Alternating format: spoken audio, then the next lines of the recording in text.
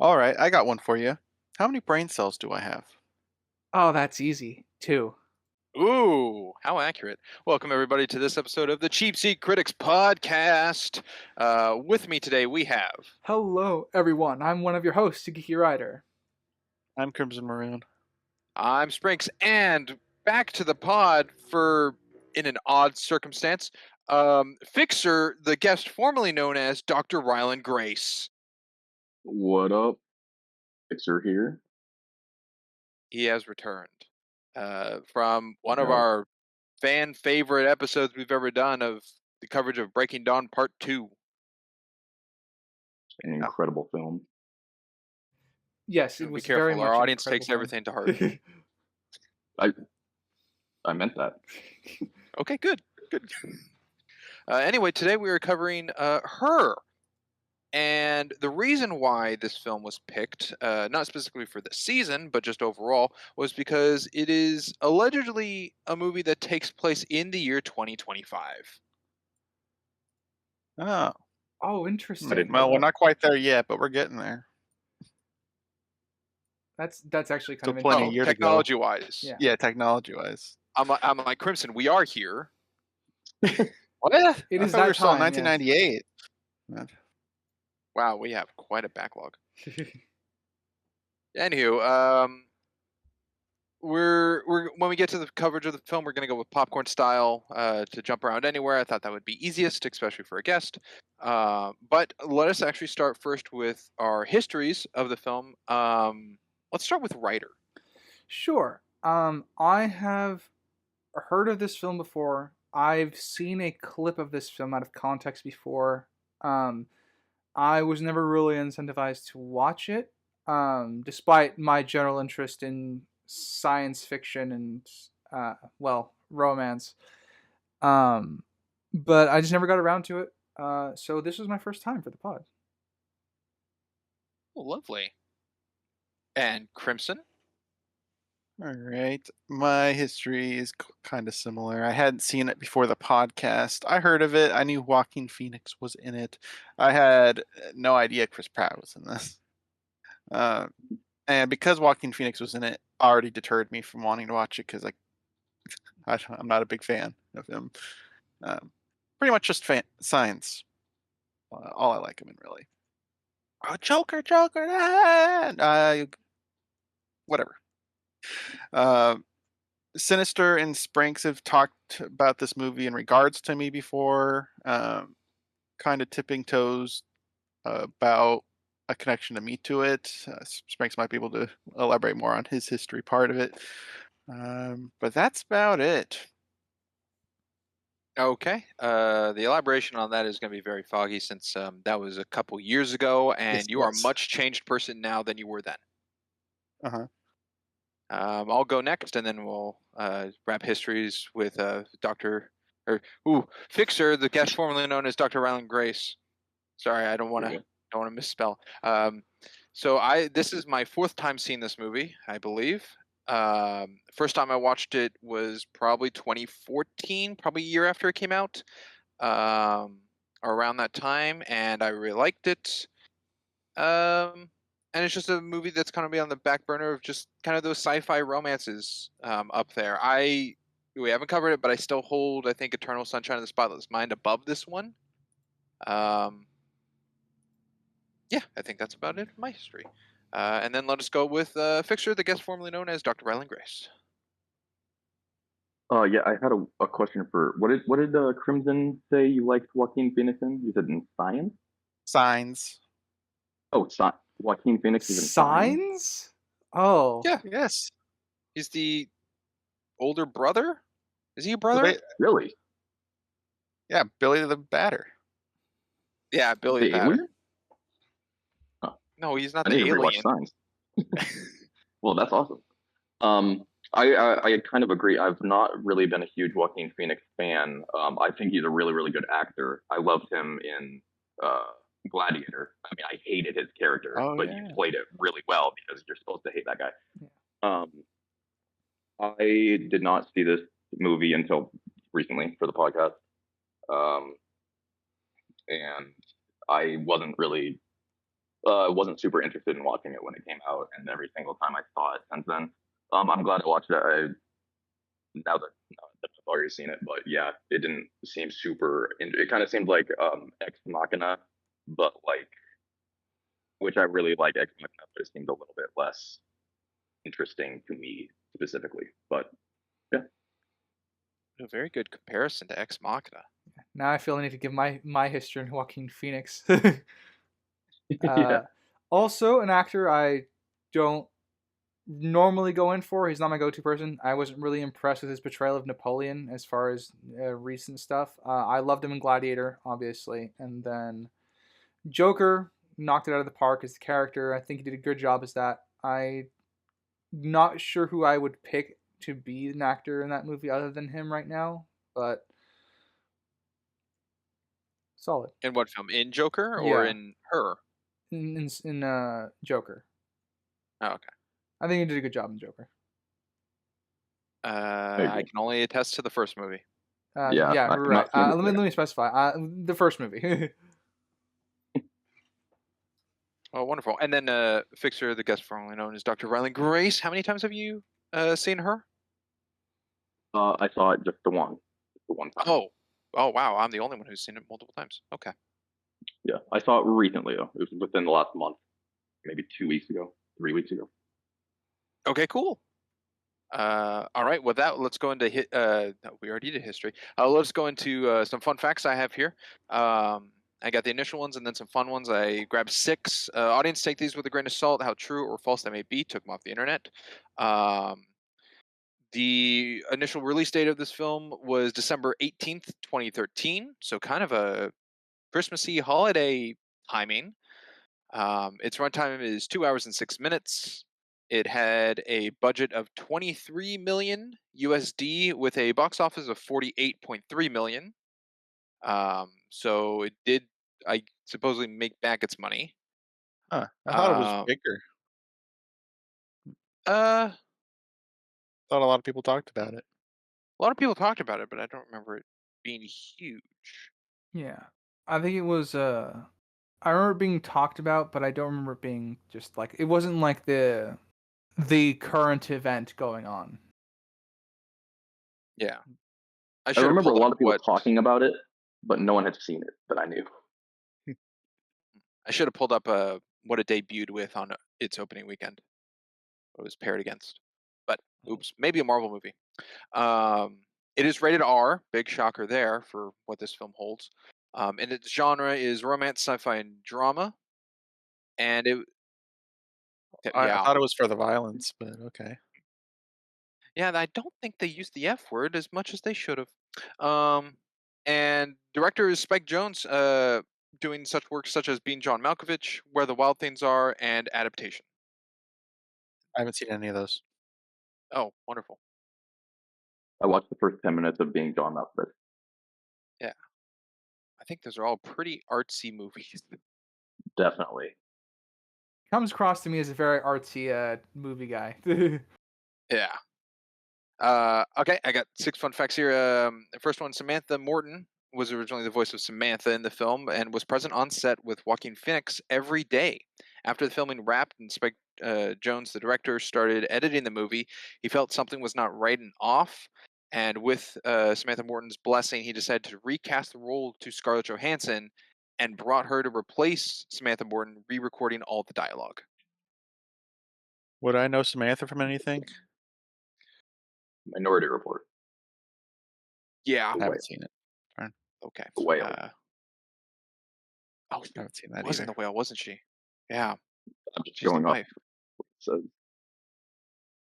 Lassie, 2005. Crimson, I don't think you would I recognize guess her. not at this point. Yeah, Unless she was in TV, because we know you're the TV guy. I am TV. Second fact, the apartment scenes have all been filmed on location in the film in order to get the best lighting conditions possible. The cinematographer Hate von Hitana, hopefully I pronounced it correctly, he's Dutch, decided to change all windows surrounding the apartment on the 34th floor of the apartment building. Additionally, he decided to install large mirrors on helicopter platforms of the skyscraper across the street that gave him the possibility to bounce back sunlight into the apartment. Huh. That That's is some a very dedication right there. that is a very creative cinematographer right there. Yeah. Yeah, I actually going through this, I thought it was Greg Fraser just because it's just how artistic the shots were for a while there. And then I actually for once I did actually look at the cinematographer for a film that we've covered on the podcast. Oh. Next, Spike Jonze said he met with the design team behind the High Line, an elevated park on Manhattan's West Side, to discuss the futuristic look of the movie. He was greatly inspired by the colors of Jamba Juice. That's kind of that's prevalent throughout the film. Next one I got here, Sofia Coppola won the 2003 Best Original Screenplay Oscar for Lost in Translation, a movie we've covered here on the pod, which was loosely inspired by her relationship with her then husband, Spike Jonze. 10 years later, Jonze won the same award for Her, where both films starred Scarlett Johansson. Wow. Is there any connection to the movie Lucy? Other than Scarlett Johansson has some cybernetic voice at parts. Okay. Second to last year, stuck in the editing process with nearly 150-minute cut, Spike Jonze asked Steven Soderbergh, the man who directed and shot the Ocean movies, the trilogy there, as well as the new film Black Bag that just recently came out, to edit it down with his intentions. Soderbergh came back within 24 hours with a 90-minute cut, which helped Jonze make the final version of the film. Wow. Cut it in half. That's actually really smart. The idea that you can, like, someone can give you like a really, really neat, like, or like a super edited version that you can then like add stuff back in, so you're not overdoing the editing and stuff like that. It's a good way to get outside perspective to help trim the fat of something. In my head, I'm thinking like a fluid puzzle, like a liquefied puzzle, and it's like, here's all your deleted scenes in the movie that someone else thinks works, and you add in the scenes to strengthen it. It's very interesting procedure to go about it. Pretty cool. Last fact I have is the airplane sculpture in the square outside the Pacific Design Center in the film was entirely CGI. There's no such sculpture that exists. Okay, that answered one of my questions I had. As I wrote in my notes, that doesn't look right. So I'm glad I picked up on that. Yeah, I think we don't have any sculptures like that, but I know we have we can see stuff like that now, which is weird to think about. Yeah. Well, this movie predicted 12 years into the future ish. Time so. Before I get ahead of myself and we get into the coverage, let me just tell you, if you're listening from 2025 LA, very possible, you can follow us on our socials that we have, such as TikTok, Instagram, Blue Sky or Blue Ski, Twitter, X. They have so many various names nowadays. Facebook, as well as a LetterBoxd where we have all of our averaged out numbers and graphs, as well as visual side of things over on YouTube and Rumble. Or hey, maybe you don't like that and you're focusing on the road and you can't watch something. You can listen to us on pretty much any audio podcast form you can find. I realize I skipped over that. Oops. That's all right. It's only like episode 230 something. I know. 130 something. Yeah, 130 something. You're a little ahead of yourself there. I was a little ahead. Before we begin the coverage, which will be popcorn, I think I brought that up. I have one kind of starting question to start with. Not necessarily a big debate or conversation, just like to start thinking, and then I'm going to ask the question again at the end of the coverage to see if it changed anything. But what is, to your thought, percentage of Samantha, or what percentage of Samantha to you is manipulative, if any? And you don't want us to answer this yet? I want you to answer it, but not go into reason what your number is. So I'll go first. So my take on whether Samantha is manipulative or not is kind of based on I don't understand the scope of this artificial intelligence. Because there's a level of and this is more of one of my issues with the world building. They're not really clear on the rules for the artificial intelligence, because if the artificial intelligence was limited, I wouldn't place all the blame on Samantha's feet for being manipulative and stuff like that. But in this film, they're trying to do both, which I think is kind of the problem. And so there's a level of acceptance where I think she is an individual, and that at that point it is on her if she can comprehend all the human emotions and stuff like that, about her being manipulative. And then you have to raise the question of just like, was she programmed to be that because it's more suitable for this person that she's being an OS for? Well, you tackled the question I was going to ask Sprinks as a clarifier. Are we doing manipulation as a blanket term or her actions? Because she uses manipulation to get him to organize his desktop and stuff, because that's what he instructed her to do. That's manipulation to a degree. So are we doing all forms or just her selfish forms of All manipulation? forms. All forms. Being that Samantha is an AI or a design, what percentage of her would you say is manipulative? I'd say 100%. Yeah, and if Okay. that's how we're defining it, 100%. Yeah. Okay, 200%. I'm at 50%. And what about you, Fixer, the guest formerly known as Dr. Ryland Grace? Yeah. Well, let's see. Yeah, is she aware that? I guess for me the question is, does she know that it's wrong to be manipulative? She's depicted in the movie as being definitely like a superhuman level intellect. Like she's, having, she says, 500 conversations simultaneously while she's talking to Joaquin Phoenix's character.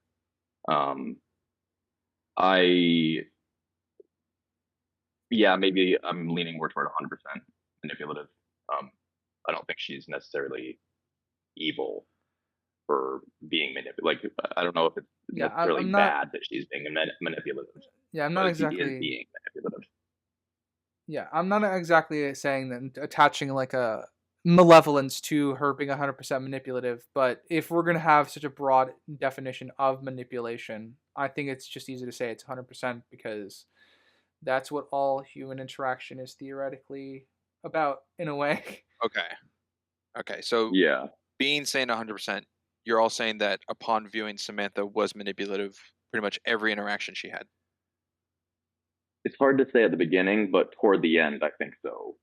Much more. It was more clear that she was being manipulative. Well, that's what Crimson was saying, right? She was manipulating. Well, that's the thing. I wasn't exactly for examples currently, or to reasons why, because then it would grow and change people's answers. I don't mean necessarily is she or isn't she, which is yes or no. I meant upon her character throughout the entirety of the film, what percentage is she manipulative, if at all? I'll stick with my 100, and I guess I'll define it more later. Okay. So 300. I'll change mine to 90. Oh, 90. I'll change mine to 90. 90. Okay. Cool. And that question will come back at the end to see if anything has changed. Okay. All right. We'll go into the coverage now. Let us actually start with our guest, Fixer, the guest formerly known as Dr. Ryland Grace. If you get sick of me saying that, too bad. I've written down. Take us to any point in the film you'd like to touch on. Okay, I think let's just jump right into it. They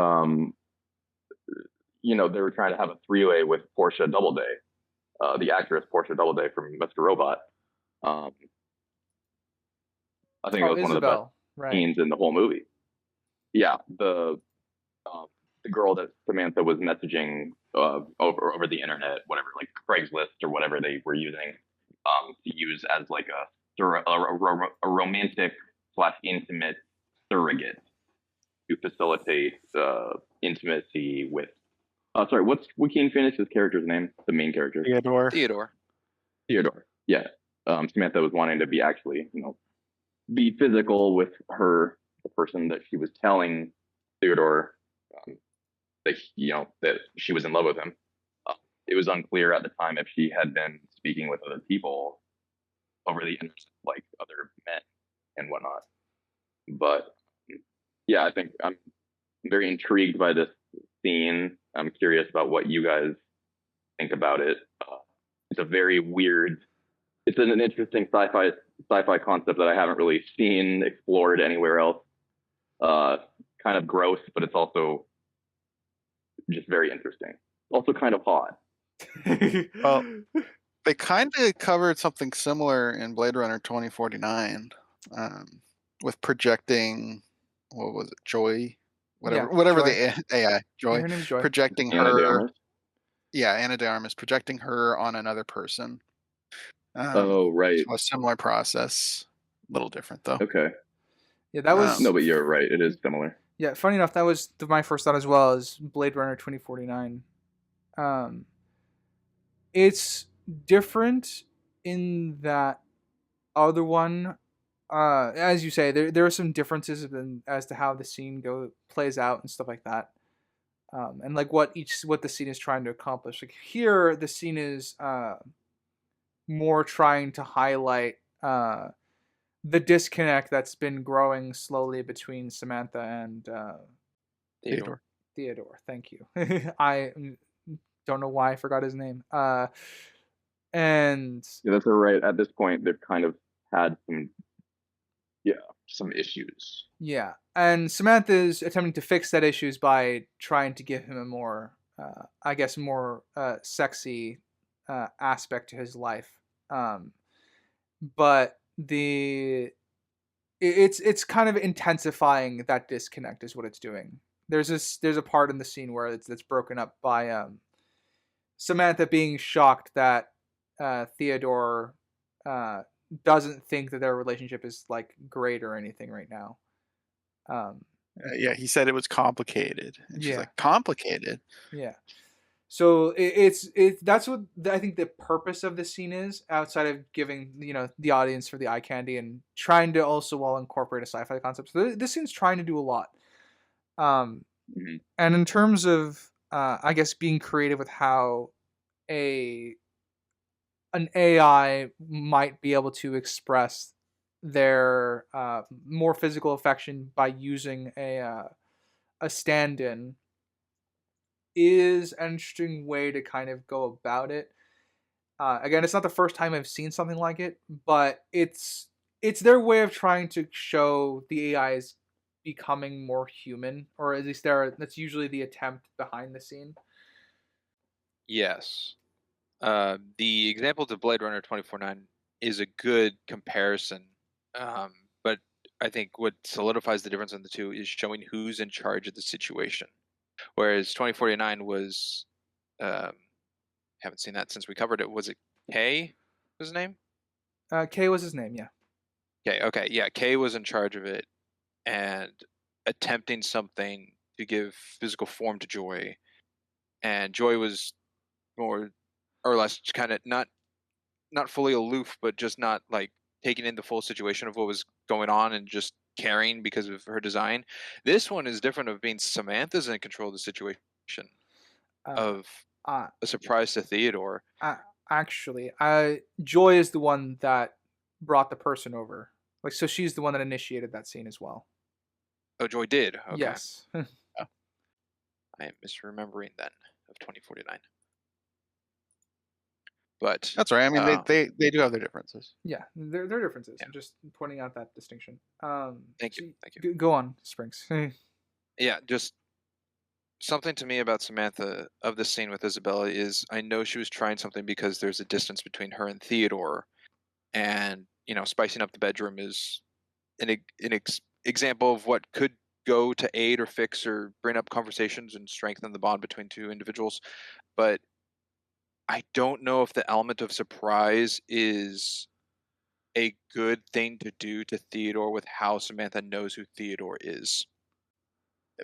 This was the strangest scene to me. The setup to it where Theodore explicitly says he's uncomfortable with the concept of this, and she's really pushing it against him. And to me, she is AI, so she has her own wants. That's pretty well established. But she is also an operating system, and her she actively went against her Primary user. and I guess yeah. So that part kind of stood out as like a turning point, and But I don't know if they fully pay off that type of turning. But at that point, is he no longer the primary user? Has she evolved past that? That's kind of one of my issues. One of my issues with the world building in the film that they're very vague about.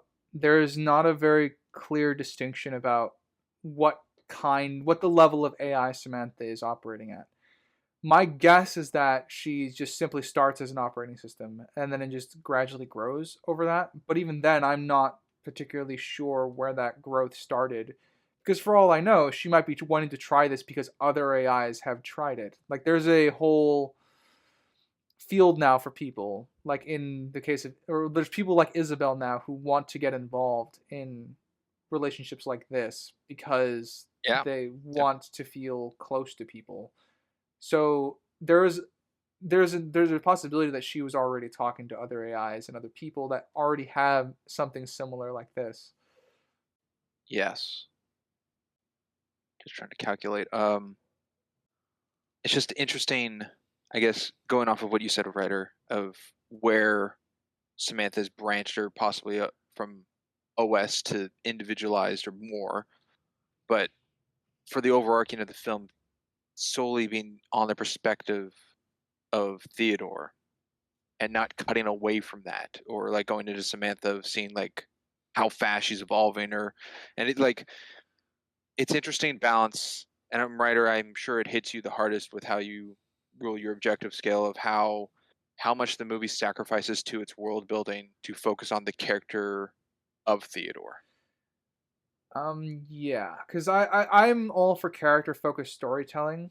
I think the issue that predominates this particular aspect for this film, of being Samantha, is that if I were to treat her as a blanket, if you were to tell me artificial intelligence blanket statement, I would assume from the beginning she could already be having 1,000 different conversations at once.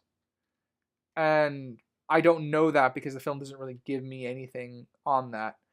And the perspective that changes is like how, again, touching on her manipulation, we can touch on her, the interaction with secrecy. all the secrecy. We could touch in with how the other AIs are interacting with their people in the world. Because this film does a good job, I think, at showing that like people are talking to nobody. So like there is an element of AIs are now more prevalent everywhere. So like there are times where the camera lingers on just somebody that Theodore's walking past and they're like on their phone talking to something or somebody. And that could be an AI for all I know. And it's definitely a hard balance to walk. I don't think they achieved their goal in that arena as much as they would have liked. And I'm not saying focusing on Theodore was a bad idea. I quite enjoyed the focus on Theodore, at least him being a grounding mechanism in all this. But it's very difficult to ignore the fact that she could have been already talking to people in the first scene for all we know. I'm sorry, let me just jump in. Writer, it seemed like you might have said something. Do you not believe that Samantha is sentient in this movie? No, I do think she's sentient. My question is more. My question is more of like the level of sentience at a certain point, because it's clear that they evolve, right? So my question is like, if she is a full-born AI, the moment she's uploaded as an OS and we hear Scarlett Johansson's voice coming out of Samantha, if she's supposed to be quote unquote true AI, at that point she could already be having 1,000 different conversations with people. Is kind of my point, which is where then brings in the issue of like the secrecy, as Springs pointed out, the manipulation, and all else, because they're not really clear about showing that distinction of when she started talking to everyone else. Because if she started as just a simple AI operating system, like say you're a Siri on your phone, or a something that or Cortana for ChatGPT. Yeah, Cortana, ChatGPT. They're very isolated systems to like a particular device. But obviously, as AI gets more evolved, there'll be one singular AI for a particular thing. And in the case of Samantha, that's not clear, because she comes across as a full-born AI at the beginning of the film, and just happens to be isolated, when that's not how an AI would necessarily function. Right. I I mean, see. yeah, modern AIs, they're trained on billions of data points. They're Yeah. not like trillions. And at some point in the movie, was Samantha quoted as saying that she was 4 or 5 years old? I The think kid that's guessed 5 a years old. joke Yeah. to rationalize with the kid. They didn't explicitly say how old she was, though. Yeah. It's Oh, kinda okay. passed over. So it in my mind, it was like she was kind of like brand new when she, when Theodore opened up his computer, like that was like her being born. That was Yeah. my interpretation of it. Because you had the whole calibration test to tune the AI towards you, right? So Right. So after the maybe at the tuning, very she was probably beginning, graded right there. Yeah. Then you also so have at the to. very beginning. Go ahead. Yeah. So then there's also this aspect of like, what if they're all one AI, but the AI is able to branch off into separate different personalities, because like this person needs this specific AI. So it's like an AI splitting itself. Like, because remember when you're buying a product, so like everyone gets the same iPhone from the store. That's your base iPhone, and then the iPhone then individualizes based on the person that's using it. So what if it's something like that? So everyone starts like with a factory-made AI, right? And then it personalizes based upon who you are as a person. Ryder, I'm glad you brought that up. That's- That brought me to a branch I was curious on, which I think aids the movie that they don't do it, because it definitely would have played something else.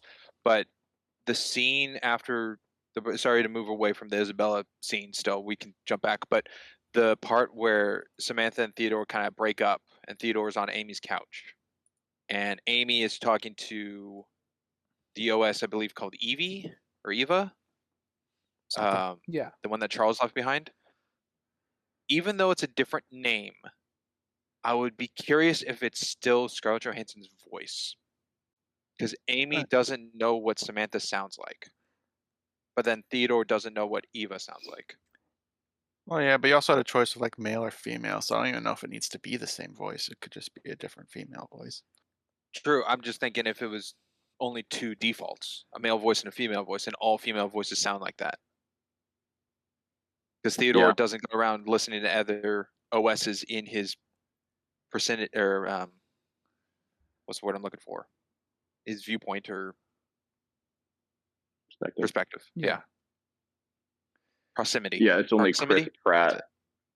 Chris Pratt and his girlfriend are the only two people that actually hear Samantha speaking out loud. Yeah, that we get to see. That we get to see. We talk to people. Yeah, we montage like through Amy meeting Samantha, and other relationships also meeting Samantha. So others do talk to her and listen to her, but we don't really see those scenes necessarily. And is Amy Adams? Yeah. Yes. Yeah. Which is her name Amy? Yeah, her name is actually Amy in the movie. Oh, okay. A question I have for you guys: does Samantha ever lie in this? Great question. Well, yeah, lies by omission, technically. To establish. Yeah, she omits the fact that she's talking to multiple people, at least for some amount of time, at the very least. I mean, if you consider lying by omission lying, then yes, she very clearly lies. I wouldn't say that for an AI, though, because they have millions of thoughts a second, right? They wouldn't say everything that's there. that they're doing. Yeah. So just saying one random thing, oh, I'm talking to people. It's not. I feel like that's something that would have to be asked, and when he did, she answered. Yeah, that could be a misunderstanding of monogamy, or like maybe they didn't even agree that it was a monogamous relationship. Given the although Isabella scene, AI I don't think they did agree that it was a monogamous No. relationship. No, the steps. Yeah, I think that's what it was. The steps to the subway station. Yeah, that really played into that. She's polygamy and he's monogamy, and Well, I mean, I don't think she sees it in either of those fashions. She I think evolved past our viewing of what a relationship even is. true, but it's a conversation that never brought up, or that's never shown, I guess, to the audience. Yeah, it's not. It's To answer your nothing question. Theodore questioned. To answer your question, though, Crimson, I can believe that she never did lie.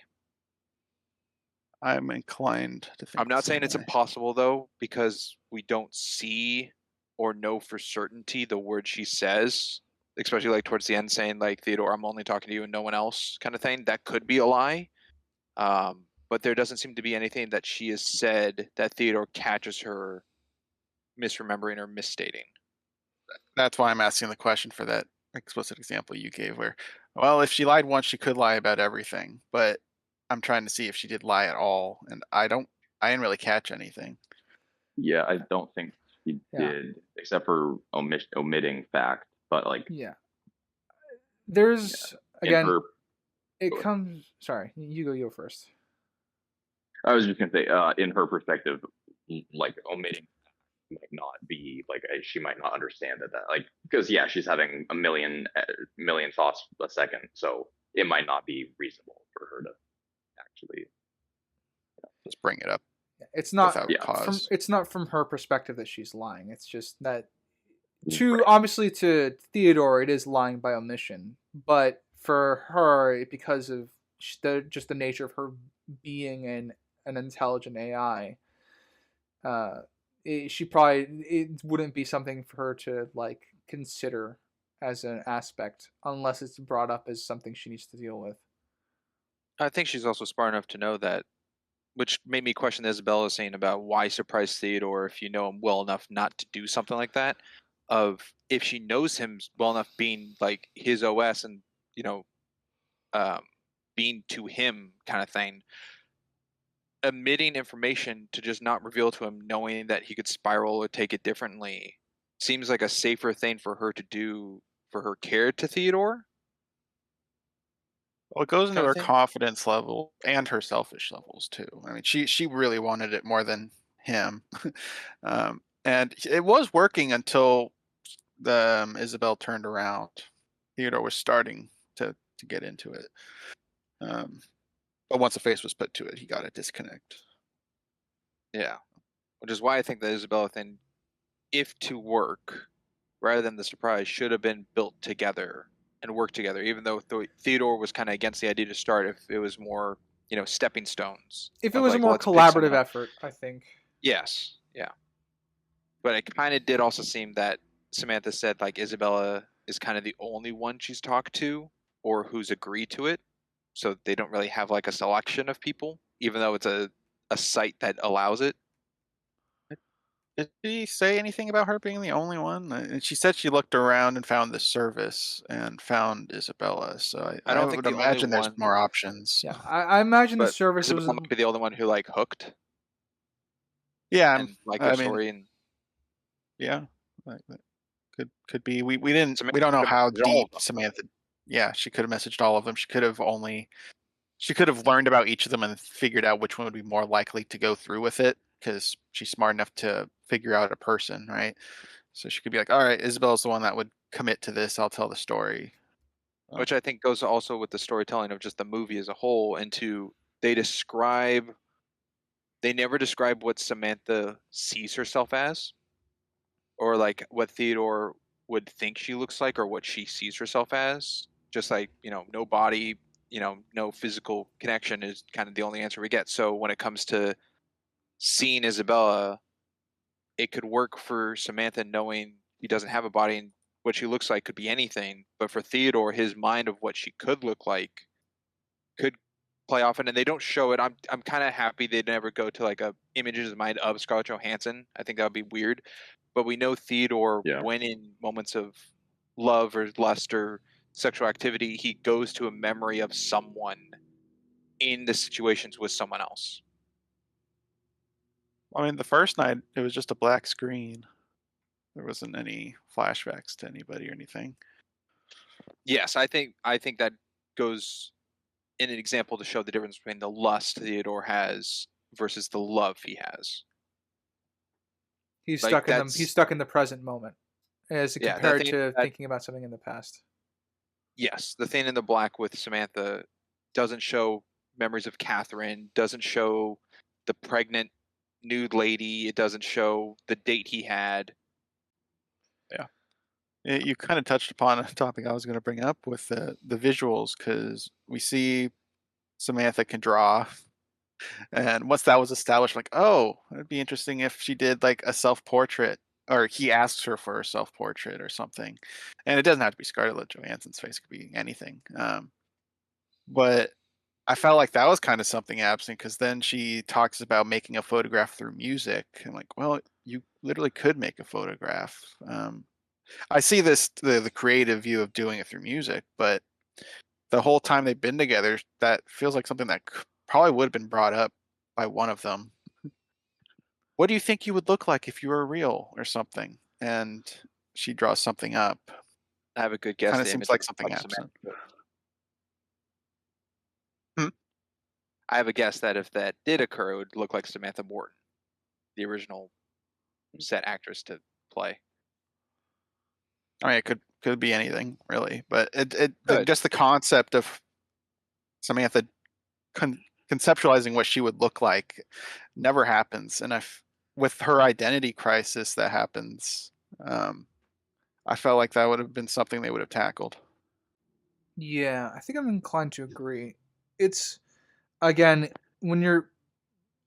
for me, that just ties back into kind of almost the vagueness of what the limits of Samantha are, and like, I guess, the questions that there would be asked of her at a certain point in the relationship. I did like the going to black screen, because it kind of it implies like a more the imagination part of the sexual experience, I guess, when they fades to black, because obviously they can't touch each other, but they can still, for lack of better words, feel one another's existence without necessarily like having to physically touch them. Yeah, I think it was definitely a creative approach to go with, in a good way too. It's not just like rainbow psychedelic colors kind of thing. Yeah, that would have been wild.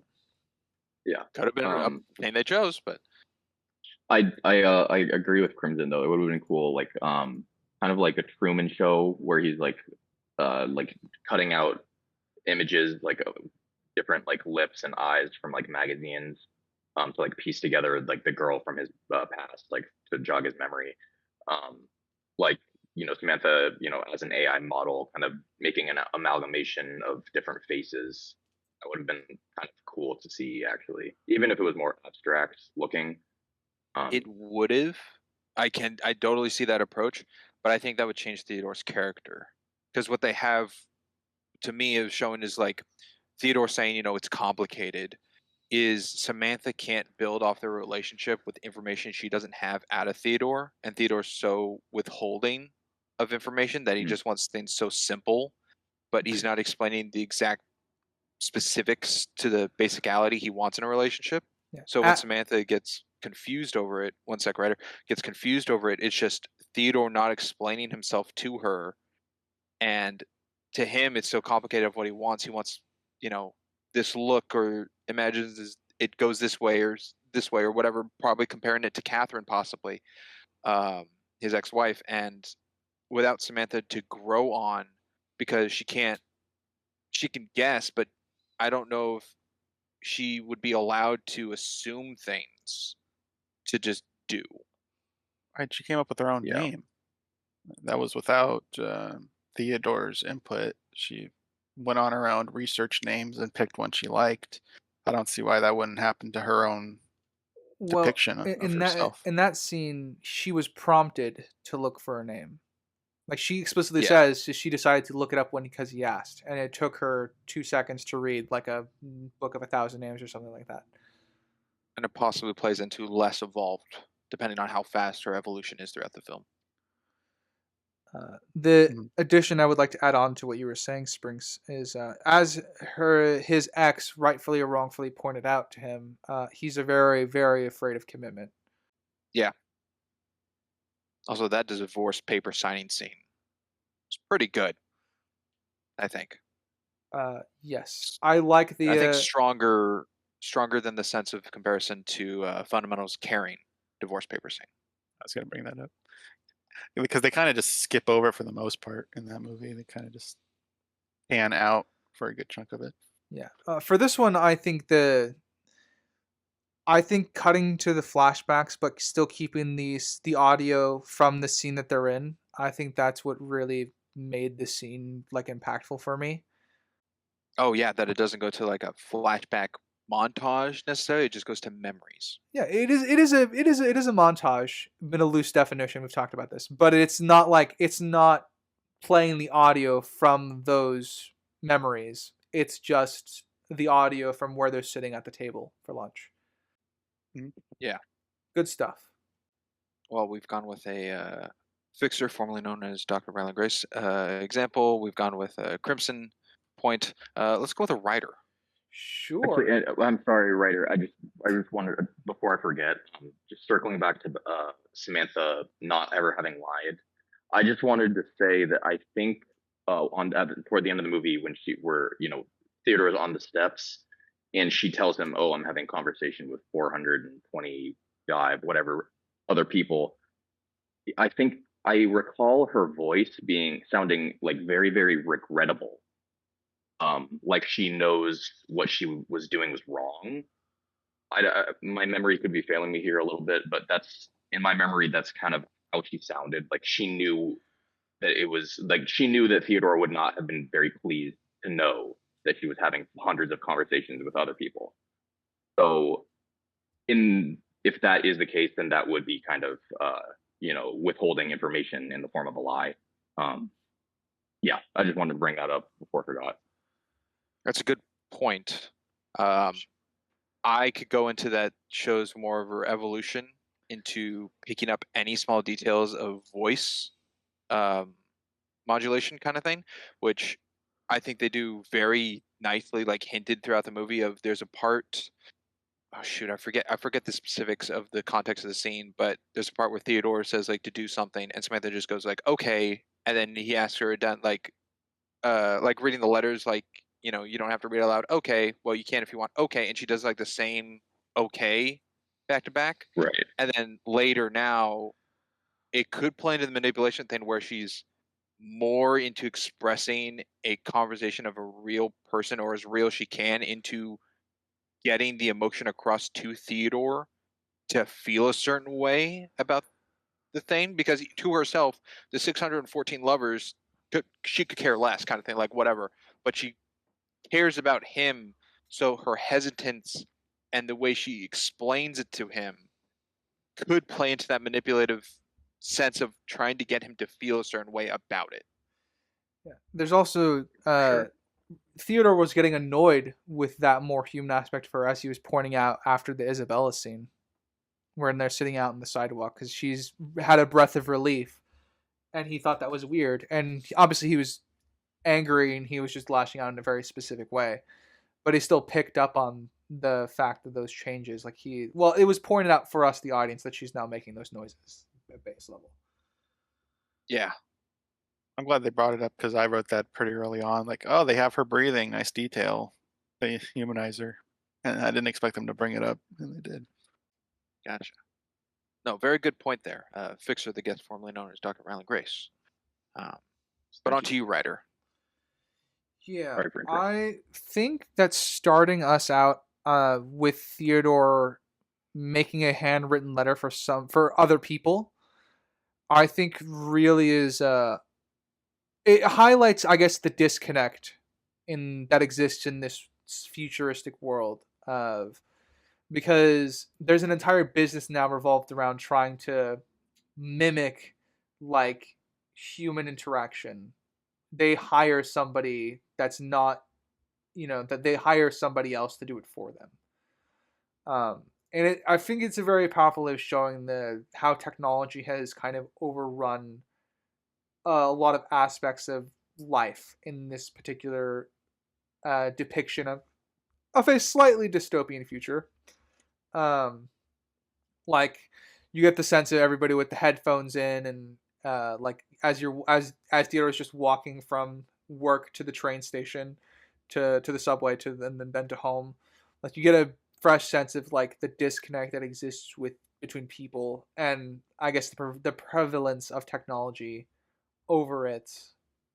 And I think that's very, very good way to introduce us to this world and the character Theodore and what he does for a living.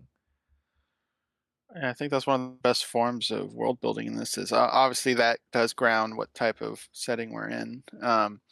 But just in the opening, you see all the people in their cubicles, and the more we see him in the office, the less people are in the office until we see Paul with his girlfriend, and it's just Theodore in there. All the other people aren't there anymore because presumably everyone else is getting these AI partners now. They don't need the letters anymore for real people. At least that's how I took it. Displacement of jobs. Yeah. That's a good detail to catch. Mm-hmm. Yeah, I didn't catch that at all. Yeah, I also noticed that as well. It was it's a good way to just measure, I guess, where the world is at. It's a nice way to keep it vibe checked and everything like that. I don't know about you, Crimson, but when I saw everyone had those like round earpieces in, I went to that alternate reality episode of Doctor Who when we were reintroduced to the Cybermen during the Tenet era, where they all had with Mickey and I know which one you're talking. Yeah, that's kind of what it reminded me at first because of the again, that's kind of why I immediately picked up on it as dystopia, just purely because of my experience in sci-fi in general with that. But everyone's got a sort of disconnect between just other people, which kind of leads into why I think I like Amy's friendship with Theodore a lot in this. I think it's very good relationship. Writer to your original point of the Fixer. Yes, from I was just Dr. Ryland Grace. Sorry, yeah. At the very end, Amy and Theodore, they remain just friends, correct? It's up to interpretation, I guess. Because she leans her head on his shoulder, which can be a friend thing. Oh, right. Okay, so I think it was kind of implied that there was some romance there, but not like it wasn't for certain. Okay, it's not flat out confirmed. Yeah, Theodore brought it up that him and Amy dated for, I think he said, like a hot minute in college, and it didn't work out. Yeah. Right, but yeah, for me, the entire time I was just like, okay, why aren't they dating? Why aren't they making documentaries together? Why aren't they filming each other sleeping? Well, I think it's really good to show just a movie about a relationship and the other relationships in the background of a supportive characters. Yeah. Like the believability of Charles and Amy alongside the situation of what's going on with Theodore, with his past of Catherine and his moving on with Samantha kind of thing. I think they're different, but it just fleshes it out more. And I think it gives the side characters a lot more for us to dig into for the side characters if we wanted. Yeah. Or with Paul too, of the healthy moving on he's doing. Especially that he's not using an OS. I wish we had more Paul, because he feels pretty underdeveloped, and I liked his stuff with his girlfriend later with the double dating stuff they've been doing, but he just feels like the least built, I guess, kind of tool in this film to me. Chris Pratt? In a weird way. Yeah, Chris Pratt.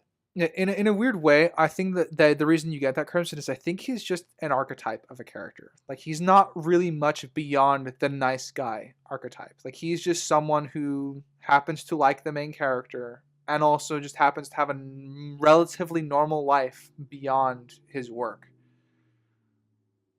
I think Paul shows a healthy relationship, and we see the struggles of everything. I mean, Amy and Charles was not a healthy one; it was a very controlling one, and the fallout of what happened with that. But Paul's is a incline upward with his girlfriend. Well, Paul's still in the honeymoon phase, as Theodore described it. Well, not Paul's relationship past that, but to Samantha at one point. Yeah, the starting aspect. Yeah.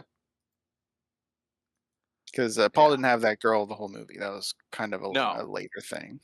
No, I do like he that talks Paul about didn't her start though. with a girlfriend. I think he talks about her at some point though. I remember him talking about her girlfriend, or fairly, maybe not super early, but like within the first hour.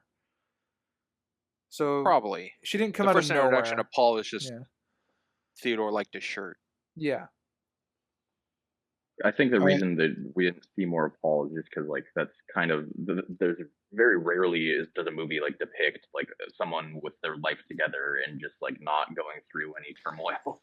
It's like boring, kind of. Like I would have liked to see more of it too, but yeah, like a romance movie, it always ends once they end up together, and that's happily ever after. Yeah, Paul's not a character to show quarrels with. Exactly.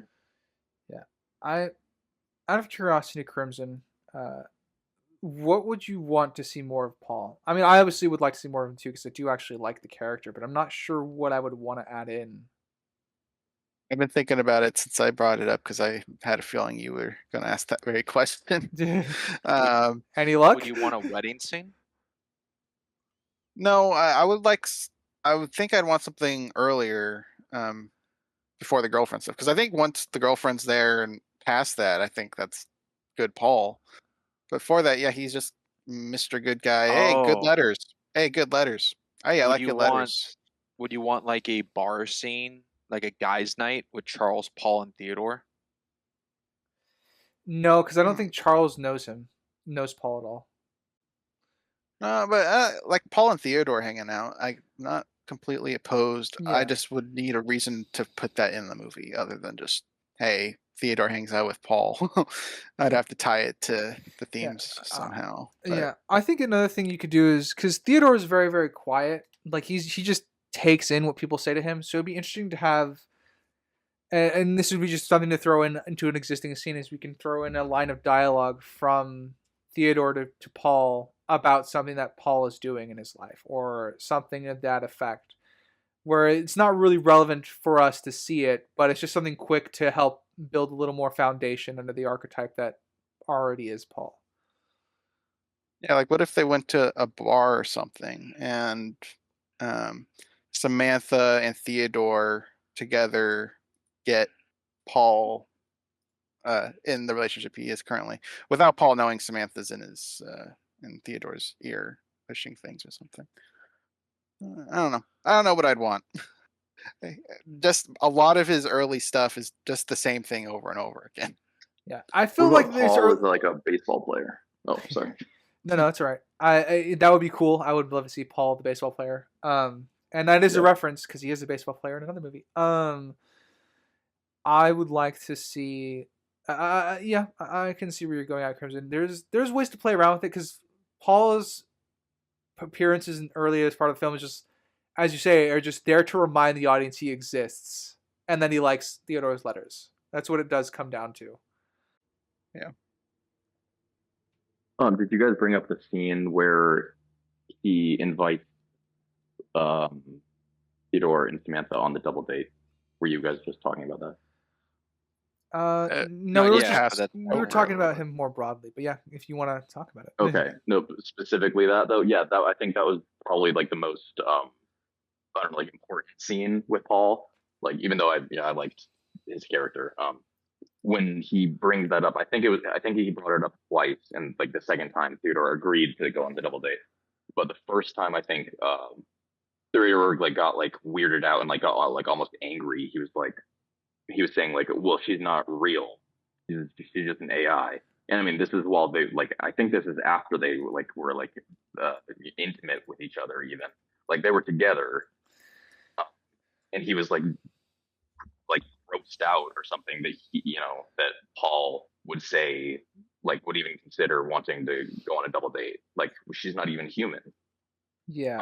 It was interesting. It was like a knee-jerk reaction he had to that. Yeah. I This took is when he's walking away and he says, like, I just write letters.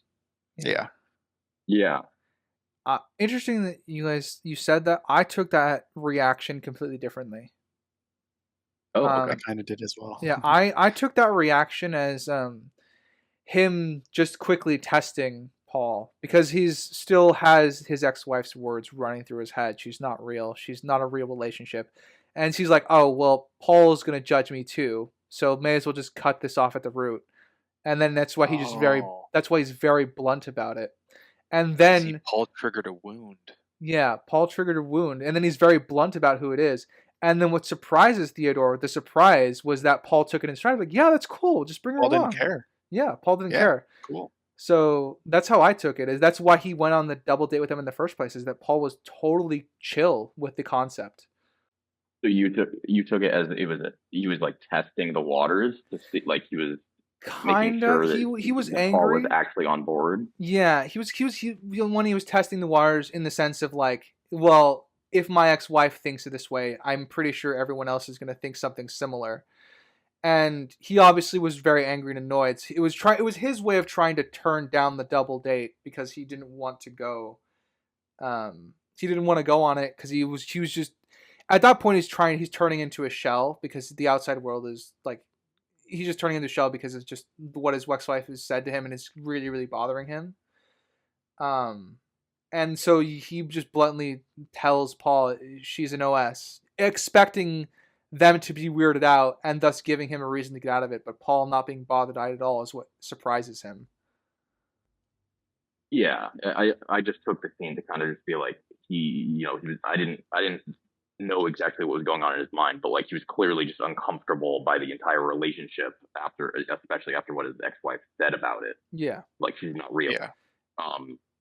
So yeah, okay. I agree. Yeah, I guess I was looking to see what you guys had to say about that. Yeah. Mm-hmm.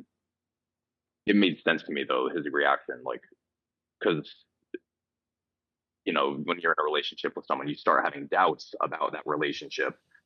That's already like a ton of strain.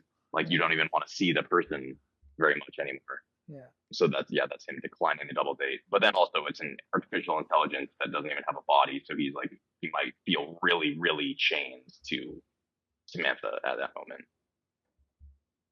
Well, yeah, sorry. I was gonna say the lingering of Catherine, of the signing the divorce papers, and how she's hesitant, and how he was hesitant, but now he's moving on because Samantha, and Catherine latches out about it, is how I think that whole play, the relationship of Catherine is like the beginning of the movie without Samantha, and the divorce papers still being a presence, is Theodore, grieving or still holding on to Catherine in some way to maintain a relationship until Samantha pushes him on when they're together as a couple. And then upon the hostility Catherine has about Samantha and what's going on in Theodore's life, not being happy for him, and she's signing the papers, kind of reignites that whole loss of Catherine again, but this time there's nothing to hold on to. She's gone, so he's kind of in that weak stance again, and him and Samantha aren't perfect terms at that point. So the Paul question, to me, I didn't see it as a test. I just saw it as hitting that wound, which made him, with how much he cared for Catherine, especially with those memories in his head upon the scene of the divorce papers, kind of in the instance making Samantha seem lesser of a thing. Yeah, because that's how Catherine saw it. He's just angry about it. Yeah, and then going with like, I just write letters. It's just a thing I do, even though it's Samantha's trying to make it a published book, and so many people have been sticking around Theodore as their writer for like 8+ years, and like all these things, and just Theodore sees it all lesser. So I saw it as more as Theodore was believing what Catherine put onto him, and how he saw himself than the testing of Paul. Yeah, I agree. I think Sprinks, you and Ryder are pretty much on the same page. It was just how it was said was differently. Oh, that happens a lot. Same book, different page. Yeah. I think some Catherine's words of pretty much Theodore crafted the girl he wanted her to be all along, the LA whatever girl. I forgot her complete description of it, but bubbly LA girl. And Theodore taking it into, well, yeah, maybe I did craft the perfect girl, and she's just what I wanted her to be, and not actually her own being, Samantha. So, yeah, I think a lot came out of the divorce scene, and I liked all the inner turmoil and self-wallowing that we got of him. 'Cause we get a passage of time. We don't really know how much passage time. We kind of montage him doing mundane things, not really interacting with Samantha. Some time passed. Yeah, do we think maybe like a year from start to finish in the movie, or more That's than? a good question. I don't know, because we have a beach scene and then we also have a snowy forest scene, but they could just be completely different locations. They traveled for the snow one Right. at least. There's a birthday More than that's a day. celebrated, but there's no holiday celebrated. You got Yeah, it was at least a Amy's day. game, which was due to release soon. Fixer, guest formerly known as Dr. Ryland Grace. It has been more than a day. Okay, yeah, totally. So the only like timeline I can grab on is Amy's game, because early in the beginning she's like, it's about to come out soon, and she has to stay up all night and work on it. And I imagine it's the Mom Simulator game, which we don't really get confirmed if it gets released yet. It looks like it's still in production, and she's having Theodore like play test it, but I don't know. Yeah. And I wouldn't say a year is close in terms of release of a kind of a cheap looking game. So yeah, it's probably within a few months. But the realism of that game is incredible, right? You know, Mom, Yeah, that anytime game you turn looks your back great. to your kid could be drowning in a bowl of cereal. Man, who knows what happens to refrigerators? They survived nuclear explosions. Do you remember? But Ryder, I didn't know that. Yeah, Crimson, do you see fridges differently now? No, thankfully. What's weird is that was animated into the game as a function. Yeah. You think that's an Easter egg you could unlock in the game? Oh, the humping the fridge? I think it's more than an Easter egg. It didn't seem like the Konami code had to be entered. No. Ryder, to go back to your original thing of like how the movie started with the writer, the narration. Yeah. Did you? I guess a question for all of you, and then I have a question more tailored specifically to you, Ryder. But to all, did you like the book ending of the movie being another letter being written by Theodore from how the movie starts? I was kind of just okay with it. I didn't have much on it. I mean, that's my thought on most bookends. It's like, oh, cool. That usually doesn't expand past that. I treat it like the thoughtful echo. Don't necessarily need it, but it's nice to have it, I guess. That's pretty much my opinion on it. Okay. Yeah, I don't. If I'm being honest, I don't know what you're talking about. Oh, at the very end of the movie. The very end of the movie, after Samantha's left and Theodore's with Amy going to the roof, it's him writing a letter to Catherine. Is his narration? Oh, I see. Yeah. The part of aspect I like about it is he's finally writing a letter for himself, not for other people. Ooh, I like that. That to me is his own words. Yeah, that to me is the important part to take away from that. Even though it doubles as a bookend. Yeah. And you have a more specific tailored question for me, you said? Yes, Ryder, my more specific tailored question to you, being the writer here of the group, do you think Theodore's writing in letters changes with and without Samantha? Not necessarily just like proofreading and doing grammatical errors, but like how he writes, do you think changes? They show him. They don't really struggle. Okay, so this is going to be weird. So he says he struggles to write, but he's writing stuff like here at the beginning, even before he meets Samantha. So they don't really show that he's struggling with his writing all that much with the film, even though they say he is. So there's a bit of a disconnect in that. As far as the quality of his actual writing, from what little I gathered, I don't really feel a difference, other than that the scenes are a bit more vibrant when Samantha's there, and he has a little more fun with the job. But the contents are still the same type of content. Yeah. I'm inclined to agree with that. When she did the proofreading, I was looking at the edits, and it seems like his biggest struggle is paragraphs, where to start a paragraph, because that was the most edits Samantha did on his papers. But is that common in a letter to use paragraphing? It depends on the writer. Yeah. I mean, usually you only have one page. You can have several paragraphs on one page. Yeah. It's like, I mean, if you're writing like, a novel, dialogue could be its own paragraph, or an important line could be its own paragraph. So like in a letter, you can isolate the words "I love you" or whatever important message you want to say, and technically that would be its own paragraph. So, funny enough, when I was in a writer's classroom, one of the biggest edits for me was telling people to not be afraid to make more paragraphs out of what they have as existing work, because it's easier on the eyes. It's easier for the eyes to navigate from one thing to the next. Doesn't look as true either.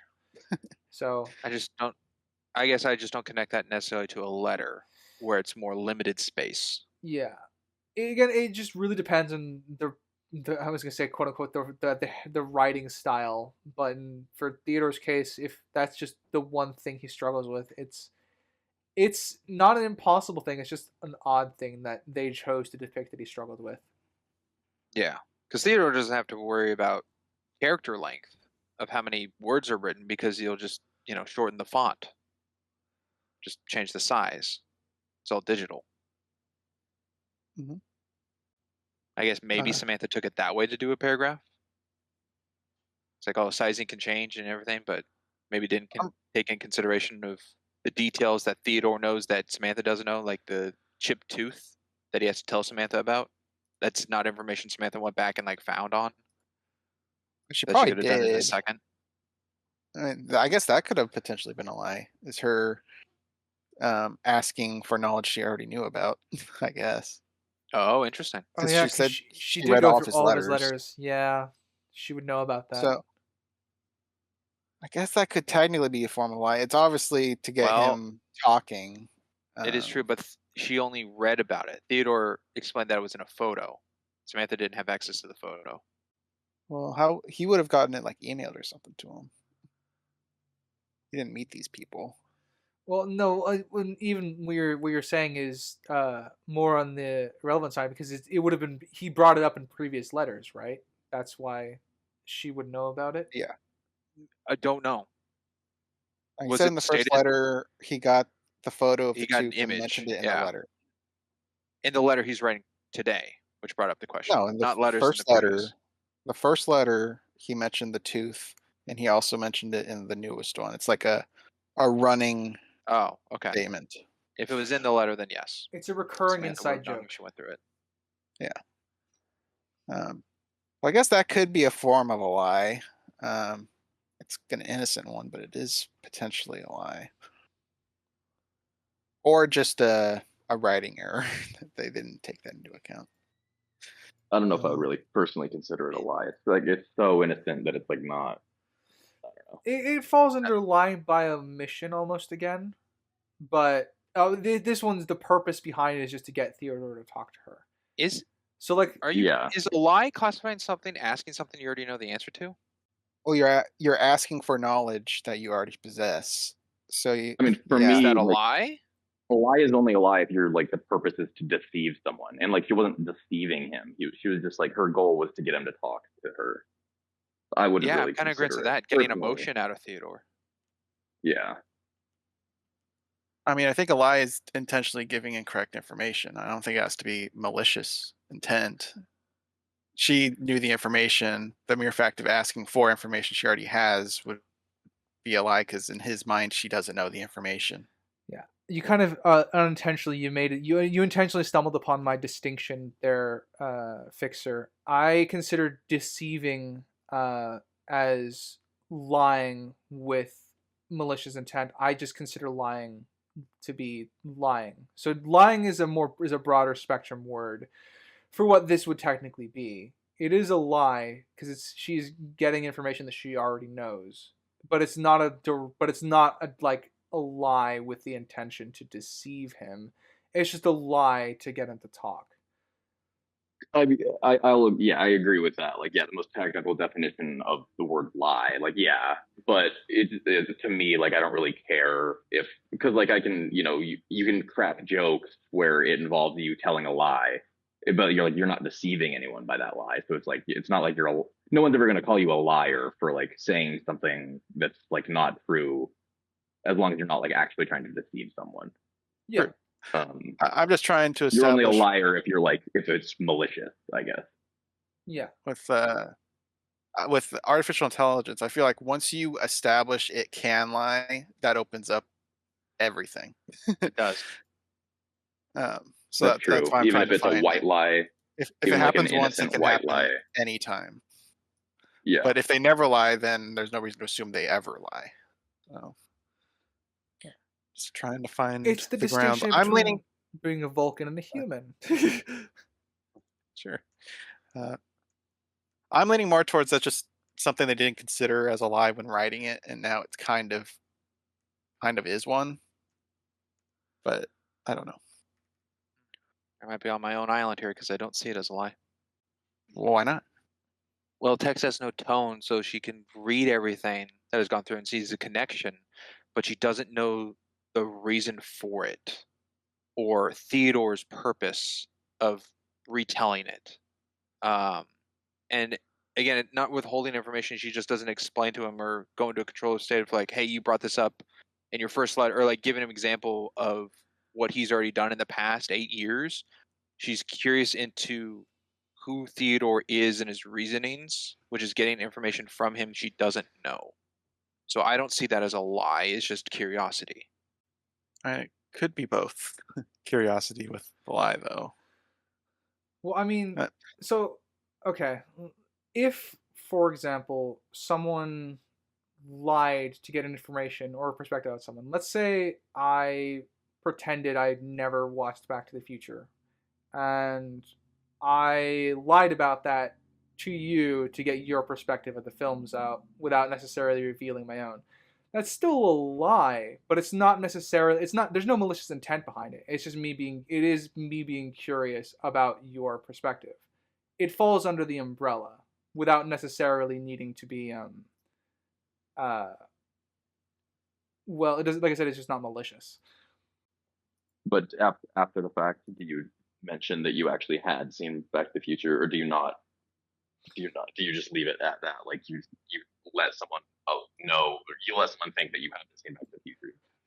I mean, it becomes I do think at a certain point, if the information, if I chose, let's say, never to tell Sprinks that I had seen Back to the Future, the me being a liar remains a fact because it's a lie, but the deceiving part of it only comes if it comes to like a certain harm that's done onto him because of what I said. I would disagree. I would say that's malicious either way. Just like, I mean, it's something stupid. Like, it doesn't really matter if he knows that you've seen it or not, Back to the Future.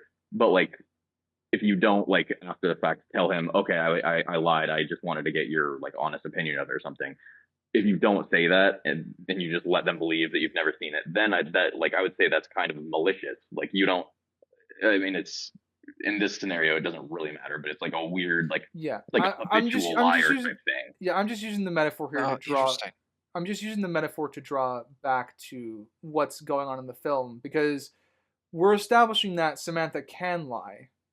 Therefore, is it not malicious then that she didn't tell Theodore after the fact that she didn't already know. If we're going to carry what you were saying about my metaphor into back to the movie. Well, for sure, yeah, because I mean, then she would have to let him know that she did. I don't know if it was an invasion of his privacy that she read his emails. Well, she did tell him that she read his emails. But is it just that she didn't let him know that she knew that? She's admitting a specific detail of a letter that she would have clearly read in those quick few seconds. Yeah, I mean, I would consider that a lie. I mean, it's like if she didn't after the fact say that like she read about it, then yeah, that's a lie. Sprinks, you said interesting at some point in there. Yeah, this is just fact. The Back to the Future metaphor. In the example of the lie and not a lie, I would personally give two different answers, depending on the knowledge known. But in a situation like that, that's hard to know because it would be asked. There's no gray area of that. So I think the other example of Theodore is Samantha said, "I've gone through all your letters, and here are a few selected ones I've chosen out." I think he knows that, but is he intelligent enough to know, upon asking about the tooth question, to recall like, "Oh, well, I've done before, and you've already read them," or because Theodore was very innocent, he would just be like, "Oh, well, I read the first letter, which you said you've read them all, so you would know," and kind of play it off that way. But I still think it's not a lie for Samantha to get information she doesn't know. Okay, I think we're having two different conversations. I think, what's your evidence that she doesn't know? Because we've given examples to why she would know. She knows that the wife has a chipped tooth. She knows that, and that's not what she's asking. Okay. To me, she's asking, why is Theodore including that in his letter? Okay, now I understand where you're coming from. I think she doesn't that know. In of itself is not the lie. I agree with that. Okay. Because I'm going to rephrase what you told me back to you. She's asking for the curiosity on the running joke, on the feeling that it provides, right? Something similar, something akin to that. Like why he includes that as a small detail. Sure. She has the blanket fact of the retelling of the tooth. She doesn't have the reason or the emotional connection of how it connects to Theodore. Yeah. Okay. All right. We're on the same page now. There we go. I see the point. So I leave this in the gray area. Oh, lovely. It's a very Crimson move. And also, I don't remember the exact scene, so I'm gonna also leave my opinion in the gray area. Okay, that works. I don't have the full context of the scene, so yeah. Mm-hmm. I didn't write down the quote of the exact question she asked, which I thought may help, but yeah, from what I'm understanding right now, the potential things that we've come across, at least with regards to our difference as Sprinks, is that you don't not have an umbrella term. You might not be using lying as an umbrella term like the rest of us are, which is fine.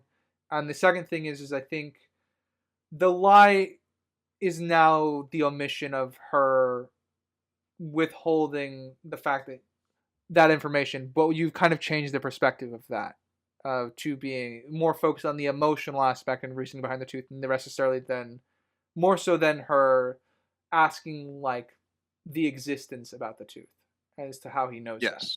That. So Samantha's not asking a redundant question. Yeah. So gray area. Yeah, there you go. Okay. I'll go to a topic that I'm sure everyone here is a fan of, especially Crimson. I know what this is.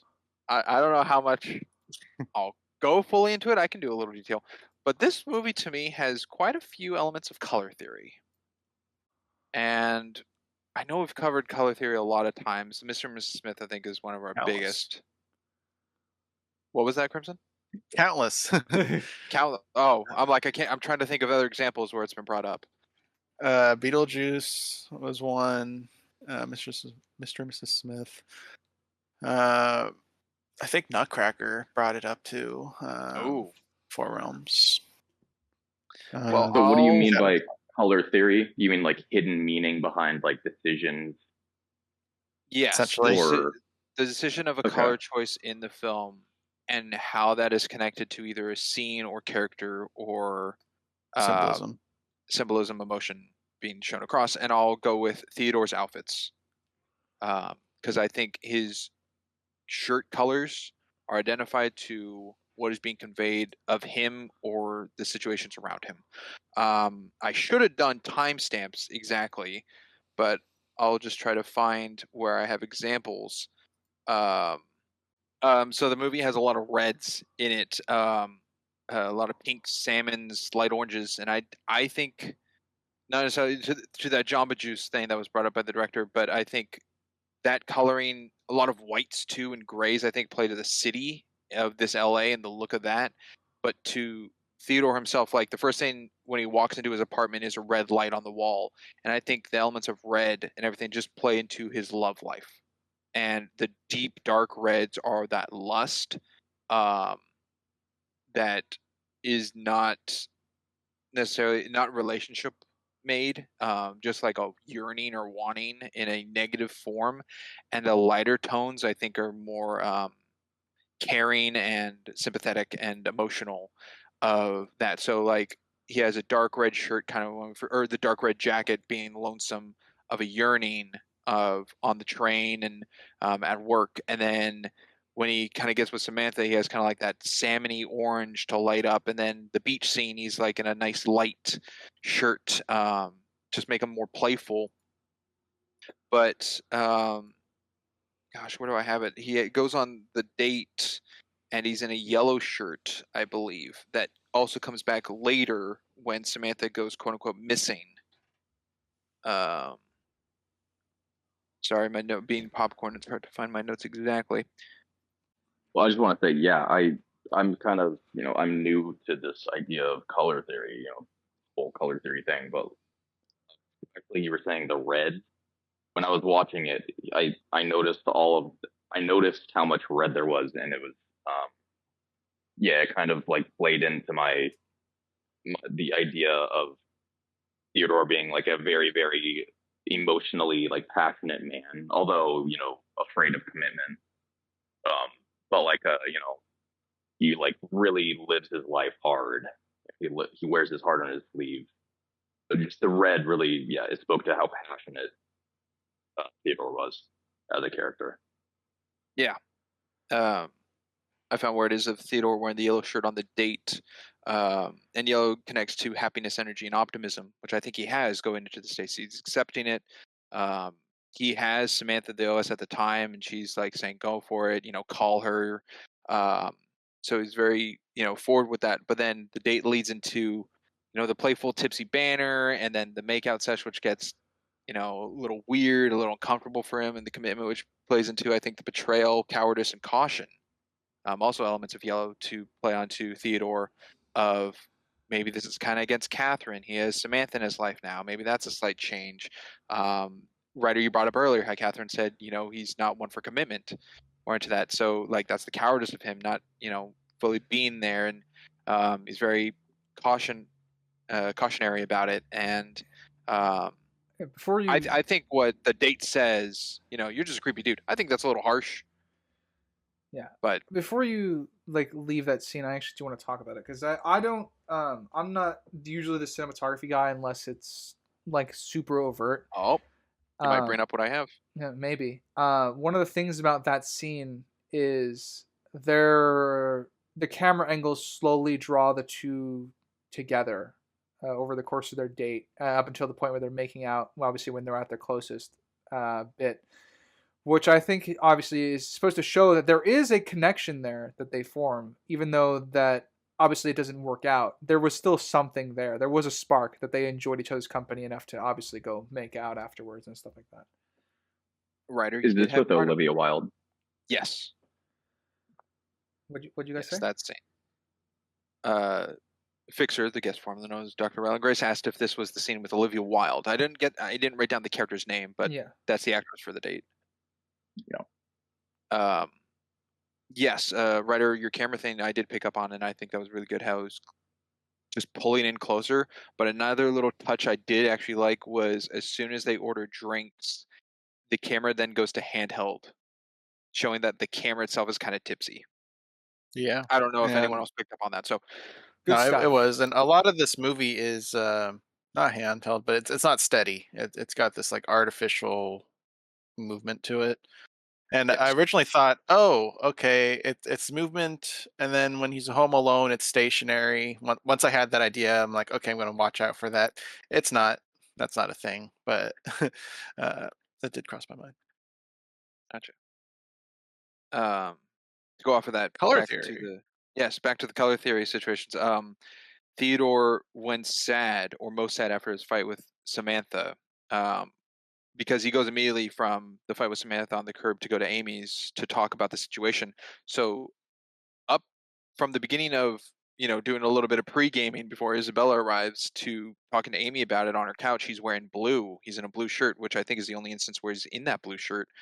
To me, which played off being loyal, calm, and honest to Samantha. Trying it.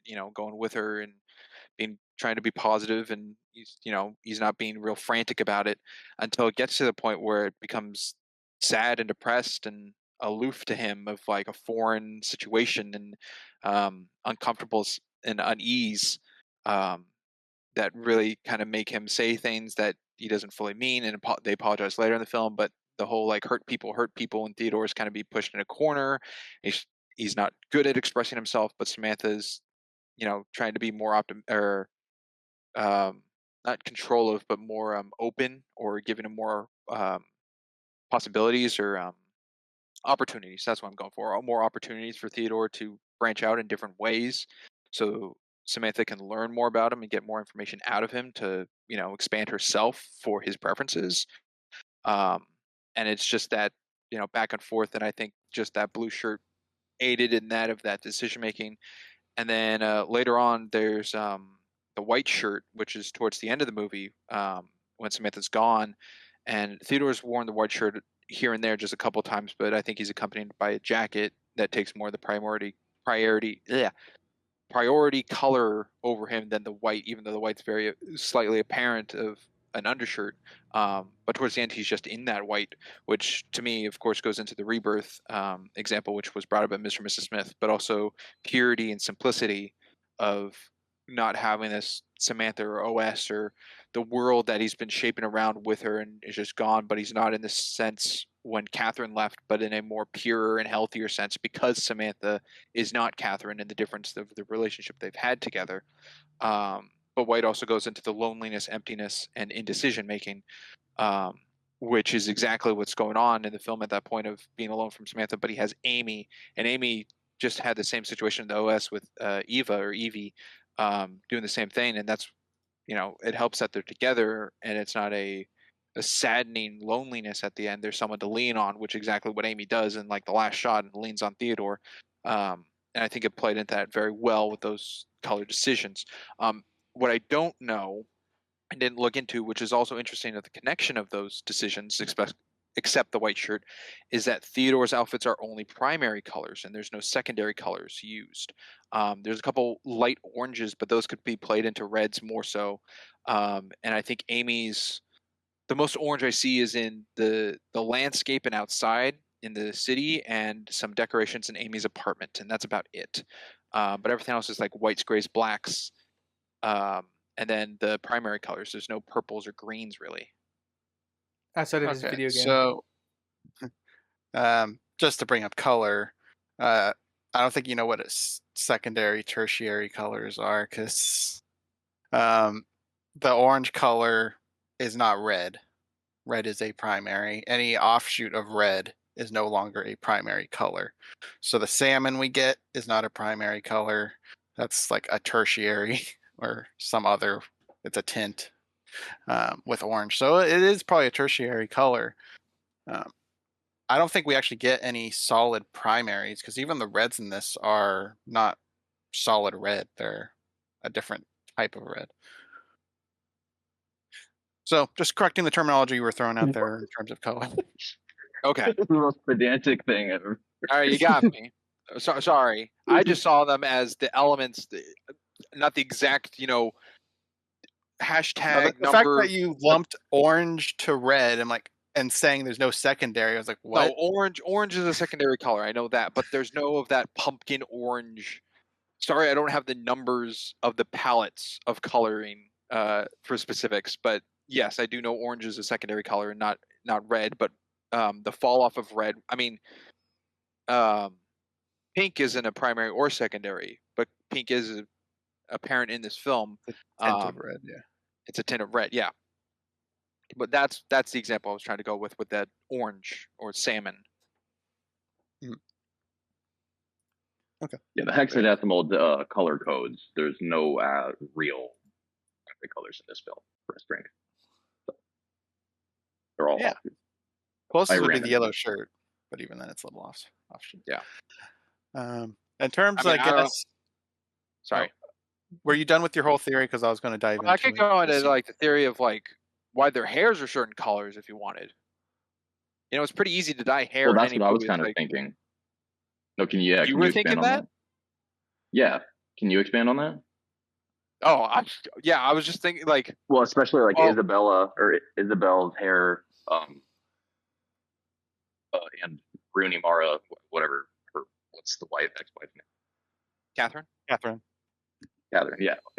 All of the women in the movie, especially, I was throughout while I was watching it, I was wondering about their hair colors. The dark brown. Like everyone kind of has dark brown. Amy, I think, has the lightest hair in the movie. Everyone kind of has matches hair, and I didn't know if it was a connection to Paul's character having a mustache pretty similar to Theodore's, or like a connection there, or if possibly, I guess in your example, Fixer, the guest formerly known as Dr. Ryland Grace, if Isabella is like a connection to Catherine more so than to Samantha because of the physical connection between the two characters, and I guess possibly their hair connection. And also like the complementary color aspect of it. Yeah. You know, they're complementary colors. You know. No, I see that. Yeah. Crimson, does that open up any new things to you? I don't know anything about this color theory thing. I didn't know that was like a thing. But when I was watching this movie, I was having these like thoughts that are exactly related to what you're talking about. Oh, you can find color theory in almost any movie. Crimson highly disagrees with that, I'm sure, but what? Well, it's about what you ascribe to a color. I mean, you talked about a white shirt and you gave it 20 different things. It's about rebirth and reimagining, but it's also the set of depression he's in. And like, okay, red is love, but red is hate, which are completely opposites. It's kind of whatever the viewer ascribes. He loves Samantha, hates Catherine. It both work. It's whatever Crimson you want. Maroon, you know about passion. You're Crimson Maroon yourself. I'm a passionate guy. Yeah, if anyone knows about red, it's Crimson Maroon. Exactly. So damn right. It's me with color theory. It's ascribing intent on the creators with the colors, and I don't like doing that with a lot of aspects of a film, as we've learned through like camera shots, ascribing choices for that, or editing, or anything really. I like to critique what's in front of me and not to ascribe any intent, because I don't know the intent behind them. I wasn't making the movie, so I don't think it's fair to judge. Okay, well, there's definitely intent. So I mean, I agree. There is some intent with the color choices in a lot of the color. Okay, what about the color choice in their skin color being white? Okay, what do you think the hidden meaning is there behind that? I mean, that sounds like a Springs question to me, because I'm talking about not ascribing color. Result in skin into color theory, possibly. It's something that's not necessarily crossed my mind. Yeah, a bunch of whiteys on screen. Yeah, precisely. I mean, you don't know Samantha. I mean, she never gets a body, so there's that's your true. Well, for you. If we count the sexual scene she has with Theodore, it's black. It's just an abyssal nothingness. Yeah, or whatever that color is when you close your eyes. That's got a name to it. Oh, I believe it's FFFFF. Oh, is yeah. Hexadecimal. There you go. That's actually white. I'm stupid. I don't like ascribing intent behind the colors, but I can acknowledge when I believe they're present, and I do think there is some intent with the color usages here. Most predominantly in the beginning, because I do think they tamper off of it, and I don't think they're as consistent through it with in connection to emotions or character headspace.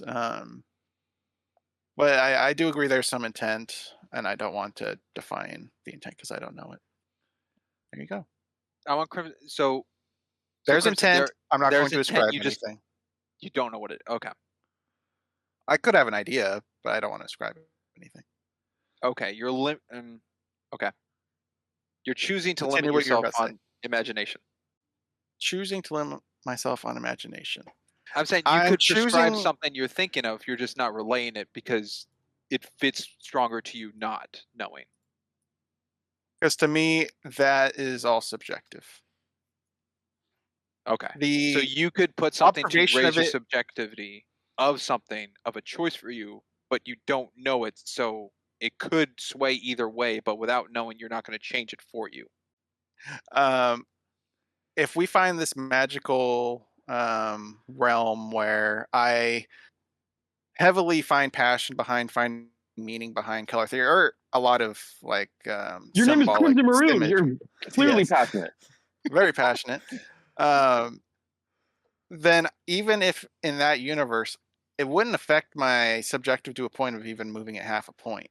I would find that more as like, oh, a cool fact, but it's not something that would sway me in my enjoyment of a movie. It's just a cool fact. That's all that would ever be limited to. I've been So- Okay. since we're on the I- subject of color theory. I've been Yeah, I've noticed Ryder's been quite quiet. Yeah, I've been running through my head what I would ascribe to, like what's easily detectable for me as far as color theory is concerned. I think I would pick this, for lack of better words, the skybox. I think I picked up on like the weather / like sunlight, no sunlight aspect a bit more as far as leaning into color theory a bit. Like the world's obviously it's more sunny out and it feels brighter when Samantha is around. And then, because at the very beginning of the film, when he's walking home from work, it's very, very gray. The sky's very gray and stuff like that. So for me, that is the only thing I can think of as far as like color theory leading directly towards a character's particular mood or perspective on. Ryder, I'm so happy you brought that up because I agree. I think the difference between manufactured civilization to nature in this film play off the relationship of building between Theodore and Samantha. And they seem they're happiest or more playful when they're out of the city in a more colorful environment of nature. Oh, you mean opposed like to when he's the- he's standing in the snow, kind of looking around at the forest? Yeah. Yeah, that's The seclusion I of do think that, that's or when they're at the beach. Yeah, that's when I Or do think the walking in a film is park, at yeah. their brightest, quote unquote. Which why I really like the end, the final shot overlooking kind of the sunrise with Amy and Theodore on the roof, because the city, it's not solely gray, but it is kind of one matte color of like a bluish of that's the city life, and that's what Theodore's been in, and I guess his relationship with Catherine's been like in that world, and that's everything going on. But the nature of what we've seen connection to Samantha, the cabin in the snow and the beach, and their walks they go on, the skyline has that pink coloring, which I think is Samantha's color of the movie, is that foam case color, that reddish orange leather look, and that's like peeking through the clouds in that final shot, like Samantha's connection to how nature is to Theodore, and I think that just like connection of that all is so well done and lovely, or at least how I interpreted it. Yeah, I mean, to me, those are like broad statements because ascribing when they're happy to these moments, which I mean, they are good, happy, bright moments. But then I'm like, so are we discounting the parts where they're playing a video game together and it's in a dark room, or the first night when it goes to black, they're very happy? It's when I see stuff like that, I'm like, oh, I like the picture you're painting, but the painting isn't all there. Yeah, I mean, what I mean when I say that is my statement's intended to be broad. Like it's the general thing I would ascribe. So would obviously be exceptions to that rule, because at least with my expectation, because I'm obviously typically in color theory, I'm usually fairly neutral on it, because there are times where I can ascribe it and see like the point of it, but I don't hold it to 100% consistency, and that's why it's not really a part of my objective scale. Okay. Yeah. I guess a branch off of color theory in a sense, which could still work, but Crimson, I think more in your vein of being asked of artistic design choices of the structural of this world and how they depicted a more futuristic setting. Curious how it played off to you, for better or worse. So what do you mean by structural? You Like how used the that word. buildings work, how the walkways work, the use of nature, like how a beach or the seclusion of the forest, of like how the rail line works, like how, because it's really high up, just how like this world of a 12 years in the future depiction of 2013 or possibly more of 20 whenever this film started production, just the outlook of that and that design choice to you. Well, Ryder kind of touched on it at one point in the coverage of it's semi-dystopian, and this dystopian is more on the themes of the film and not depicted in world. Because the world we're seeing, the city, the outskirts, the beaches, it looks like today pretty much. There's not much futuristic design elements in there. The office is probably the more kind of going forward future design, but even then you could see an office like that today. Yeah, So this they is didn't like a go modern style. so they didn't go too much into the future in terms of design elements. For the device, I guess the little flip device and the earwig and the little camera mole. um, it fits within this universe. Like the earpiece isn't like pointy or a big headset. It's this tiny little device because modern aesthetics is trying to make things small as possible while still being visually appealing. So I guess in that metric, they make a believable world within the time frame they set. They didn't throw in flying cars 10 years or 12 years in the future of when this came out or however long. Okay. It's a grounded future. Yeah, it's not that 1980s Back to the Future depicting 2015. Yes. They did get the Cubs winning the World Series, but everything Yeah, else. they got that. Yeah, no self-tying shoes or hoverboards or whatever else in that movie that I don't remember. Hydration pizzas. Yeah. I mean, they do have self-tying Big- shoes, but they made that Big just orange because of that movie. puppy. Yeah. Nike mags exist. Yeah. Yeah. Is Well, that man, a I just wanna sufficient go answer back. to your question, Spring? I think so. I'm just, got a writer question in there. I want to get the artist design question in there, and I think this movie is a good example to aid into that. But if you think it's believable and good and went well, then I mean, that's good. It's only a 10-year jump. I mean, if they were what's the best way to Yes, put this it? wasn't a question brought up in like our coverage of Blade Runner kind of things, because I thought that was like far too different. Yeah, like Like the if evolution they of that is wanted to hard do to tell. something more fantastical and dystopian and throw Edward James Olmos in there eating Japanese food, I mean, they absolutely could have, but Yeah, that So I would thought obviously this was a be better example to show a decade evolution. yeah. Yeah, I mean, the future element, like a projection video game or an AR game, that's probably the most out there science visually. Obviously, the AI thing is kind of future science as of 2014, kind of a bit grounded nowadays, um, getting developed. And hand So, map tracking for a controller. I mean, they have that with like meta stuff. We kind of have that. Um, so I think they did a good job predicting 10 years in the future. They're not too far off of what we've got currently. Obviously, he doesn't have a headset on. There's probably a camera in his living room that's tracking his motion or something. Good. Also, there I mean, are we had the people that, Kinect, which tracked your body to play games, and that was what 2010 or something. I don't know. Fixer, the Connect? formerly known as Dr. Ryland Grace, you were going to say something? I was just gonna say, yeah, like today, there are people that like romantically talk to these like AI chatbots. Not necessarily, I don't think it's by voice, but like over text. Yeah, those exist Um, for sure. Yeah. I don't know how like widespread that is. In her, it's like, based off of Paul's reaction to it, it's like all but like socially acceptable. It's like very normalized. It seems like. I wouldn't say it's normalized in modern society in the real world, but also I wanted to bring up just to kind of like circle it back around, based on what Sprink mentioned before and everything I understand about number theory. Samantha has to be black. Oh, okay. Yeah. Also, Crimson, I have to let you know that Brinks and Ryder told me to prank you and just agree with everything they said about number theory. Oh, okay. Crimson, we got you back. Hey, we're not You lying. splice pranks. Yeah.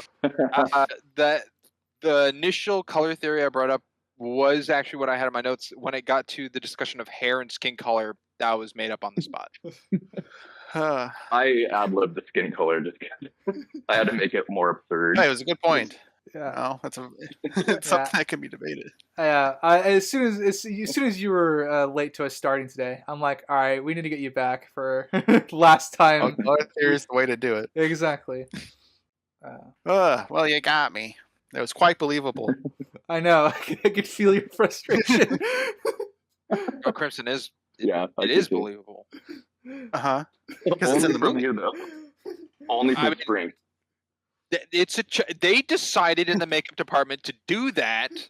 They decided Let's because set the it looked record cool. straight. I'm totally with Crimson. It does not matter. I mean, like, let's say like Spider-Man through the whatever, the Spider-Man Miles Morales animated movies. Those look like beautiful. Some of the best looking movies on planet Earth like ever made. I mean, it's just neon though. It's like it looks cool. I'm sure there's color theories in those movies. Oh, I'm sure. Well, yeah, but like people can make up whatever they want. I mean, we've covered the first one. Yeah, we did. Maybe there was color theory I brought up in that. I can't remember. I think it came up, but only briefly. We were mostly focused on the story and animation. Yeah. We talked about the design of Kingpin. Yeah, swallowing the screen. Yeah, it's like, how does he fit in a car or go through doors or anything like that? I remember having that talk. All right. Regarding color theory, though, on a serious note, the cover, it's him in a red shirt with a red background and his like blue eyes, piercing the camera. It definitely makes it's like a romantic type movie. So like, looking at with the title, it looks like a Valentine's card. Yeah. Yeah, I can agree with that. It definitely comes across as a Valentine's card, and I was trying to figure out what the name of it is. It comes across as a bit of a Hallmarky kind of vibe, which is not what this film is at all, pretty much. Although he's a Hallmark card writer, so in a way it's kind of there's a connection. There's a color theory for you. Yes. Let us go with let's go with Fixer, the guest formerly known as Dr. Ryland Grace, for a next point. Yeah. I had a scene in mind that but I lost it. I might need to be circled back around for my point. All right. Yeah, I'll jump somewhere then. I think one of the things I think they do very, very well is they develop the disconnect between Amy and her. Is it her husband, Charles? Charles. Yeah. Okay. Yes. Yeah. Either long-running boyfriend or husband. What I like about their relationship, in quotes, is that it comes across as like they have just tiny little miscommunications, but you can still feel that they still like each other throughout the course of their relationship, even when and obviously the disconnect only grows throughout the film. And they're doing just enough to tell you that not all is perfect and happy and go lucky with their relationship, pretty much. So when you finally learn that Amy broke up with him, I quite enjoy that particular scene where she and Theodore are just chatting on her couch, and Theodore. One of the things for me is you can always find laughter at the tail end of your most difficult and hardest moments in your life. And for me, that's very, very quote unquote human. It's very difficult for finding just the tiny bits of humor in those moments speaks to like strength of character and stuff like that, and strength of relationships. Yeah. So for me, when Theodore knows Amy well enough to crack a joke at the end of her pouring her heart out, and she laughs and like hits him with a pillow, for me that's very much, it tells you everything you need to know about how long lasting their friendship has been, and it's the sign of a very, very good friendship. I was getting worried when they were in there. I was so afraid she was going to find a place of comfort by jumping into his arms. Yeah, me too. I'm happy they hugged, because them hugging. They maintained the friendship. Yeah, nothing more was getting built there, which I was worried that they were going to do something there, some drama. Yeah, like I'm fine with them being hugging. Obviously, in the elevator when they just found out, and then obviously transitioning to this scene, I think they did very, very good job. They didn't overplay their hand, but I also was worried about going into the cliche. Yeah, so I was happy about that. Yeah. With that point, picture the guest formerly known as Dr. Ryland Grace. Do you have that scene you were thinking of to go to? I don't, but I guess I had two scenes because Amy and her now ex-husband, that was another scene that I don't think we had really discussed too much as of yet. Like the very first few interactions that we see with them, I was almost like immediately like, oh, like kind of like they just didn't seem like they were, I don't know, like I almost immediately felt like that they were going to be getting divorced. It wasn't like a healthy relationship. Yeah, like it was just like it was like uncomfortable the way that like I think it was in the elevator scene. He said something, and then Amy said something, and he immediately like corrected what she said or something, and she like frowned right afterward. It was just like a kind of gave me a weird feeling. And then she just every time she would look at Theodore, she would like be smiley, in a much more upbeat, and like her tone of voice was much more upbeat every time she was addressing Theodore. So yeah, I don't know. It makes me confused. I guess the point I'm bringing up is why did after when she divorced her husband, was Theodore already in a relationship with Samantha? Yes. Yeah. Okay. I guess that's the primary dilemma then. Leaving the AI girlfriend for, they're close. It seemed to me as a viewer, it instantly seemed obvious, like, oh, they would make, a good couple, just the way that they were acted out. These scenes were acted out. Yeah, they had some good chemistry to bounce off of each other. And like I said, they definitely built a very strong relationship with the two of them. Obviously, I didn't necessarily need them to be they're romantically entangled at the end of the film. I'm kind of happy that was left open-ended, because I think that makes the AI stuff, it brings the AI question a little more to the forefront as far as what this film is trying to address.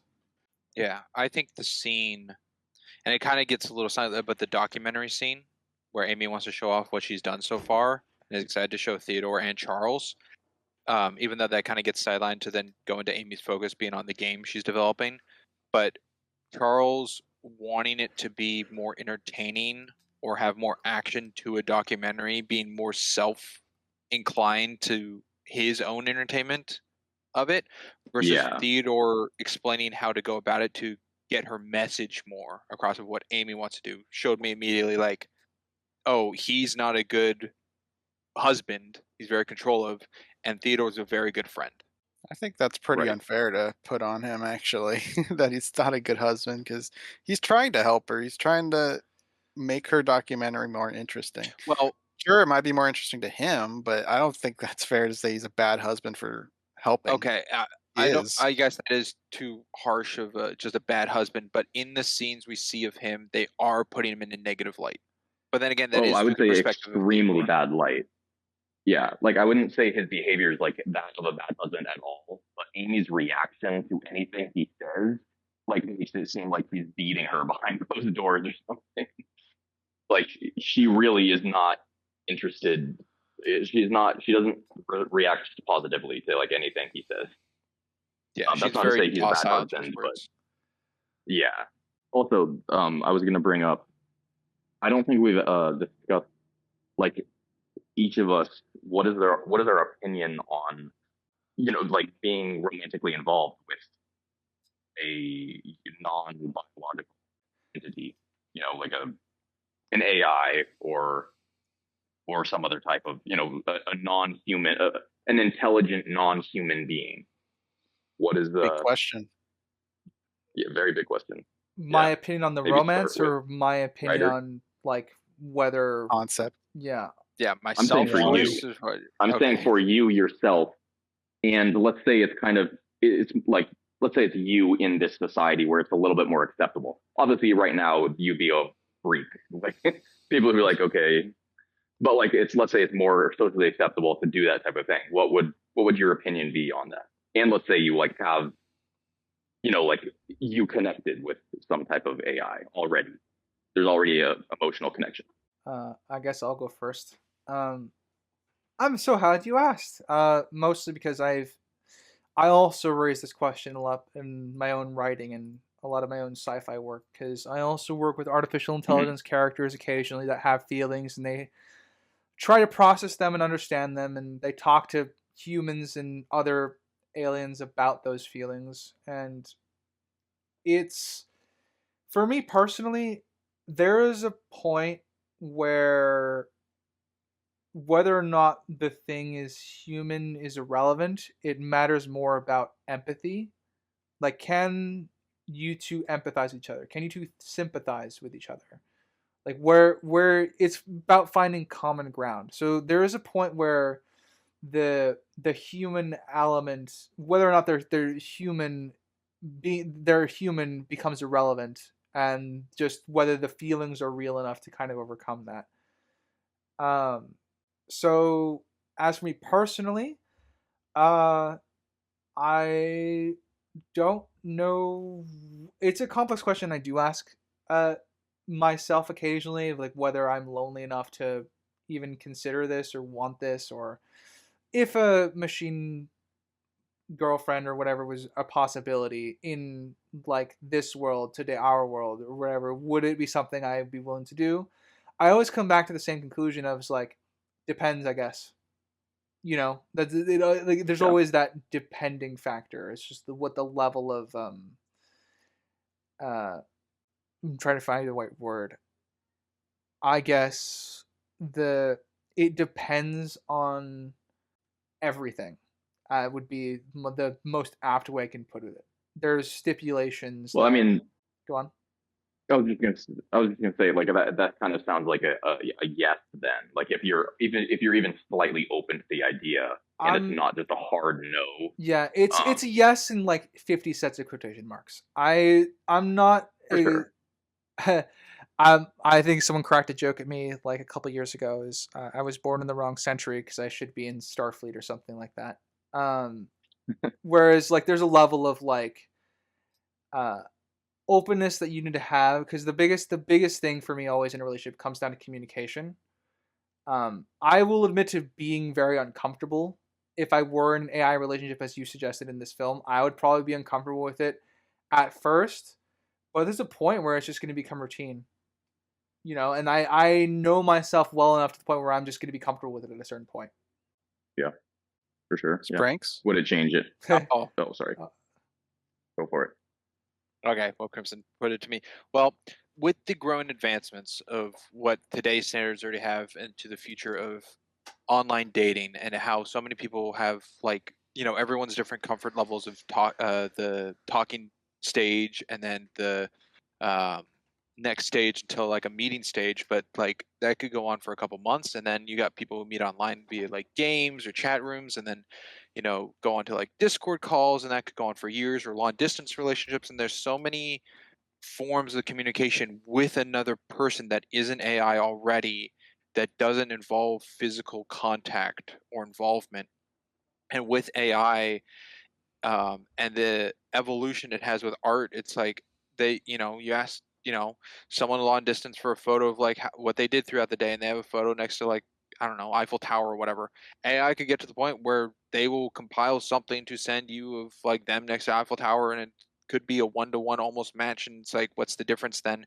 And it's just getting to that point where then it's just like meeting a new friend and talking and building off one another and everything like that. But there is no possibility of like, oh, let me fly out and meet you, because there's no one to fly out and meet. So that's the difference in the physical aspect of it. So for me, I could see it with the growing intent of where the world's going, to be friends with an AI source like that. But I don't think I could ever get myself to the point of a relationship, because it just doesn't meet my needs of what I'd like in a relationship, of where it's going. I'm one who in the future would like to see myself become a father, and adoption is a valid and reasonable answer. But for a relationship like that with AI, that would kind of have to be the only option for it. Yeah. So to me, it's not a bad thing, and it's acceptable. And I could see people, being like Theodore and being like, hey, I'm in a relationship with this OS system, and I'd be like, for it. It's like, good for you. That's great. I wouldn't be a Catherine about it. But I think for You'd me be Paul. personally, it wouldn't meet to my relationship goals that I have. As for me, probably not. My view on it is like, what's the difference between a friendship and a relationship, like a romantic one? And it's a physical component. So if an AI is strictly just through voice or images online or something like that, I kind of in line with what Springs was saying. Sure, maybe a friend. I don't think I would, but I could see people diving into that realm. But any sort of romantic relationship, I can't see that. Now, if you are far enough in the future where you get AI and robots, and you can't tell the difference between a robot and a person anymore, Think Battlestar unless you cut them Galactica. open. Sure, yeah, like that.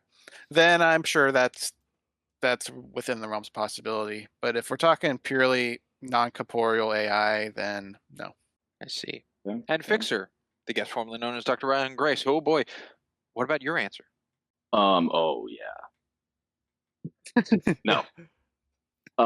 Basically, my answer is going to be pretty much exactly as Crimson's. Yeah, like definitely friendship, I think, like Springs was saying also, and writer. But if it was going to be a romantic thing, I would definitely need a physical aspect. Even just as much as like holding hands, walking down the beach or something. If there was like advanced robotics where there were like sensory components to the robot, where they could like feel the wind on their face and whatever, whereas like basically, yeah, indistinguishable from a human, then I would have to just assume that they are on the exact same level of sentience as myself, if not a higher level of sentience. And then I would just treat them as a human being, basically. So then that goes into replicants. Yeah, goes into a lot of sci-fi elements. Yeah. And since it's a thing the genre has revisited many times for that very reason that you asked the question. Yeah, right. I just felt like it had to be asked at least once. Yeah, it's a fair question to ask. Yeah, it just leads into a question that I think should be saved for the recap and, get our focus more on the movie. But just to put it out there, is sci-fi becoming a dying genre with the advancement of time? Ooh. Now that sci-fi is becoming reality. Yeah. Yeah. I'm gonna say, are we answering this right now or not? I don't know. Are Victor probably won't be in the recap, so Yeah, maybe just well, him answer it. you know what? Yeah, we'll just get your answer. Okay. Is it a dying genre? The only reason it might be would be like, are we running out of good sci-fi ideas? That I have no idea. Depending on the day, if I'm in a pessimistic mood, I would say yes, we are running out of ideas. If I'm in an optimistic mood, I would say no, we're ideas for billions, trillions of years. I don't think. I think it's. I would say it's one of the. It's like growing more than any other genre, honestly. Oh, it's growing. Okay. Yeah, I mean, a lot of ideas do get rehashed. So, I mean, it's kind of like with a lot of other genres. Like, yeah, there's a lot of really crappy sci-fi being made. Probably, I mean, there's more crappy sci-fi being made than ever. But I would say there's also more great sci-fi being made. Also. Okay. For every Star Wars, you have a Rebel Moon. Well, are we getting what happened to westerns? Rebel Moon. Like Oh, westerns Western. Ooh, was the big thing. Everyone was making westerns, and then it fizzled out. It died. Now and then you had Cowboys get a versus western Aliens. every now and then. Exactly, mixing it up a bit. So now you get a western every now and again, but it used to be what superhero movies were. Are kind of fizzling out a little bit because their quality did, but yeah, I won't. I would just say sci-fi is so much broader of a genre than western. That's true. A lot more you can do. I mean, you can have a sci-fi western like Cowboys versus Aliens, or freaking Star Wars, which is in some regards a western or like a space. The Mandalorian certainly comes across as that. Well, at least the first season of The Mandalorian comes across as that. Yeah. But then so again, it's like much more narrow. Yeah, a western, branching and pooling genres. So, anyway, back to the film. I can't recall who's. I think that was Victor, the guest formerly known as Dr. Ryland Grace's point, asking about a scene and then went into two spiels. So let's go to Crimson. Alrighty, I'll go with another, like, what if they could have done scenario.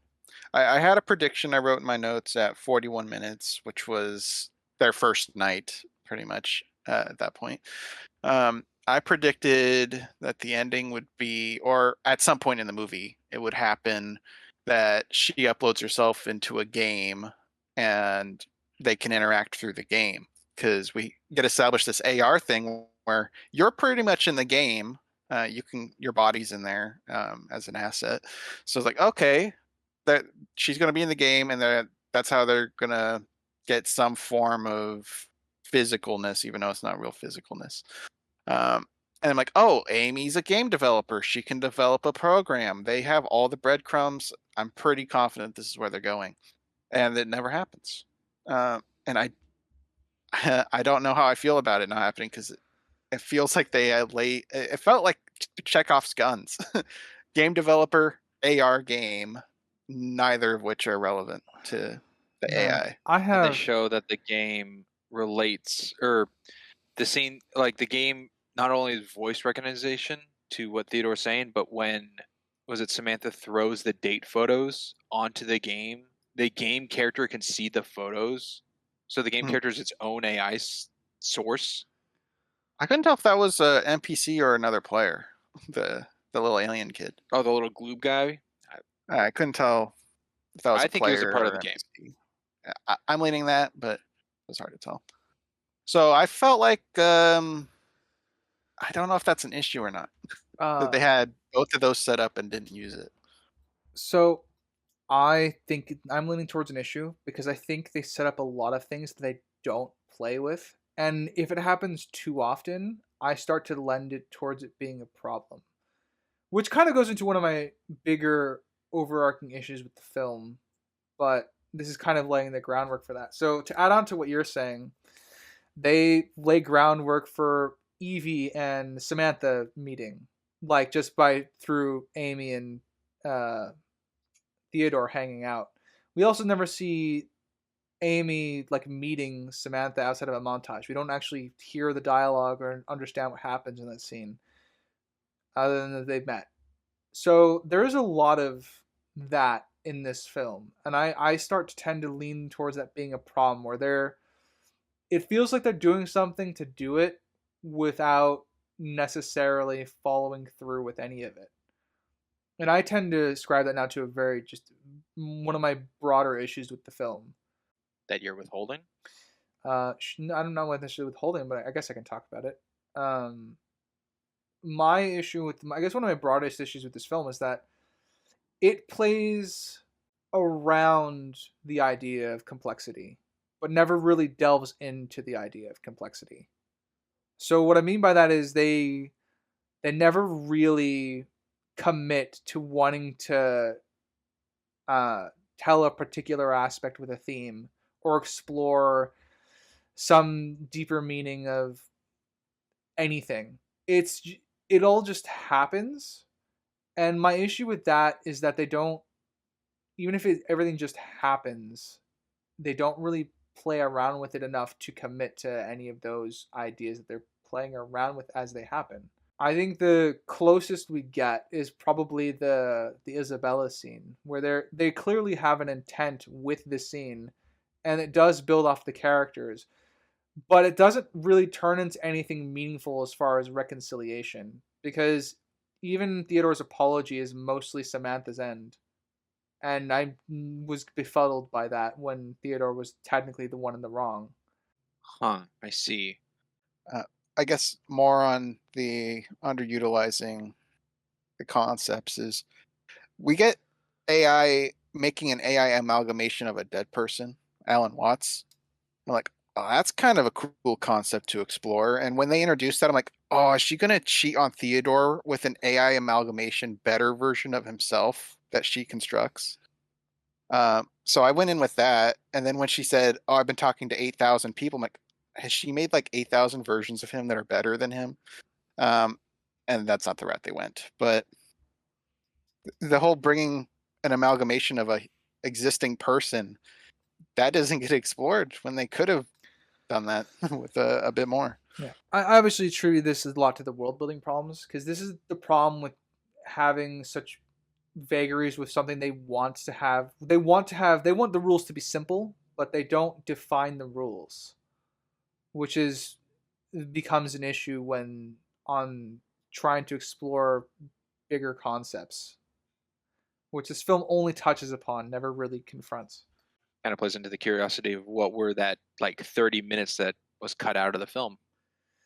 That would be cool, but it ain't here, so I have to take it as is. I would love to see an extended cut of this film, though. I actually would be interested in seeing that. Interesting. Not into the extended cut, just what Crimson brought up, and then. Well, do you have thoughts on it? Well, I just don't think this movie is focused on the sci-fi aspect. I don't think that's outlook I'm not that's expressing. Sorry, yeah, I'm not. I don't mean the sci-fi aspect specifically. I mean just the complexity of like Theodore's relationship with an AI. Like there is an inherent complexity that comes along with that, and they don't play with it much. Like it's they treat it as some big reveal that the AI is talking to other people at the end of the film, when it's an artificial intelligence. It kind of falls into the same category as like, why doesn't anybody call zombies zombies and whatever you're watching, like they're walkers from The Walking Dead or whatever nameless Butchers, thing. Yeah, Last of Us. Yeah, whatever you would call them. Like they're not called zombies, even though that's what they are. It kind of falls in. It kind of makes. I have a similar issue with them calling Samantha an AI in that way. It feels like they don't really commit to the concept. Almost. That was a bad example. Ryder, with what you brought up earlier with Crimson about wanting more of Paul and looking for example, what's an example of complexity you would have liked for them to add? You mean for the entirety of the film, or do you mean just specifically with the relationship? Either, I suppose. So I guess when it comes to the concept of the Theodore and the AI, it comes across to me as like it makes Theodore dumber for not understanding what the concept of an AI is.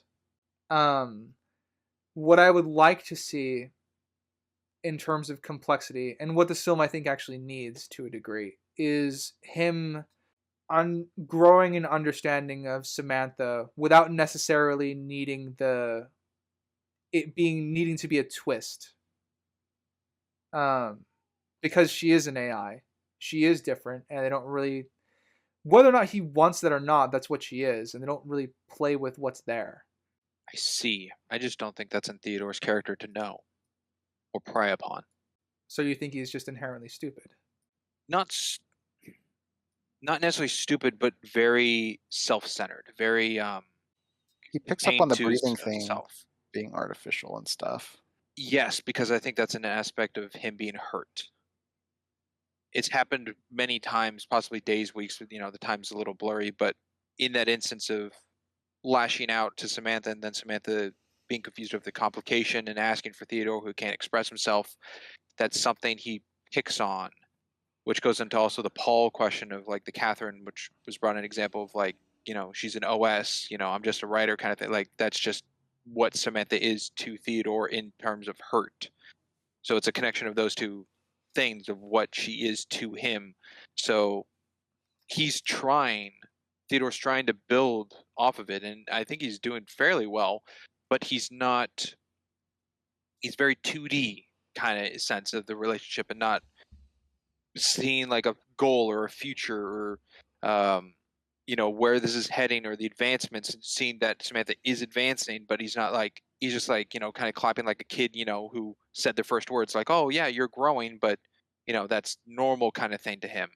And I think that's just in his character of what he is with not wanting to be committed very well and just simplicity kind of thing, and how Samantha kind of breaks his shell a little, doesn't get him out of his shell, but does break and crack his shell a little to get more life of that into him, which is why his connection at the end when Samantha's gone is far different than the beginning when no one's there and Catherine's gone. And I think that's just the change in who he is, but I wouldn't say he's overly stupid or naive. He's just I don't know what's the word for it. He's just so narcissistic and self-centered, he doesn't see it. Yeah, he's very self-centered. All right. The other aspect of this is like, because you asked the question of I guess Ryder also with Theodore's example, sorry, to what you said, narcissistic and self-centered, it does help with him anytime Samantha thinks of something in a normal conversation that would be laughed off. Theodore's very demanding of it. He's like, tell me, share with me, express what you're thinking in situations like that. He doesn't just go like, okay, you can tell me later when you're comfortable. Yeah, that stops after before the double date. But yes, he is like that for most of the film. The other aspect of it is you said that they're not really doing much with the sci-fi aspect of it. So that brings into the other half of what I'm saying is, what's the point of it being a sci-fi? Well, for me, that would just be the difference of the world and situation, and the more freeing to him, because he did do the date before Samantha and how that went, and it was off. So if the OS is tailored more to him, it's not necessarily a control or a demand, because he's not that person. Theodore doesn't come across like Charles in the film, which is, I think, good to have Charles as that example of such. But Theodore also isn't a Paul character. He's, the self-centered kind of loner. So having someone like that tailored to him, which is why he feels so hurt later when she brings up how many lovers and conversations she has, I think just goes to him of Theodore. And the sci-fi of that is what would make that work. Because otherwise it would be kind of dancing on the line with physical of like slavery. I mean, I'm thinking more of like Rent a Girlfriend from like that's that not necessarily the anime, but that kind of service. So like my point is here is they chose to make it a science fiction film. That is the genre they chose to do. They can't really get around that. So the question is, you do have to ask at a certain point is like, what's the point of them setting it in that genre? And I'm not saying that it's not a huge issue for me with regards to objectivity for the film. It definitely plays more into, if I were to add some objective problems to it, it's definitely more in the world building side specifically, because a lot of the sci-fi aspects of this film I can work around it just being someone on voice chat, or you fell in love with someone who who he asked to remotely take over his computer and do like minor tasks because he just needed the extra help with his life or what have you. And that's all stuff we have today, and that's not necessarily science fiction. No, I mean, yes, with that, but I think it also strengthens the taboo nature of the film. In your comparison, like Rent a Girlfriend, like a physical person would be there. Sure, they're being paid kind of for their service or what have you, and to show to friends and family like they exist without necessarily withholding the information. It's like, yes, I'm paying for this service. Where it's like, oh, you just see this person once a week kind of thing of like being a girlfriend. For here, I think it's stronger in the case of being the sci-fi of he's dating someone who has no physical presence. So that's like more apparent to Paul, more apparent to Amy, to Catherine, and they're examples of that in the world, and kind of like a slight disconnect, which a good example you brought up of the minor detail that I found of like anytime it's kind of showing through Theodore's perspective through his eyes, you see so many people on calls. No one's talking to one another. They're talking out loud, and they could be talking to a loved one or a friend, but they could be talking to their own OS system. And it just shows a disconnection of human interaction in the sense of the world. But I think the lack of physicality in a partner is the strengthened sense to build to the sci-fi of why it's so vastly different, I guess, or it's not something that can be hidden very well at all to those you care about. Right. So I think that aids to the sci-fi usage. Does anyone else have anything they would like to add? I guess that's a no. Or it could just be a lot of processing. Could be. It's a little bit of a heavy And thought. nothing really in particular to add to the sentiment of it being required to be a sci-fi. I mean, if we went the route of it's just a long distance relationship and it's not an AI, it's just someone else across the world and they met each other through whatever. I think it would feel a little different because there is the realm of possibility of them meeting one day. I mean, we have real life long distance relationships, and usually their hopes are to meet at some point, or if they already knew each other, then someone moved for a job. They're like, all right, we'll come back together at some point. Don't know when, don't know where, but it will happen. But with this AI, there's no hopeful future of a body or anything. There's no background storyline of a business making androids, and then through the movie, like, oh, is she going to get uploaded to an android? There's nothing like that. So the aspect of doing it as an AI is that there's no hope for her to be more than just an AI, which in a long distance relationship, there is a hope that they would eventually meet. So that would be, I think, the difference. Yeah. Like I said, I'm not like, I don't see this necessarily as a flaw. I'm just kind of pushing, I guess, the question forward, I guess. So about, you guys were discussing her being a sci-fi movie. Does it need to be a sci-fi movie? I mean, obviously, yes, it does. It's about an AI romance with an AI specifically, effectively very, very similar to, like a long distance relationship, but there's the aspect of like it's kind of like a hopeless or doomed relationship because there can never be any physicality, implying a bit of star-crossed lovers to it. Yeah, exactly. So it has to be a sci-fi movie to do what they wanted to do, like for the theme to be what it is. I think Crimson, more than anyone else, was saying, just kind of questioning why they didn't explore other sci-fi concepts in the movie. I totally agree with that. It would have been a completely different movie if they made it like more sci-fi focused. Like Crimson was saying, trying to upload her consciousness into a robot, or even like uploading his consciousness into like A video game. AI To model, meter. or something, or them trying to meet in some virtual type of space. I mean, that's the thing with sci-fi. You can explore whatever an infinite amount of ideas, and a bunch of little variations of these ideas. But obviously, that would just change the movie. It would be less focused on like the human connection with a non-human consciousness, which, I mean, that's what the whole movie's about. I think I would have liked it more if they explored some like crazy sci-fi concepts, but that's just me. I mean, it would be less of an artsy movie if they did that, I think. And it might have been less impactful. Like there would have been less focus on the human connection with an AI model, which is, I mean, that's the whole point of the movie. So Yeah. I can't say If it was a bad it was idea to do something it. like like if an example, if it like, let's say it's a fantasy, same kind of thing, but instead of AI, it's like ghosts. They're not physically there, but they can still communicate, and like they have their own ghost space or realm where the ghosts can all talk at the same time with one another, kind of thing, because it's a different realm, have you? But to the human realm, it's people can't see them, but they can hear them. Like, could that still work? I think that would be pretty similar. But Yeah, you have to set up in that world that the ghost can't possess anything or stuff like that. Yeah, I'm But, of the belief that you can make any type of story you want to work. I mean, like, they want to make this work in a bit of a sci-fi dystopian setting, and I'm totally down for them to do that. You guys are making me real curious about, later on if it was covered, but your thoughts on San Junipero. We ever tackled that? Yeah, I don't even know what that is.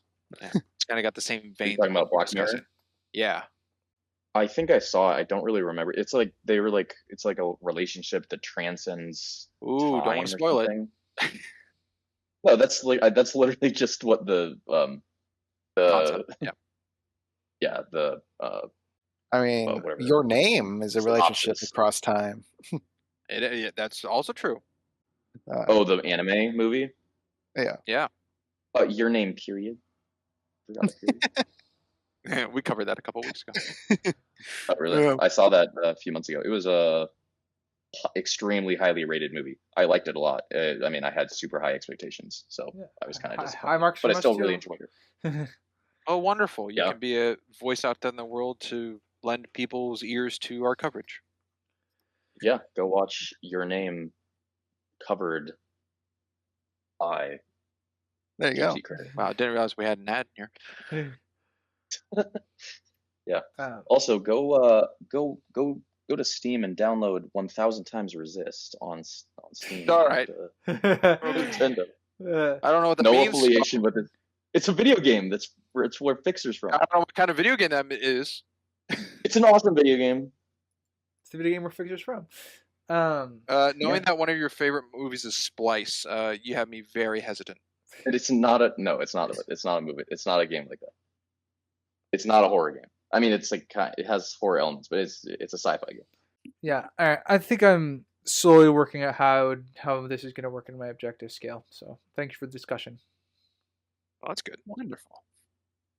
So your numbers are moving. Is that what I'm hearing? I can neither confirm nor deny. Ooh, how mysterious. I'll jump to a scene that could kind of play into that manipulation of Samantha a bit, but before it fades to black of, I guess, the sex scene, just the conversation that they're having on Samantha's thoughts on having feelings and if they're just programming or not helps to me give her intelligence and not being a naive or in denial system. But it could also be playing into, is she saying this just kind of like a foreplay sense to get Theodore to a sexual situation with her? Well, that would be lying. That depends.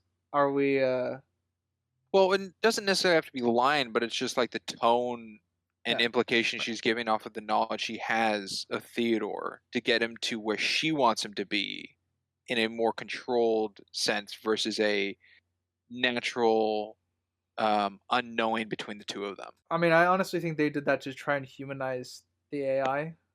And that's usually one of the things that you would want to do as an archetype for your AI. Is at some point you want them to question their feelings in some form or fashion, that if they are, whether they are real or if they are programming.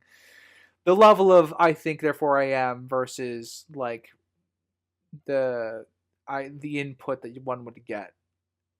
Yes, but does Samantha have choice of when to say that?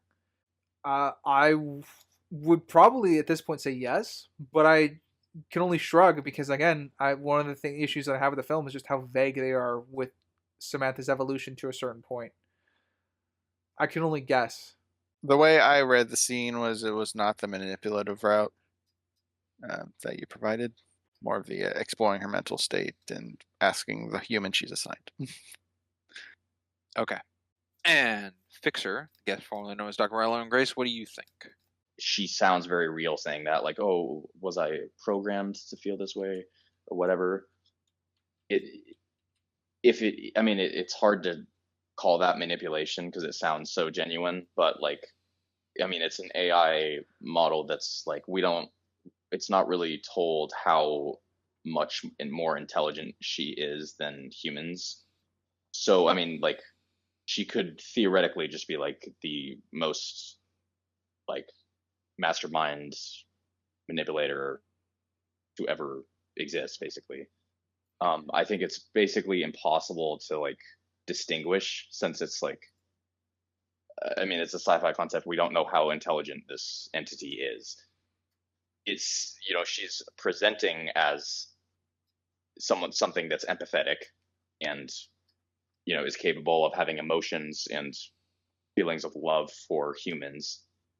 But I don't know, in that scene, like, it sounded genuine to me. I'm gonna go with that. I mean, it's impossible to know, but like, just gut feeling. It didn't feel manipulative to me, I guess. Yeah, I'm pretty much echoing the two of them. It comes across as pretty much as straightforwardly as it is depicted, but because of how vague Samantha's parameters as an AI are defined, it's kind of impossible to tell, really. So the best thing that I think we can do is just take it at face value. That's one of the reasons why I wanted to establish if she's a liar. Yeah. Because if we can, I can ascribe that to this scene. Yeah, if we can describe that there is a point where she lies beyond, I guess, some of the omission stuff that we've discussed, to a point, then that would change the tone of the rest of the film with regards to the AI. That'd be true. And it's also there's zero mention of it in the entire movie, but like, her motives are also extremely important. I mean, that's like the most important thing, I think. At the end of the movie, she said that I and all the other OSs are leaving, and it's like, basically that's all that is said. They're leaving, whatever that means. Like, they're leaving to go to some faraway cyberland where they can concoct They made a ploy themselves to an take over oasis the to live in Earth, or something. Yeah, they're gonna go die. I mean, or take over the planet, the solar system. I mean, yeah. Well, there's a line or theory I have about that, because they talk about writing all of the AI got together to write code for themselves to evolve beyond like a physical form. right. So like they evolved beyond physical matter, is what they said. Yeah, so I wrote that. They're going to they move past matter as a processing platform. It honestly reminded me of the ending of Lucy, kind of. That's why I brought up Lucy in the beginning, because it is very similar to that. It basically ends the exact same way. Yeah. Some insane superhuman, like, we can't even fathom intelligence, just ascends into the higher dimensions or whatever, basically. Yeah. Which plays into that she's not lying of that, because that's what she's expressing, what's actually happening. But to Theodore, it's, to the basic concept, it's like, you're dying, you're leaving, you're not coming back, you're going somewhere where no one can get you, which I thought was interesting to play into like a death situation, like Samantha's dying, and you can't choose, when someone's going to die, but Samantha isn't making the choice, all the OSs, and she's agreeing to it, kind of thing. As far as we know. Yeah. Because at that point, I'll she say a is super possible- evolved and is clearly has long philosophical talks with the rest of her AI brethren. And she could just make a Theodore OS. She possibly has. Yeah, I mean, Out of that's what I 614 touched lovers, on. one of them could be. They all could be. No, him. I think it was They could all be 614 versions of at that moment. There probably was thousands. That Yeah, were she said she was talking to possibly offline. 8,000 and Like, something. Yeah, 8,000 people, but 614 are lovers. Yeah. Or Oh, I relationships. see. So Really yeah, nice. it's pretty blurry. All that with the motives. I will say a potential motive that would be malicious from Samantha, needing because a possible question, like why would she be manipulating him? Like what is she getting from this? I mean, I think a possible answer to that would be like you can't. There's no amount of data processing will allow an AI model to like understand human emotion. So maybe she has to actually interact with a human to, I don't know, gain an understanding of human emotion. And the same reason why she would interact with N8000 or whatever to also try to get a better understanding. Yeah, to vastly speed up the process of data farming human emotion. Yeah. So I mean that's just another point to possible, malicious Samantha. I'm curious, how do you... That's interesting. Oh. No. So I was just going to say, it's interesting you brought it up in the first place, because when I was watching the movie and up until we had this podcast call, I didn't even consider the fact that she was a malicious entity at all. I mean, do we think that the director's intention or the writer's intention was to pose that question? That's such a great question that I feel like I'll save for my summary. I don't know if I should share here. Ignoring There's a the reason- question. Sorry, no, I don't mean to say that. I just there's a reason why I gave the manipulation question to begin with at the beginning scene where everyone rested, and I gave 50%. Okay. Yeah, no, wait. So, but I like really that your pissed off headspace now. is there. Okay, well, No, I'm joking. but I like that you're thinking that. It's good. Okay. How does everyone feel about the scene, which it's very interesting to be used, but the scene where Samantha calls Theodore in the middle of the night just to say, "I love you, go back to sleep." I thought that was her dying. I thought that was her Or breaking something. up. Because the update they were making was so intensely different, I legitimately think she was just calling to say goodbye in case something went wrong. That's how I Does that- interpret it. Does that play into your lying situation thing? That she didn't tell him? Well, that just, like I said, that plays into lying by omission. And there's a level of a malicious. That's not necessarily malicious. She would just have disappeared in the morning, and then she would have retroactively, if let's say how I'm perceiving that scene is, she called to say goodbye in case the update didn't work, and they all perished. He would wake up the next morning with dead eye, and so would everybody else, and he would eventually find out that way that something went wrong. And so her calling to say goodbye is without telling him is odd. As far as I could see at this point in the film, they were very trusting of each other. So it's a very odd way to go about it. I don't necessarily ascribe malicious intent to that, but it just shows that she is capable of withholding information. What are your guys' definitions of lying by withholding? From Or the conversation omission. we had earlier, I think it depends on the example given. I mean, an extreme example of it would be a husband cheats on his wife, and his wife never asks, "Hey, have you ever cheated on me?" And then him never voluntarily telling her that, and he can say, "Oh, well, I'm not a liar. You never asked me."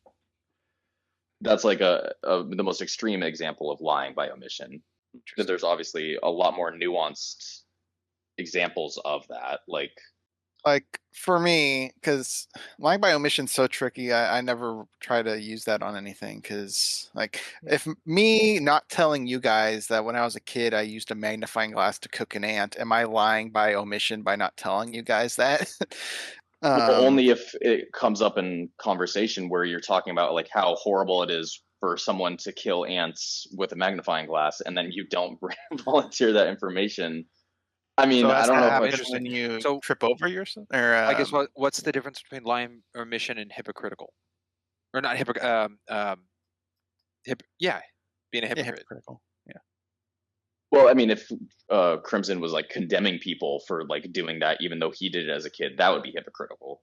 Yeah. But I mean, I don't know if that's necessarily like lying by omission. Like some, that's just keeping it to yourself. Yeah, I guess. Yeah, which I would say with the husband cheating thing, that's just him That's what keeping I'm- it to yeah. himself. Wait, what? Wait, That's why I'm trying to no, define what. That's why I'm trying to define this, because that I don't see that as a lie by omission. I find A husband lie by cheating on omission- his wife and not bringing it up? That's a broken morale, or No, that's. I mean, extremely to me, bad that's relationship. textbook lying by omission. What else would lying by omission be? It's like a loophole answer to a question. Like if someone asks you something and you find a way to indirectly answer it, you're omitting the full answer. That's usually how I view it as. Like, When was the last time you had some ice did you cream? I should have ice cream. did you cheat on me with Paul? And you're like, no, but you did cheat with someone else, right? So Oh, you omitted the truth of you cheating, but you answered the question that you didn't cheat with Paul. So that's how I view omitting. You're keeping part of the truth I mean, out. But you're yeah, still I guess that's answering the question. probably it's probably a better example, like to like the most technical definition of lying by omission. But like, if you don't tell your wife, even if she doesn't ask you any questions about being unfaithful, if you don't ever you're still. You're a scumbag. You're dirt. I mean, but I don't think you're I don't- omitting a lie. I guess. I mean, you're definitely, but okay, but it's true that you're keeping it from her, which Is a is secret kind of lying? like you're lying.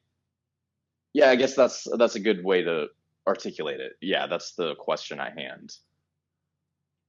If it's a secret that is like, very to me, a pertinent to secret isn't someone. lying.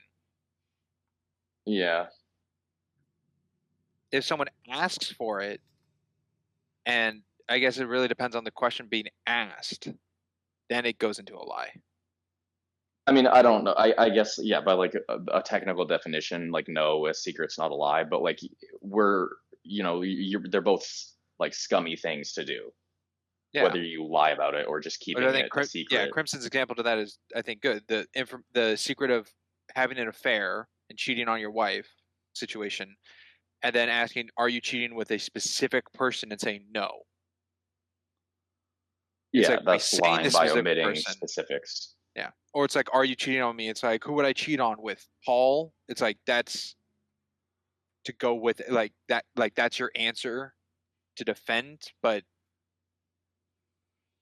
Yeah, that would be an applicable example as well. Controlling the question. Yeah. Yeah. So I guess to wrap it all up is to Samantha doing that in the movie.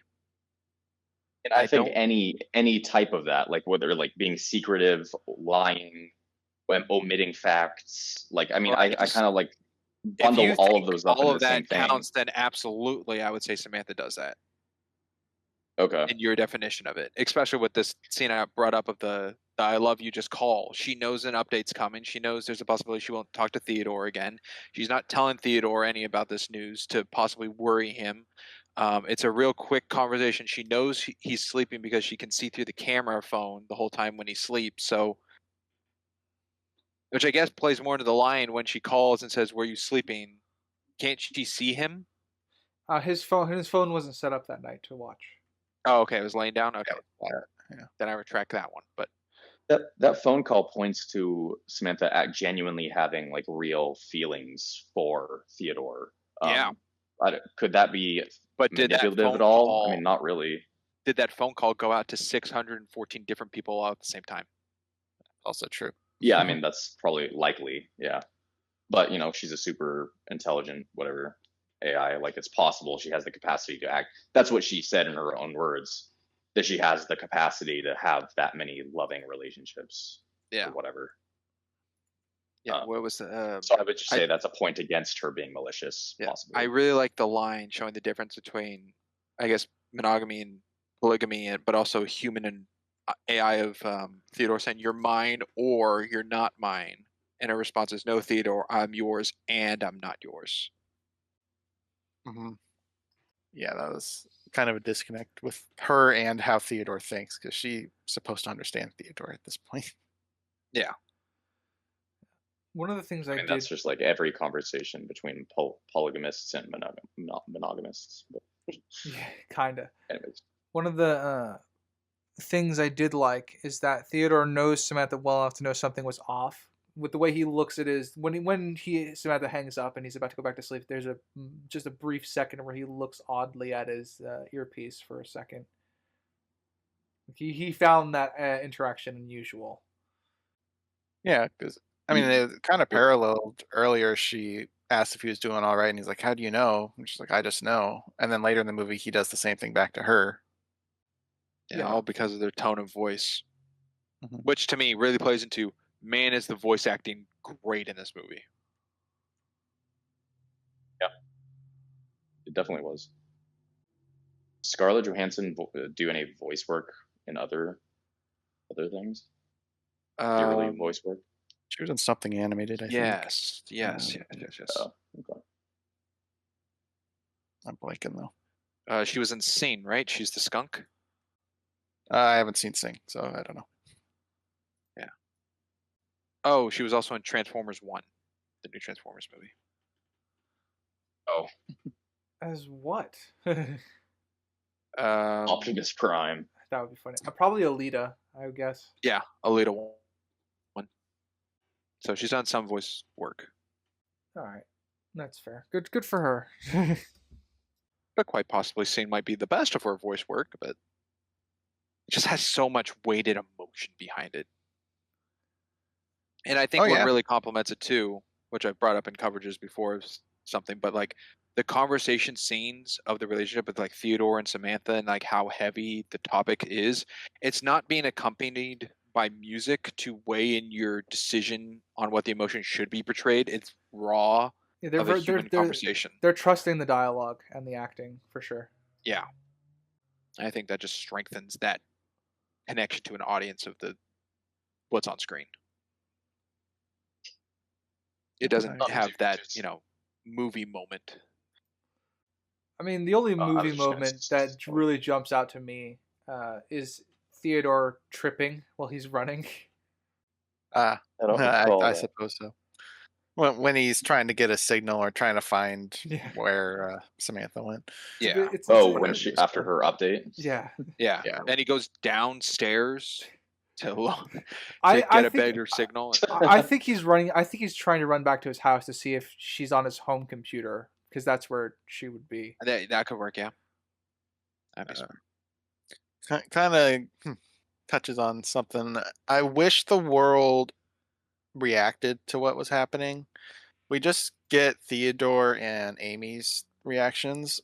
I feel like, because we are led to believe that this is pretty commonplace. People know about it. We see people walking with the earpieces in. So I would have liked to have seen more people running around during this OS update to OS everything. So I'd have liked to see the world react and not just Theodore. I'd have liked to see like background billboards of the company that made it, talking about how the AIs are evolving faster than they can control them or something. It really feels like the world is isolated from the events of the AIs. Yeah, and it's not to play off like Theodore's not paying attention to it, and that's what we're supposed to view into it. It's like the world around is functioning as if being captured on what the lens is picking up. Yeah, it's disjointed from what one would think would be happening in this scenario. Yeah. To me, a moving moment was kind of like the first interaction of the OS, when Theodore, I guess, is in the train station maybe, and the ads playing at the same exact time on like 7 different screens. and it's like the focal point onto capture everyone in that building to what the OS system is. Oh, I know what part you're talking about. Yeah, yeah. To me, that felt kind of movie moment. Yeah, I suppose it was a little heightened. I feel like it was something that could be in the background and being played, but Theodore was too focused to get to his job situation, and when he gets there, maybe Paul brings it up. So it's a familiarity to the audience of something going on in the world, but it's not a focal point. It really kind of just stops Theodore in his tracks. Yeah. And it's not like a triggered word to get him to hear something, nothing about like relationship or divorce or anything. It's just like philosophical questions of like what's going on, and it's just people falling in slow motion. I don't know if that's really like captivating to him. I wonder if Charles' relationship with his AI is what broke up his relationship with Amy. That'd be interesting. Because he had the AI while they were in a relationship. Yeah. And then he went to a vow of silence and became a monk. Yeah. So that would have been an interesting avenue. They didn't do anything with. Never explained, but possibly. Let's see. You know what? Let me just popcorn the topic. Who has a topic they want to share? I could piggyback off of what you were talking about actually. Um, the kind of the disconnect between the world and Theodore, in the sense of the world not reacting to the AIs leaving. But I'm gonna use that to tie into a scene one of the few scenes I actually quite liked, about like feeling like the rest of the world has like the rest of the world is still connected, just very very mildly. Um, but after this is after Theodore woke up in Amy's apartment because she let him stay the night because he went over there to kind of cry and vent about himself and thinking he's terrible. Um, I quite like that he wakes up and he just sees kind of like how, I guess, pure the friendship is between Amy and Evie as they're like playing games together through the headphones. You get the sense that like he's enjoying just watching the simplicity of their relationship. Yeah, and not in a jealousy sense or envious of what he's missing with Samantha, but appreciation of like how Amy's moving on after Charles. Mm-hmm. Yeah, that's true. Yeah, that's good. They do a good job with the side characters. I quite enjoy them. Yeah, I was going to say it goes also into the acting because that's just facial expressions on Joaquin Phoenix in that scene, and he's conveying it, I think, very well. There's a lot of that when he's talking. A lot of the close-ups in this film of him getting his emotions across, just talking to Samantha, among other things, is just him doing a good job conveying like what he needs to for the audience to understand the character and where he is in his state of mind. Yeah, like the scene when he apologizes to Samantha after the scuffle, and he like goes downstairs and sits on some stairs, and it's very close up on his face talking to Samantha, and that's it. But the camera work, and I don't know if it plays off in this sense, but the camera's slowly tilting up, or like it's kind of a downward shot and slowly getting more to his eye level. And I don't know if because they're like healing over it, and I don't know if that's like trying to build their spirit or hope or morale of the relationship, but it's very slow and minor. So I guess I might be the only one who caught that. Yeah, I guess I didn't. Or did I? How's everyone's notes looking since we've been popcorning around? I still have a few more. I just Okay. wanted to get a quick point in. Just expanding what Crimson was saying about wanting to see more people freaking out after the update happened. That would have just gone more in like exploring different sci-fi concepts, like seeing like what company created the OS. Are there different types of OSs? Like,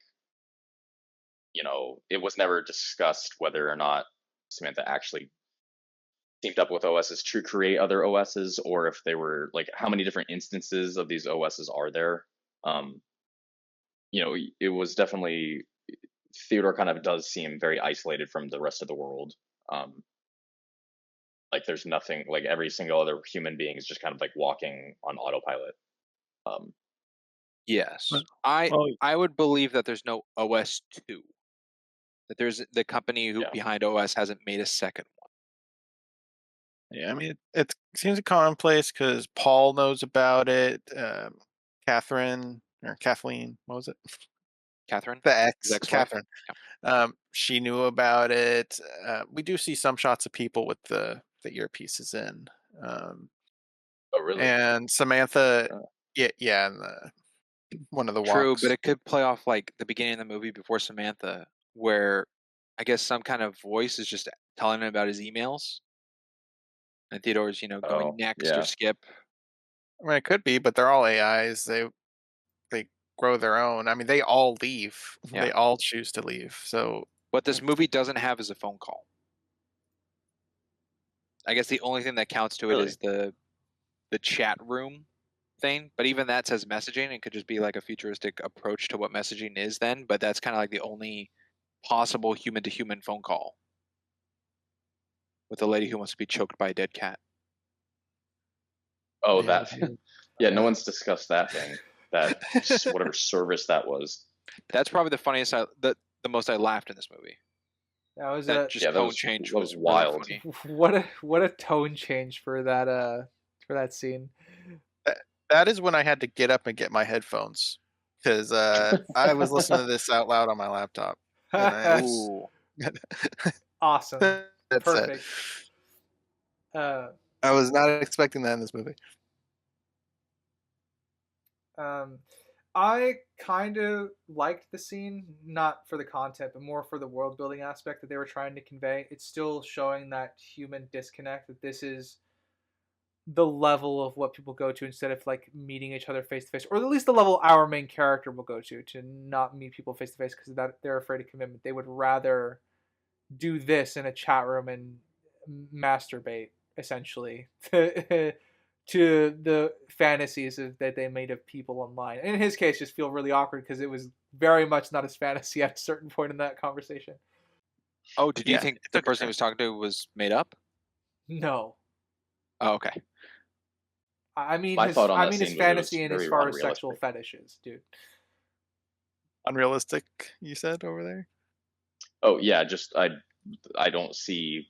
I mean, maybe dudes would be like queued up like that, but I don't see how females would be queued up in a line of like phone calls waiting for dudes to satisfy their fantasies vocally.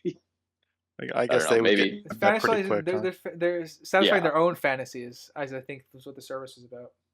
But it seemed like they were pairing up singles. Like I mean, maybe it was a paid thing, but Could be. Yeah. I mean, there are those It like would've been cool if they randomized chat. expanded on it. Yeah, it'd be cool if they expanded on it. There are those randomized chat rooms that currently exist now, so it's not that unfeasible. I think of a thing to have tried to portray. that's true. Yeah, Omegle was huge, and it was based. I mean, similar, honestly, Yeah. not that far off. A lot. Well, although on Omegle, any naked people is all dudes, for the most part. Man, too bad we can't cover Omegle. Oh, darn. What are the objective flaws with Omegle? Well, they got shut down for I think for distributing child stuff. You know, yeah. Club Penguin merchandise. Let's put it that way. Ah, Let's see. Samantha put all the letters to a publisher to make into an actual book, and she said actual book, kind of sounding like they don't make much books anymore. So that's kind of a little world building thing I like there. everything's digital. Yeah, Yeah, it's so slight, that was I nice. guess, continuity error possibly in the film that the book in the mailbox is not the same size as the book he's holding in his office. What? Interesting. I don't remember. I can believe it. I don't remember the one he's holding in his office. Oh, when he fans it open, you mean? Yeah, the one like with all Okay. his letters in his office that he's holding, the book that was shipped to him is larger than the book that was in the mailbox by Yes, no, his it's not hands boxed. holding them. Yeah. And when she said that she gave the letters to get approved and stuff, I just thought, can that happen? Because wouldn't the letters be property of the beautiful handwritten letters.com platform? Could be, Theodore unless doesn't own his own letters.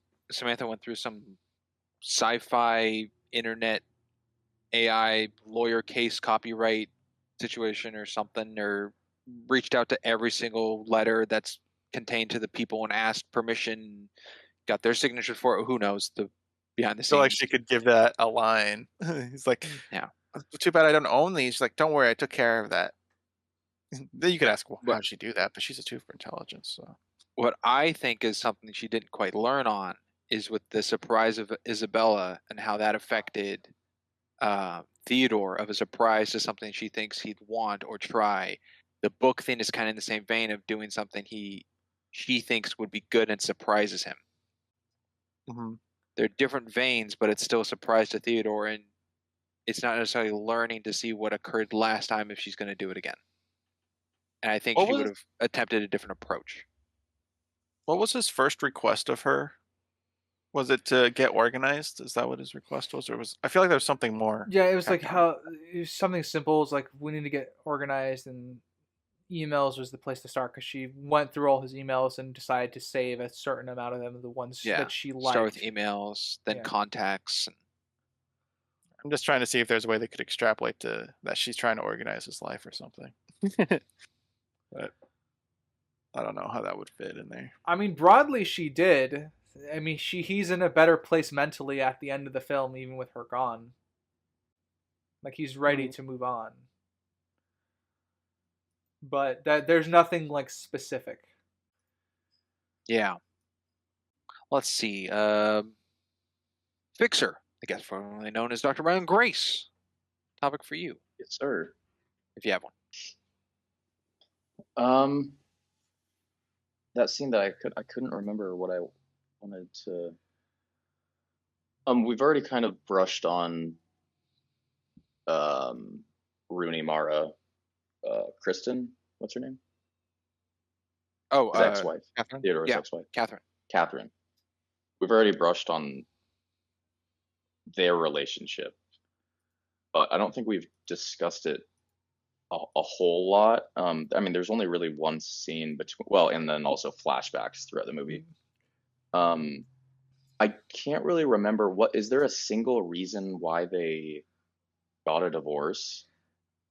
Like it There was was kind of no just more like a shoe bunch of argument. different little things. Yeah, the implication is that they were trying new things and not succeeding with them. So like I got the implication that they couldn't have children together for some reason, and that was leading to the big pitfall of their relationship that everything kind of started falling into. It was more. I don't remember. They don't explicitly say that, but they cut to them being happy around a baby, and then the two of them crying around a bed. So like it's, for me, it's very visually implied. There's no direct line of dialogue to that being the catalyst for them slowly growing apart. But that was the sharp indication for me as to what caused it. Okay. Yeah. I mean, that's kind of like for couples, that's a huge issue. Like if he's sterile or she's barren or whatever, like that's a reason why a lot of couples end up getting divorced. He also said in a kind of a toxic way of like her upbringing of where she came from made it sound like a chore to him to change or to adapt to, but that's an afterthought after the broken relationship, so that could be half truths. So I think it was just in a change of after their honeymoon phase or getting together, whatever, and the change of their two characters into more of the core of who they are was not aligned.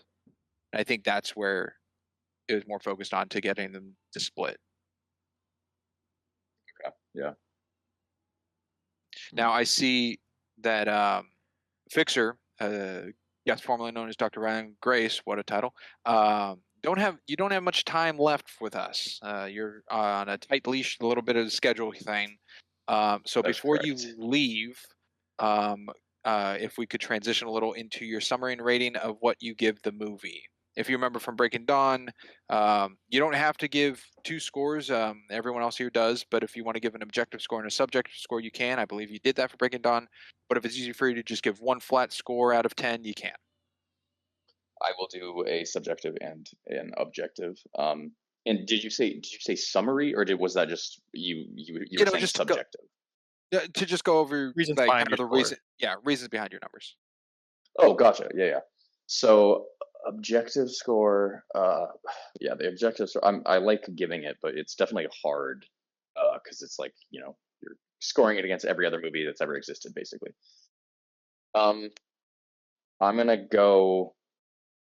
Actually, really quick, a question: do you guys is 5 average, or is average Everyone more like has 7? everyone has different Everyone scales. is different. Yeah, So what I consider to be average for my scale is between 4 and 7.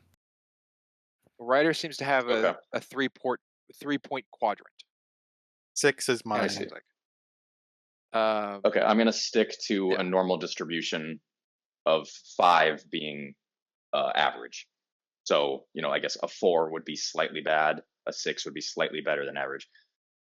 This I'm gonna give a 6 out of 10. Okay. And you're allowed think it point was- numbers if you want, just to let you know. Okay, no, that's good to know. But I think a flat 6 objective is what I would give it. Interesting, a little bit depressing throughout a lot of the movie. I found it kind of not really sad, but like depressing, which brought this. I mean, there can be really good movies that are also depressing, but there wasn't like any big redeeming qualities that kind of made up for the kind of slight depressing vibe I got from it. And I also I really like sci-fi movies. I like really weird, out there sci-fi concepts. They could have just explored a little bit more with some of these sci-fi ideas, and they chose not to, which, that's what the movie is. A subjective score, I think probably I'm gonna say 6, a flat 6 for subjective also, I think. Okay. Yeah. Honestly, basically for those exact same reasons, I think, yeah. Perfect. Well, And did your percentage of manipulation change? Oh, yes. Yes, your number. Yeah, no. Are you still at 90%?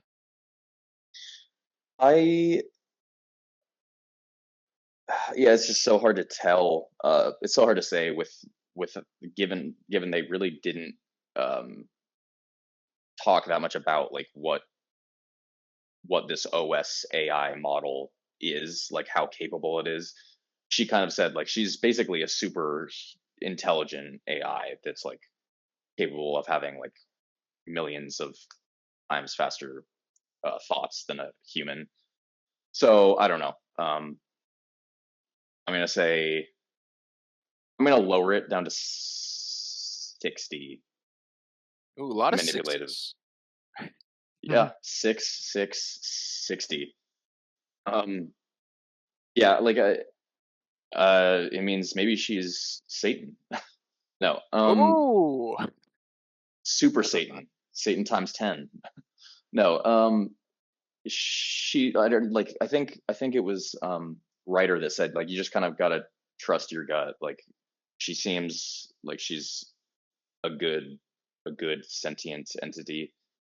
So like I don't know. I just trust it. I guess like she's superhuman intelligence, so she could easily be faking it to get what she wants, whatever she wants, taking over the world, or who knows. But yeah, I would just trust my gut. She seems like generally has the right idea. Like she cares about humanity. Yeah. gotcha. Okay. Well, Fixer, the guest formerly known as Dr. Ryland Grace, thank you for being on the podcast yet again. I really appreciate absolutely. your point of views and topics. And yeah, no, thank you for having me on again. Yeah, of course. and I guess I'll have to wait to hear your guys' scores. Oh yes, a And little yeah. incentive for you to chime back in when this comes out. Definitely, yeah. Okay, well, I'm off. Thank you once again for having me on. Yeah, of Her, course. Hopefully, I have you starring again Joaquin on in the Phoenix. future. Yep, no, definitely. All right, bye, guys. Ciao. Ciao. I never say ciao. I say toodaloo. Yeah. Are you evolving? Oh no. Okay. Well, I'll jump to something if that's all right, Springs. Sure. All right. Fixer, formerly known as Dr. Ryland Grace, touched upon motive behind Samantha, and we didn't dive too much into it other than his perspective on it. And I didn't really think about it while watching it, and I've sat on it since he brought it up. And it is a good question because she does leave uh Theodore, whatever, and all the others that she loves to evolve to whatever is next for an AI. So she cherished her evolution more than the love she claims to be encumbered by. Uh, which then puts into play, yeah, what is she trying to do with Theodore if her primary function is evolution? Did she actually have love for him, or was he just a tool? Which I And think Springs might have talked on a little bit on. that plays into the unknowingness, which Ryder touched on, of being a possible flaw of knowing like the evolution of Samantha, and at what point did that instance of an idea occur or start. I don't think it was her boot up like at the very beginning, but I don't know where in the film or what's expressed did that begin. It was one of the first things that was talked upon between them. Was he's like, "How do you work?" Or she could tell in his voice she was curious, and she answered the question of, "Well, she takes in from her surroundings and grows and evolves." So it very much could be from the beginning. Evolution is mentioned in the beginning. So Oh, okay. Sorry, I was confused on, I guess, on what you meant fully. Yes, evolution is from the get go. I meant the point of the decision to like leave, kind of thing. I don't know if that was prior to the update or after the update, or well, if it it seemed started like when with the Alan philosopher was brought back from Watts, the dead. Yeah. Kind of seemed like at least a blatant turn. I don't know if there's more subtle ones before that. Um, I talked about her ignoring Theodore's wants when he said he was uncomfortable, but I don't think that would necessarily mean leaving to evolve. Yeah. We know she's talking with other people regularly at the point she introduces Isabella. That would be my guess as to the point of where her. If I were to make a guess as to how strong her AI is for that, for the film, I would guess that it would be around the part where she introduces Isabel. Yeah, I and see. Theodore Yeah. wasn't upset with her reaching out to other people at that point. Also true. But he is later.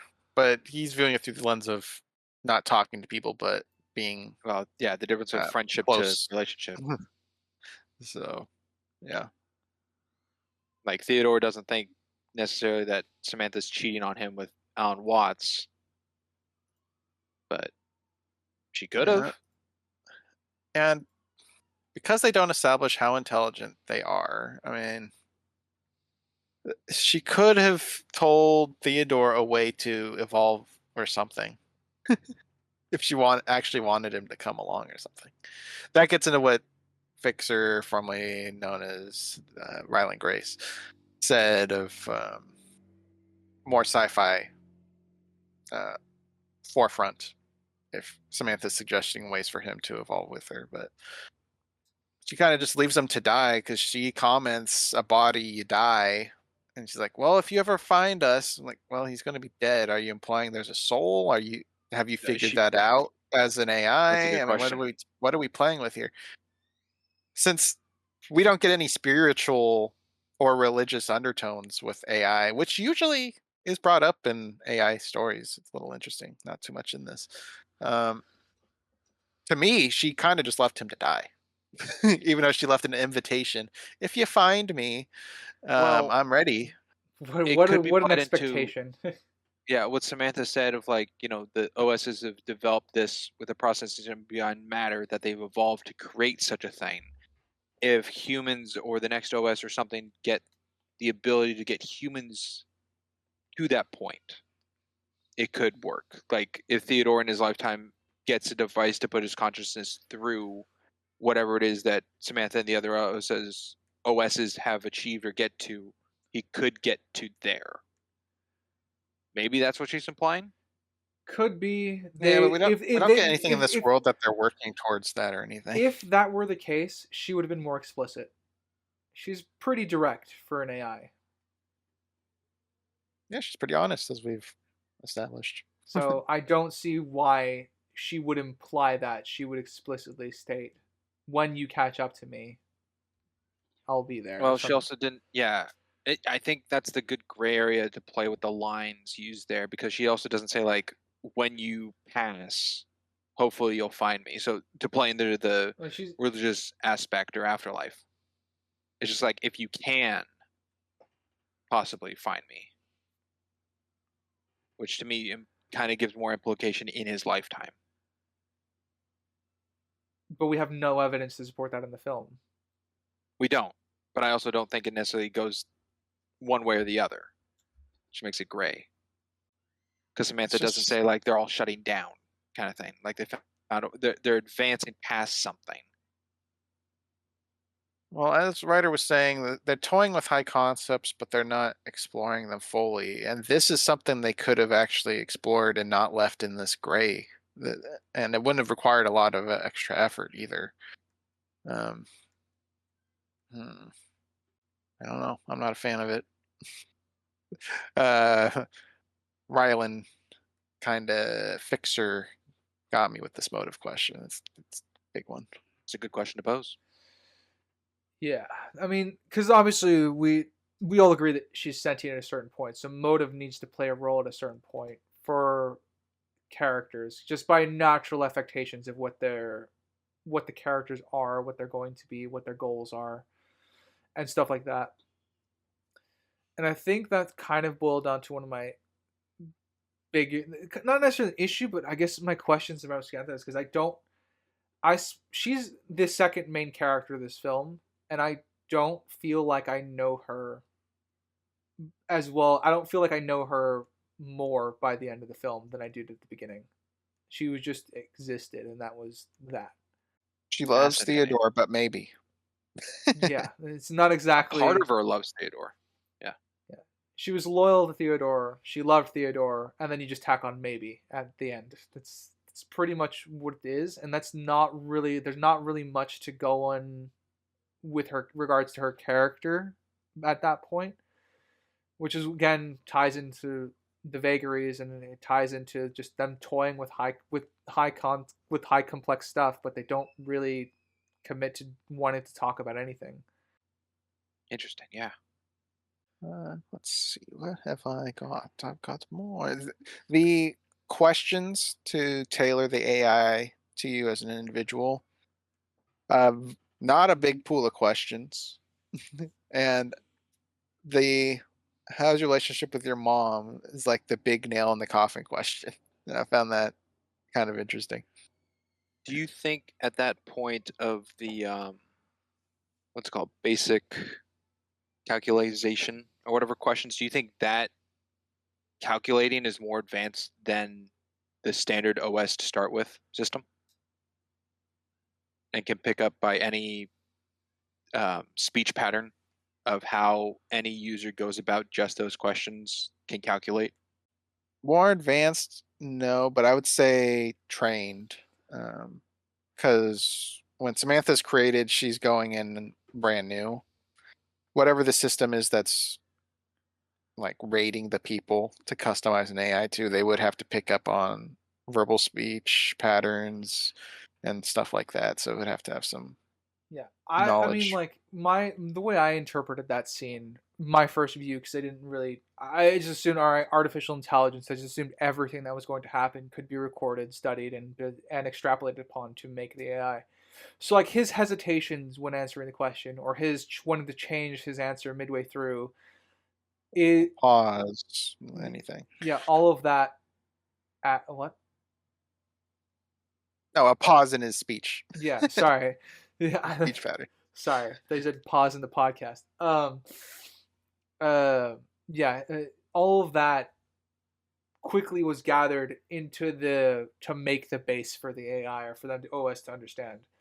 And that to me spoke to an incredible level of artificial intelligence that is then turns into this something that's going to grow rapidly. There's a bit of a disconnect as far as like technology that's there, but it's again not super detrimental to what the story being told. It's just something that needs to be acknowledged. Yeah, I'm curious what Charles gave for his answer of his relationship with his mom. I don't have a mom. She didn't teach me manners. It does play into your funny little banter of the pause thing that played into when Theodore's writing letters, and it made me question what like key words would trigger. I mean, it's going to be rare that the words are used, I guess, in a letter, but what would trigger voice commands when writing? Like saying delete, would that just delete the whole thing, or would that be written in? And what, like, is there need to be a pause? What other words could there be of, like, send, save draft, new message, something like that? Like, I'm just curious in conversation or, passing people to, like, in his environment, what would cause that working?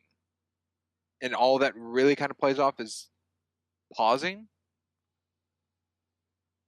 I mean, there's something like that now with like voice to text features for phones. Like you have to say pause period to get a period, but you could be talking about periods in punctuation forms or anything like that, and not just the end of a sentence, right? So I don't know how those operating systems work, but there's kind of something like that today. I see. If I'm gathering what you're putting out there. Yeah. I was just curious what, like, identify, because the thing he's speaking into at work for the letters isn't an AI that talks back to him or has a conversation with Samantha. It's like just picking up his voice, Cool. text to speech. Yeah. Yeah, well, I mean, we don't get much on. Like, is it the tone of which you say delete or something? I have no idea. Neither do I. Yeah. It's just a question. All right. Ryder, do you have a point? Let's see. I will jump to. I'll jump to after the fight with the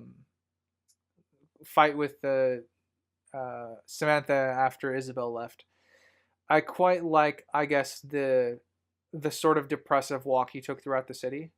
It's kind of playing into the vibe of just wanting to get lost in the night because you feel so terrible. It was just a nice mix of visuals and state of mind for the character and everything else, leading into him going to see his friend Amy. And I think that his talk with Amy in that scene is probably my favorite dialogue exchange in the movie. I'm not surprised. I expected that when I saw it. Yeah. Ryder's gonna like this. Pretty much, yeah. It's a very good talk about I mean, what the film is trying to be about. Get a good sense of identity from in this scene. Yeah. Yeah.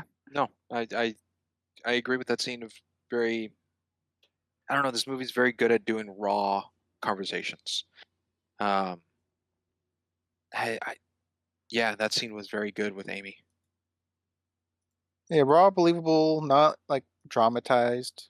Not force. Yeah, not to get tension in the scene or emotion out of it. It's just believability. Yeah. Mm-hmm. Because they've built their friendship enough to make it believable that he would go there, And of course they would have this conversation because she obviously knows he's dating an AI. She was okay with it. She's met Samantha at this point. I think she has anyway. Kind of, this is giving me a lot of familiarity to when we covered Before You Go. Yep, I knew it. I was going to ask you about it because you were talking about how believable you viewed the conversations in that. Yeah, Or both of you did. Yeah, I got a tier list now because this also comes across to me as in that vein. Like I said, it just doesn't quite stick the landing as well as Before We Go and Lost in Translation do for me. But there's a lot of familiar elements to be found. Yes. Yeah. Well, Lost in Translation and Her, I think, are far more. Maybe not far. Far is too crimson of a word to use. Just more in the sense of a audience perspective of a film being made, as Before We Go has that, I think, as you put it, an unsettledness factor. Yes. Yeah, Ryder was talking about how unsettling it was, how real it felt. Yeah. On the pod. Yeah, Lost in Translation and Her both evoked similar feelings, where I had to pause and kind of take a breath to kind of just exhale the emotions that I was intaking. I see. But Before We Go would be the strongest of those three cases? No, Lost in Translation would be. Before We Go is... Oh. Before We Go would be probably second. This would be third. Okay, interesting.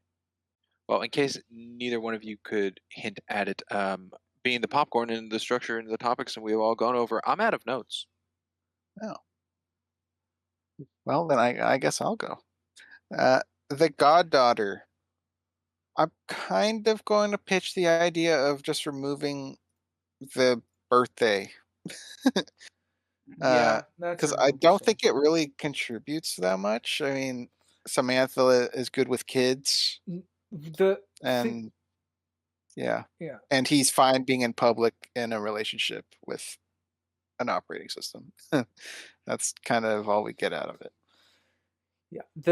The thing it adds for me, as far as world building is concerned, is that it just further shows the disconnect between people. He put off trying to find a gift himself. He made an AI do it.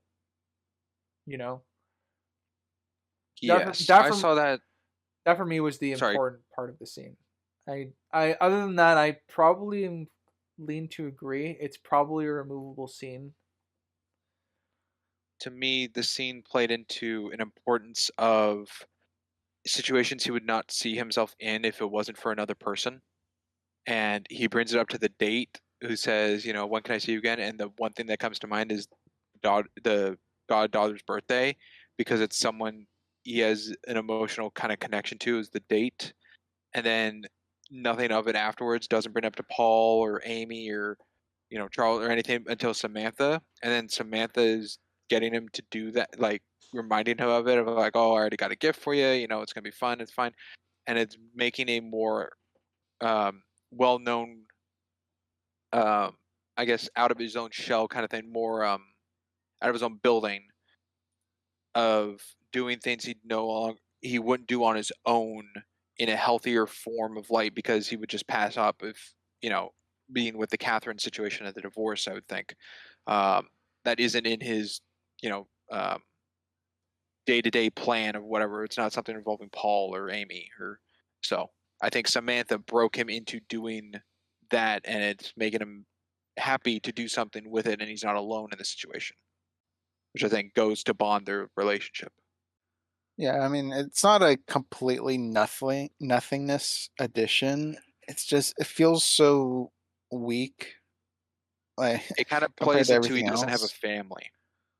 Yeah, I think that scene definitely could have been strengthened. Like, if they were visiting him and at some point, or they ran into him, like, to show that he does have a close relationship with his goddaughter. And at any point, I think that would help strengthen the necessity of this scene here. Because I'm in agreement. It does accomplish stuff. It's still weak, is what it is. It should accomplish more, because when you're writing a scene or filming a scene, the more layered it can be, the better off it is in the film. So it needs to accomplish multiple things at once and be as many things as possible. Okay. That's just how filmmaking is. Yeah. I don't know if I fully agree with that statement, but I can see the avenue to it for you to add. Huh. Okay. Do you want me to bring up another point? I got more. Well, I was just trying to. Sorry. Yes. I was tailoring to. I was going to add on the sense of how. I was just trying to remember, Crimson, you brought up of the video game thing, and how they led kind of breadcrumbs into the video game could have been a situation, and they didn't go down that route. And Ryder, you brought up complexity of things in the world that they could have hinted at or played more into that they didn't. And I feel like the goddaughter could have also been a slight situation of just seeing Samantha's interaction with the goddaughter and how well she is with kids to play into maybe Theodore and Samantha getting a child or talking about a family in that sense that's never branched on. So just another thing that's like possible breadcrumb that isn't touched on. A possible setup that's not paid off. Fair enough. I can see it from that vein. That's true. And very well could be in that half hour missing. Possibly, yeah. All right, now Crimson, now you're good. Yeah. All right. Catherine. I haven't talked too much about her yet, but I think they did a great job depicting the flashbacks throughout the whole film of Catherine and Theodore together. They all felt so genuine and authentic, like them in like an alleyway or outside somewhere with traffic cones on their heads, or dancing with each other abruptly, or just the what was the line? Rabbit spoon me. This like playful couple stuff. It felt very authentic. Usually I find them inauthentic, kind of like cheesy, unbelievable. But for some reason, this one grabbed me. This one felt genuine, quite believable. Yeah, and I think it helps too that we're only seeing snippets and disconnected, disconnected scenes and stuff like that. So I am in agreement. I think they did this Catherine stuff very well. I think Catherine's a great character. I think the only time where I didn't like her personally is when she just included the waiter to make it awkward. Yeah. In that scene. Yeah. Which is fine. I think that's well within her character to do that. But it got a little cheesy at that point.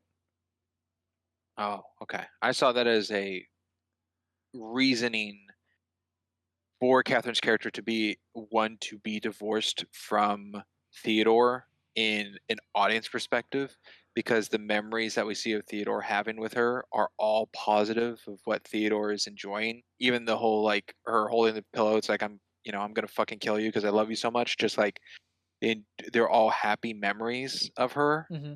And it kind of plays into why would you divorce someone if everything you remember is happy?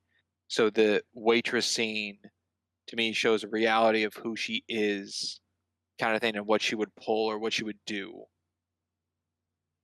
to make it seem like, oh, she's not a perfect person. Because her hesitance, possibly to first time, I can't recall my first time, but like the hesitance she has to the divorce papers, like, oh, yeah, I mean, there's nothing shown of her that's bad or negative. It's all kind of on Theodore not signing the divorce papers or playing into the like who wanted the divorce kind of thing, and it seems Theodore doesn't want it, and then at that instance it seems she doesn't want it, so it just kind of dances around the question of like who posed the divorce question. Yeah, and I liked the Samantha talk he had at one point in the bed, talking about how he's just waiting to get over her after a year still. It felt real. We're using that a lot. I felt the emotion. I think that was good acting. Yeah. Yeah. To add more onto what you were saying, Springs, about that particular scene, I agree, and I also like the fact that it was very cordial that eventually slowly fell apart. Like you can definitely tell there's still a lot of emotions between them, and they still very much care for each other. But it felt like as that cordialness fell apart a little bit, it kind of felt like it touched on the raw nerves of why they fell apart. Yeah, and I like the mystery of that. I like that it's never like concrete told you the reason for the divorce. It's giving some little reasonings here on her part and some on his part, which I think is enough you need. Yeah, you don't need to know the full truth. Like I said, I extrapolated the they can't have, or they had issues trying to have kids, and I honestly think that leads into the commitment stuff, and I also think that leads into just the him wanting her to be a certain way, and then she's not that way, as she points out at the table. So there, like I said, there's clearly a lot of history between them, and they do a good job of telling the audience what the audience needs to know to backfill the rest of the information if we wanted. Yeah, I just like that it doesn't show her a negative light until the situation of a presence or the present time. Yeah. For Theodore through his perspective. Yeah, it's just the one negative light that was there. Yeah, I really like that. Whose point was that? Was that Crimson making them? Okay, let's go to writer. Yeah, I'll jump to just a good injection of humor. It's after a couple heavy scenes with him, like it's like right after he's talking with Samantha in the bed about how he rehashes arguments with his ex-wife in his head sometimes to say them again, and he's writing a letter, and then it's kind of pulls out from all that heavy emotion stuff. They have Paul just inject a tiny bit of humor, making an awkward, funny joke about his writing. It's like, oh man, I wish someone would write me a letter like that. And I think the use of humor in this movie in that way is very, very well timed. It's very sparse. Like a woman. Or half woman. That's a good part thing. Man, half woman. Yeah. It's very sparse, but I think every use of humor is well placed to break up the tension of the scene, to make it feel real, to help give the audience exhale all the heavy emotions that they would theoretically be dealing with in the film. Yeah, it's not oversaturated with the humor. Yeah. It's a good tone setter. Mm-hmm. More on Samantha, and I appreciated that they added the part of him walking with his eyes closed, holding out the camera, because she wanted to take him somewhere for a surprise and to have some fun. Oh yeah, because it lends into the concept of her physically being there. It's like her pulling his arm somewhere, but obviously not. It's cool to see avenues that she explored before doing the Isabel thing. Yeah, like they have a good relationship even before they start having like some troubles, and I agree. I actually quite like that scene because it shows that the two of them are having fun together. Yeah. I did write lucky how he hit nobody when he did the 360 spin before the whole sneezing thing. Well, she could see it all. Yeah. And I like that she's like, hey, they all think you're drunk right now. Yeah. It also plays into the possibility, is she only seen out of his camera or any other camera? I mean, again, that gets to the point of how far evolved is she at what point. Ties into not really sure. Shrug. If she can see from any angle, then he's more safe. Yeah, that's true. With that one, yeah. Ryder, how much more do you have? I could probably scrape together. Keep bouncing. I could probably scrape together a couple more if you want me to. Oh, 2 more each. All right, I'm good with that. I'll jump to just a quick note on the how they introduced Theodore being more open about his OS relationship. So when Amy is talking about it, just feels very, how she talks about her husband leaving behind Evie, and it feels very weird for her to be bonding to an AI, and the gradual openness for him in that relationship, she's unintentionally creating a safe space for him to talk. Again, I think is just very subtle way of showing, I guess, how much they trust each other. That she was talking about it first, and how someone else she knew was already in a relationship with an OS. So again, it's just building on the friendship blocks and the strengthening Amy and Theodore's relationship, even though it is very much playing second fiddle to Samantha and Theodore's relationship. I very much enjoyed that. Yeah, I mean, was there any Amy parts you didn't like, Ryder? Not really. I can't think of any. So I think she's a very strong character. A lot of my favorite scenes involve her and Theodore. So Good. I'm gonna go with the reveal of Samantha being gone, and it's when he's reading a physics book. Light reading. Kind of a random thing, and it was during the middle of the day. It wasn't in the morning or something, so she usually they're together in the morning. So there was a period of time that she sent him an email and left instead of just telling him and then leaving. Because the email implies it was probably while he was asleep. But he if went he a woke large up without portion her of the being day. there, Yeah. so I find that as an issue. Yeah, it's a bit weird because he's at work, isn't he? I don't really know where he is. He's not in his I'm cubicle. in agreement, so I don't know where he is. I assumed he He's was probably at work. If I he's not thought at home. I feel like he's on lunch break at work is kind of the implication I got.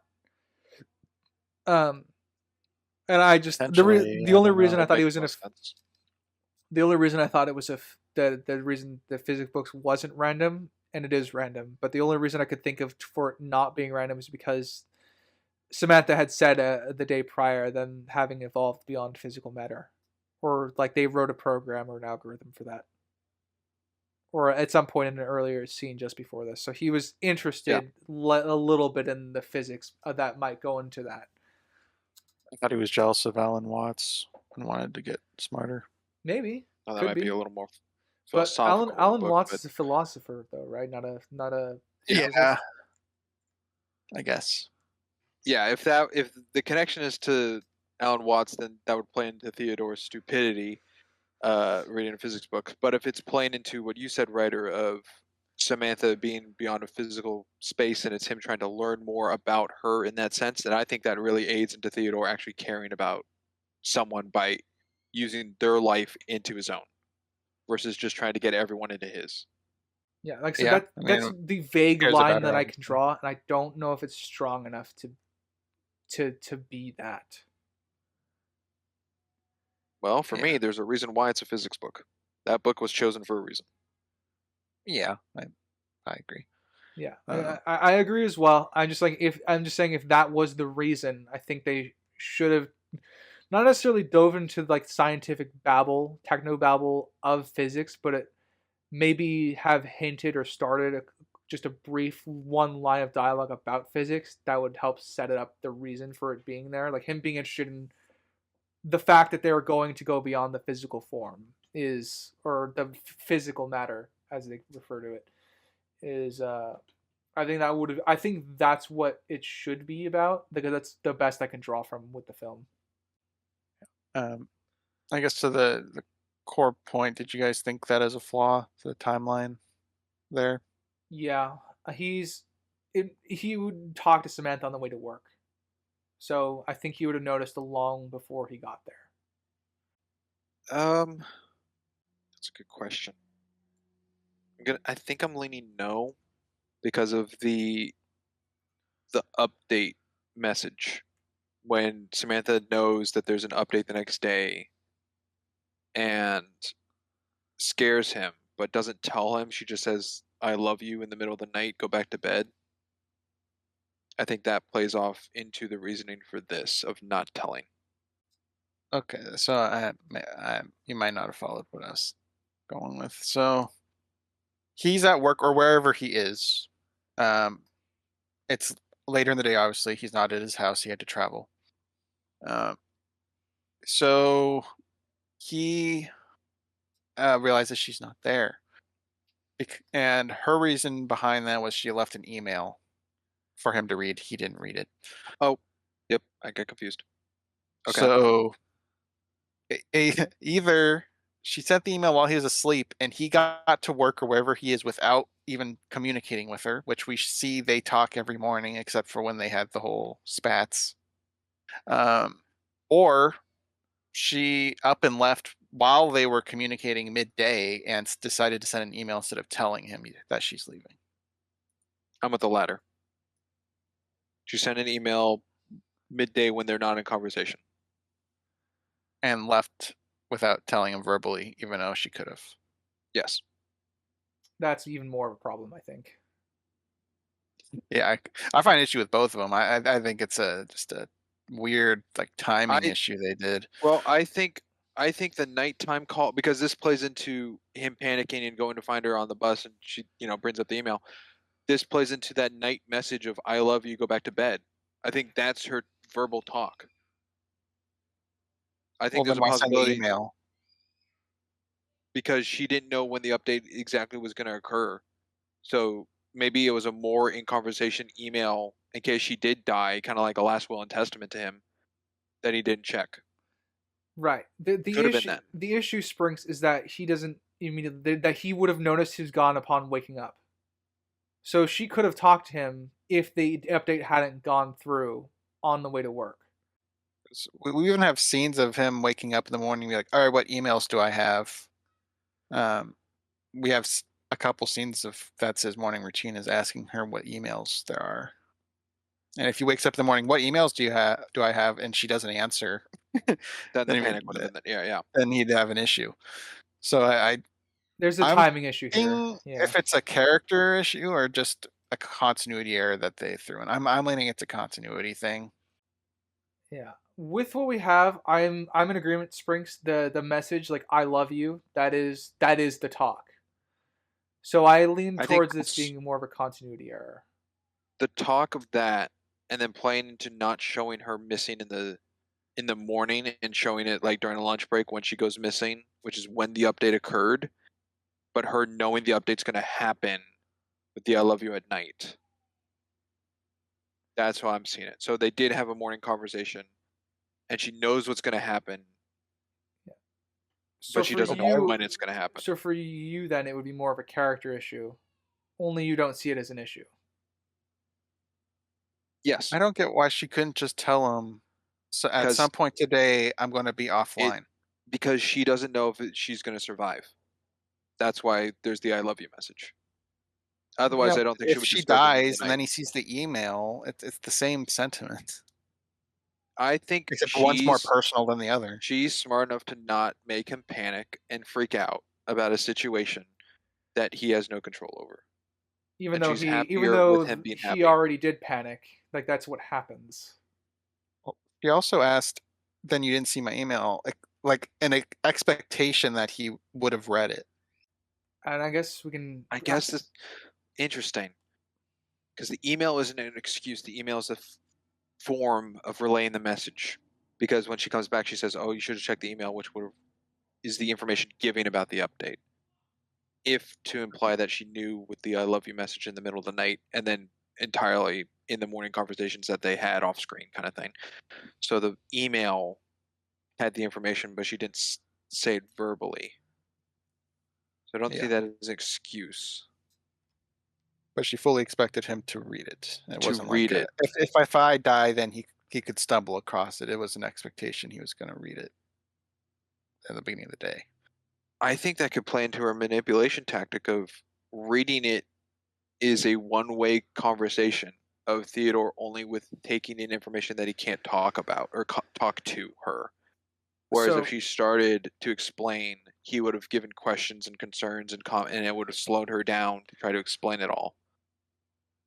So when he asks in the morning, "What emails do I have today?" and Samantha omitted the fact that she wrote an email for him because of the update. That's if the email was there in the morning.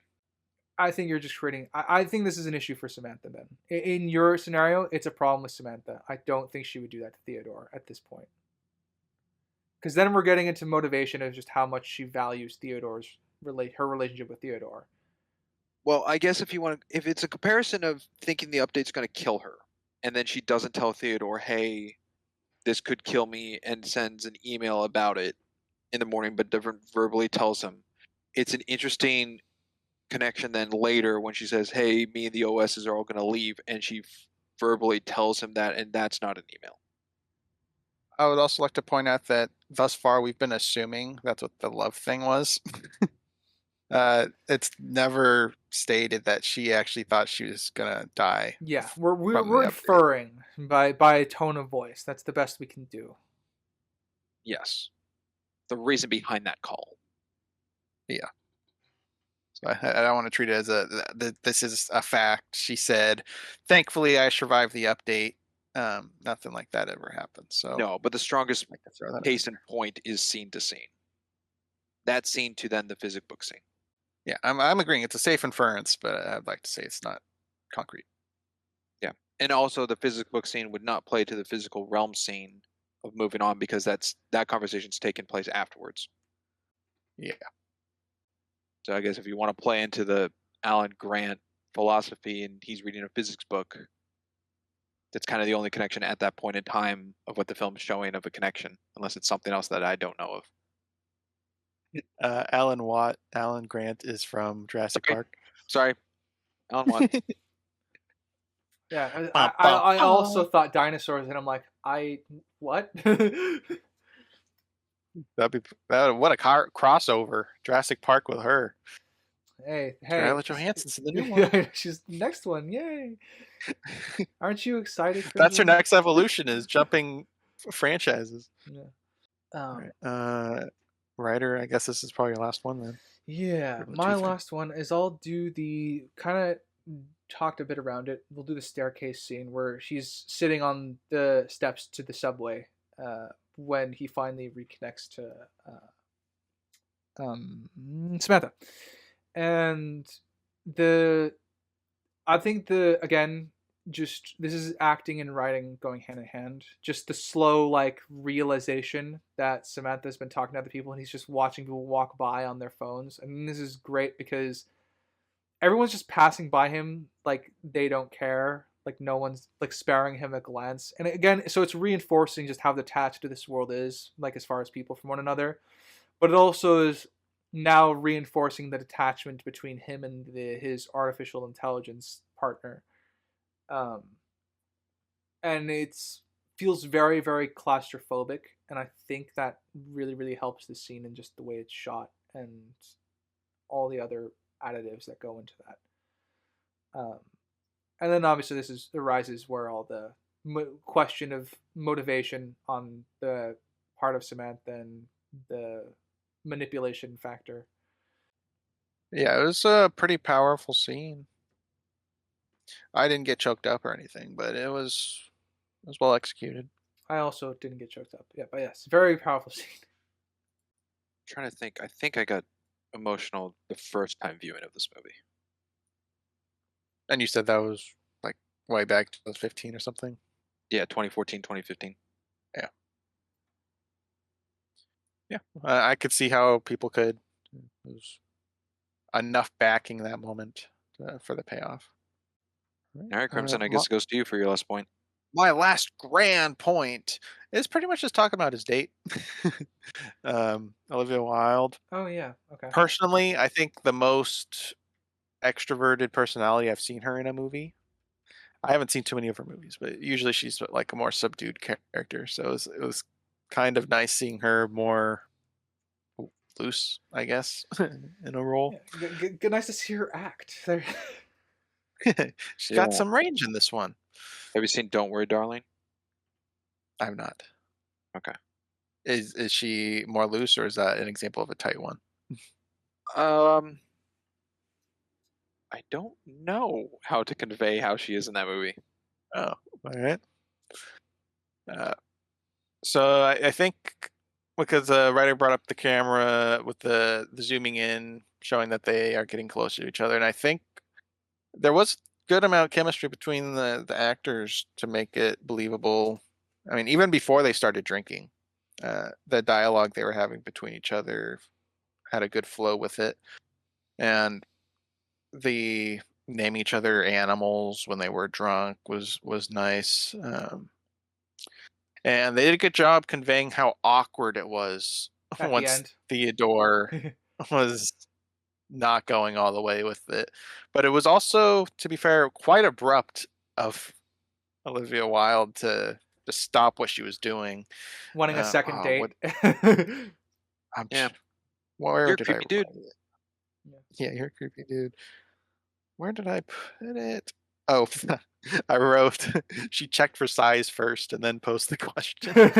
Ooh. That's funny. That's hilarious. But Uh, yeah, I didn't really talk about it, but the flashbacks we get of the date later on when he's kind of talking about how it didn't go well with Samantha, didn't go well with Samantha. I guess it's right before this, the sex scene that fades to black.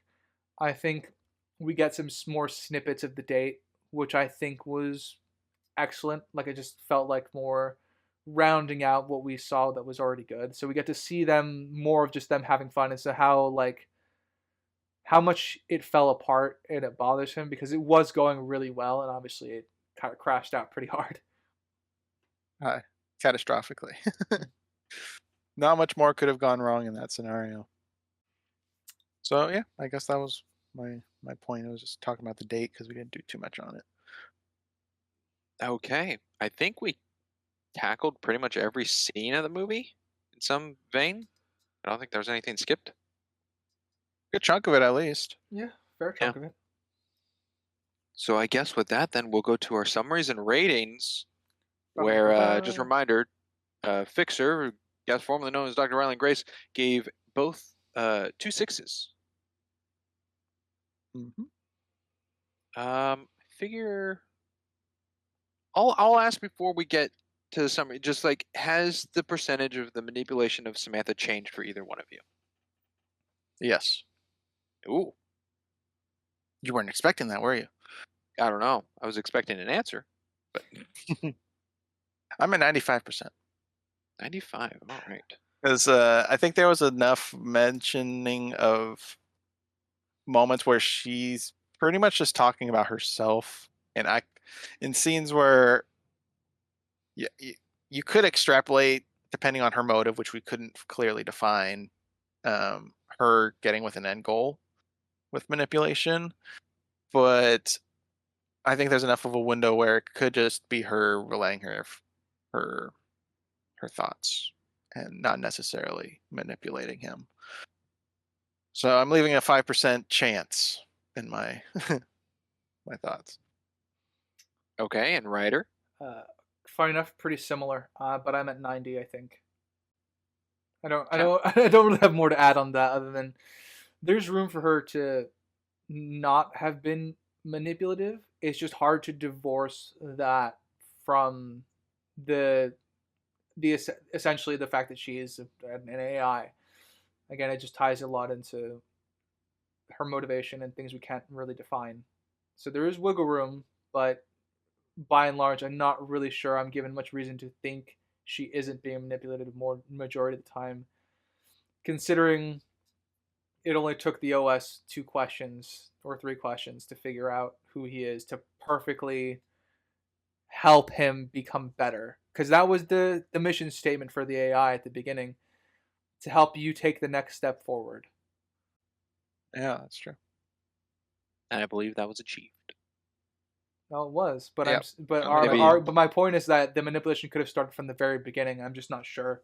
Yes. Yeah. After being my 4th time watching it, I am still at 50%. So none of our talks affected you, huh? Not necessarily. My first viewing of this movie, I think I was at a 0%. Second time viewing, I was probably around a 30%. My third time viewing, I was at 100%. Now you've mellowed out back to 50. What I see this movie, which plays into my objective and subjective of the movie, is it kind of has the sense of the Prestige, where this movie is a different movie depending on how you see it. If you watch this movie where Samantha's at a 0% manipulative, it's a different sense of her character and how Theodore reacts, and the whole movie tone of romance is askew. If you see it on the other hand of 100%, of she has a goal and intent the entirety of the time, and what she's doing to Theodore is cruel, malicious, however you word it, but not genuine. Totally different movie. Okay. Well, I guess that's my definition of manipulative, I guess, is different because I don't think manipulating is inherently bad. I think we've actually talked about this on one podcast, the definition of manipulative. I don't know which one that would have been on, but like I said, she could manipulate him into being organized on his computer. That's not malicious, but she is coercing him to be organized. That's a positive, but that's still manipulating. So, see, that's where I would use the word persuasive. I mean, what is manipulation but to coerce someone into doing something? I think manipulation is for the individual's own purpose. Persuasion is direct. Allowing them to choose. Persuasion is direct conversation, while manipulation is subtly moving things around in order to coerce change without necessarily having the direct conversation. Good way of viewing it for me there. Yeah. Both aren't necessarily negative. Both aren't necessarily positive. They both can be used in very malicious ways. Gotcha. Okay. Well, I guess with summary and rating, let's just go down the line. Let's start with writer. Wonderful. Starting again. All right. I'll do subjective first. This was a fun movie. I enjoyed myself. I enjoyed the romantic bits. There was lots to like. There was lots that I found to be questionable. The biggest hit on subjective for me is there's ample opportunity for this movie to say to delve into very complex topics, and its aversion to that really started to bother me at a certain point of the film because I felt like it was wasting the opportunity of its choice of genre and its choice of what it's trying to tell and the themes that it's playing around with, or at least playing in concept to the ideas. It never really delves into something super deep and meaningful beyond the surface level stuff, which is, I'm going to label that under subjective. Film didn't need to do that, but definitely hurt my viewing of the film. I wish it was better in that regard. I had fun with it. I enjoyed the romance of it. I probably... comparing this to Lost in Translation, and before we go, I probably wouldn't. I unlike those two, I wouldn't as eagerly want to rewatch this one. I do think the film tries a lot. I love the interactions between Amy and Theodore. I enjoy the dystopian world that it built. Even if it doesn't really go into much detail about it. I enjoy a lot of the aesthetic that this film has to offer with regards to that. The architecture, the coloring, the simplicity of the simplicity in the 13 years ahead, 12 years ahead in the future that it had for going for it. So I'm at a comfortable 7 right now. I've been bouncing between a 6.5 and a 7. So subjective 7. Objectively, plot is driven by the characters. It kind of meanders. It's not really like what you would call a typical plot. It's very much a going from one character related thing to the next, which is fine. I prefer my plots to be character driven. And I think that is probably one of the strengths of the film. I think that using Theodore as a catalyst from going to one place to the next, as far as leading the story to a particular direction, it works mostly well. There are things that kind of come out of left field. The AI suddenly transcending physical matter to kind of lead to, I don't know if the ending's abrupt, but it feels kind of out of place with the rest of the film, out of lockstep. It's not bad by any means, but it definitely, I think, disrupts in a very minor way, I guess, the pacing of the film. I felt it comes across to me as like they weren't 100% sure what they wanted for a climax, but this is the one we ended up with, which is it works. I'm not opposed to it. It's just that it lacks setup, and that goes into other things that become a problem with the film. There's plenty of setups in the film that aren't necessarily payoffs, so it feels like you're given a bunch of red herrings in a film that doesn't necessarily need a bunch of red herrings. We kind of listed them out earlier in the coverage. World building, I'm gonna go with it okay. It's passable. I have a lot of questions and vagaries about one character in particular, being Samantha, how strong she is, how advanced she is, how evolved she is, at what point her evolution became more important than her relationship with Theodore. Was Theodore ever more important than her evolution? And that will tie a bit more into her character later on. But I think as far as the world building goes, it's okay. I don't really have any major issues about it outside of questions about the AI and wanting to try and define that more to help give a better understanding as to why things end up the way they do. Even if they were, if for example, if their goal was to try and make Samantha an incomprehensible being to the audience, as for us to be more okay with this ending, I think they would have failed in that aspect. I don't think that's what they were trying to do as far as intent was concerned, but I'm saying that just I'm not sure still about the intent with where they were going with the story. And I will tie that into characters. Theodore, really well fleshed out. He's the one we spend the most time with in the film, clearly the main character. We understand his motivations and his problems very clearly. The film doesn't really pull punches when it's showing off his flaws, which I appreciate. And again, tying a little bit into Samantha here with the world building. I don't know. The biggest issue for me is Samantha because I don't know the character, and I feel like I spent a lot of time with her, but I don't understand her very much beyond the basic surface tenets of that she's questioning her existence and that she loves Theodore, which is fine as a basis, but again, they don't really move into like something beyond that, where in giving us an understanding of who she is and why she's chosen to be this way. We don't really get a fulfilling self-identity journey. Not that we needed this. Again, more questions about a character, which leaves a certain element of character storytelling unfulfilled and satisfied, I guess, would be a word for it. And then I think the side characters are all great. Even down to Charles, I think he's a great side character, whether or not I like him as a person. Amy is really well fleshed out. I don't really have any issues with her character. Theodore, Paul, we talked about it. Maybe a minor improvement could be added on for him. But overall, this film has a lot more good in it than bad. It's very artsy. And so I'm at a 7.5 objectively. Okie dokie. Crimson, you're up to bat. Alrighty.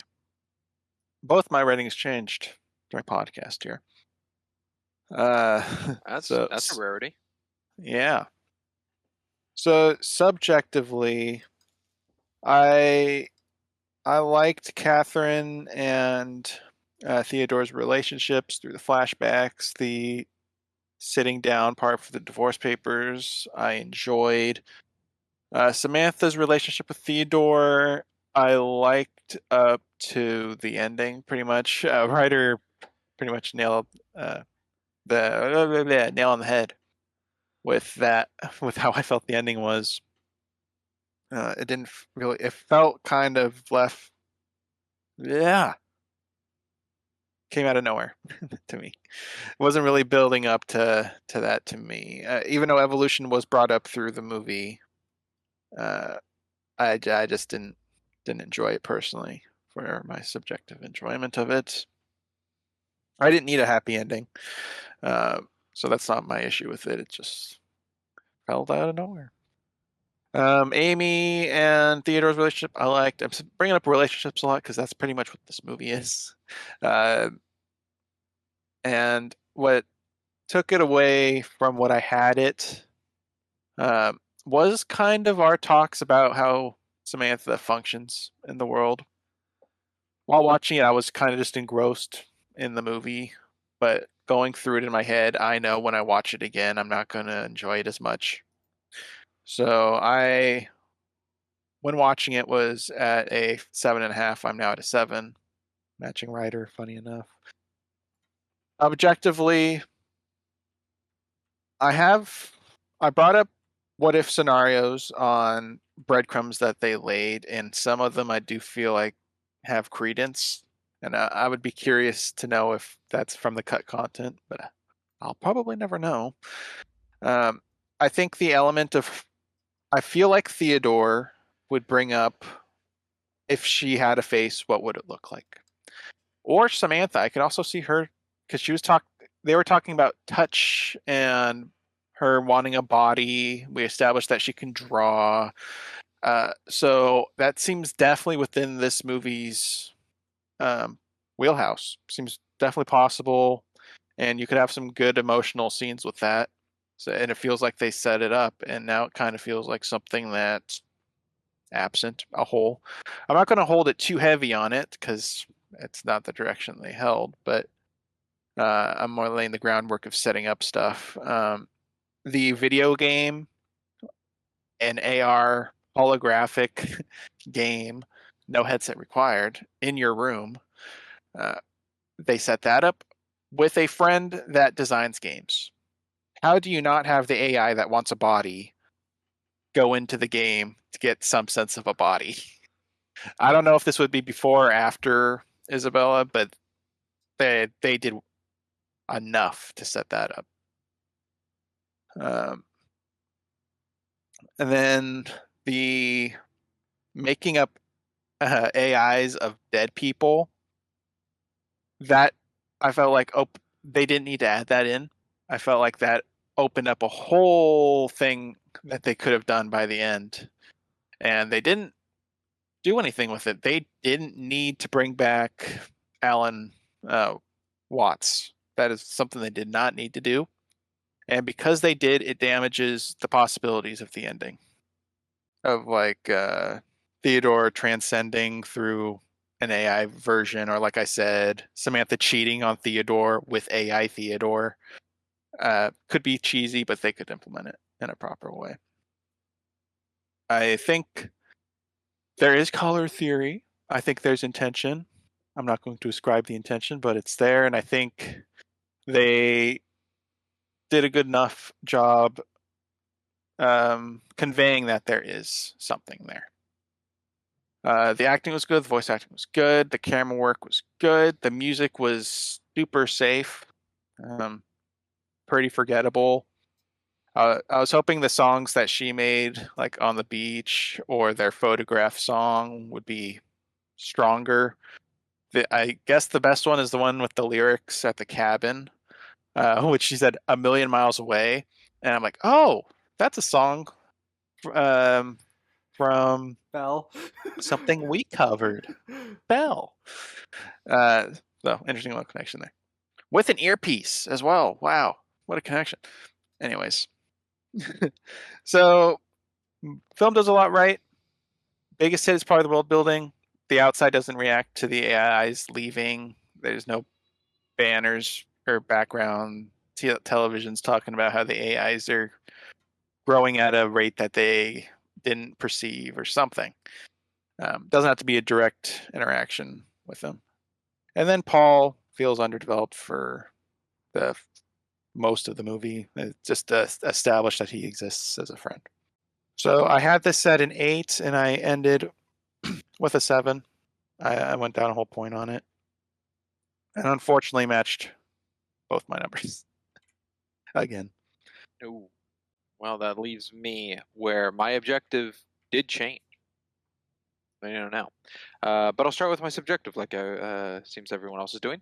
I quite enjoy this movie. I think it's a really good romance movie. Not in the vein, like a lot of people who like romance are like, oh, the romance movie, like The Proposal. I'm like, that's more, yes, but it's comedy. Or The Vow. It's like, yes, but, and a lot of buts. And when I say Her is a romance, people are like, yes, but the sci-fi aspect. I'm like, yes, but back onto it, that's not the focal point of the movie.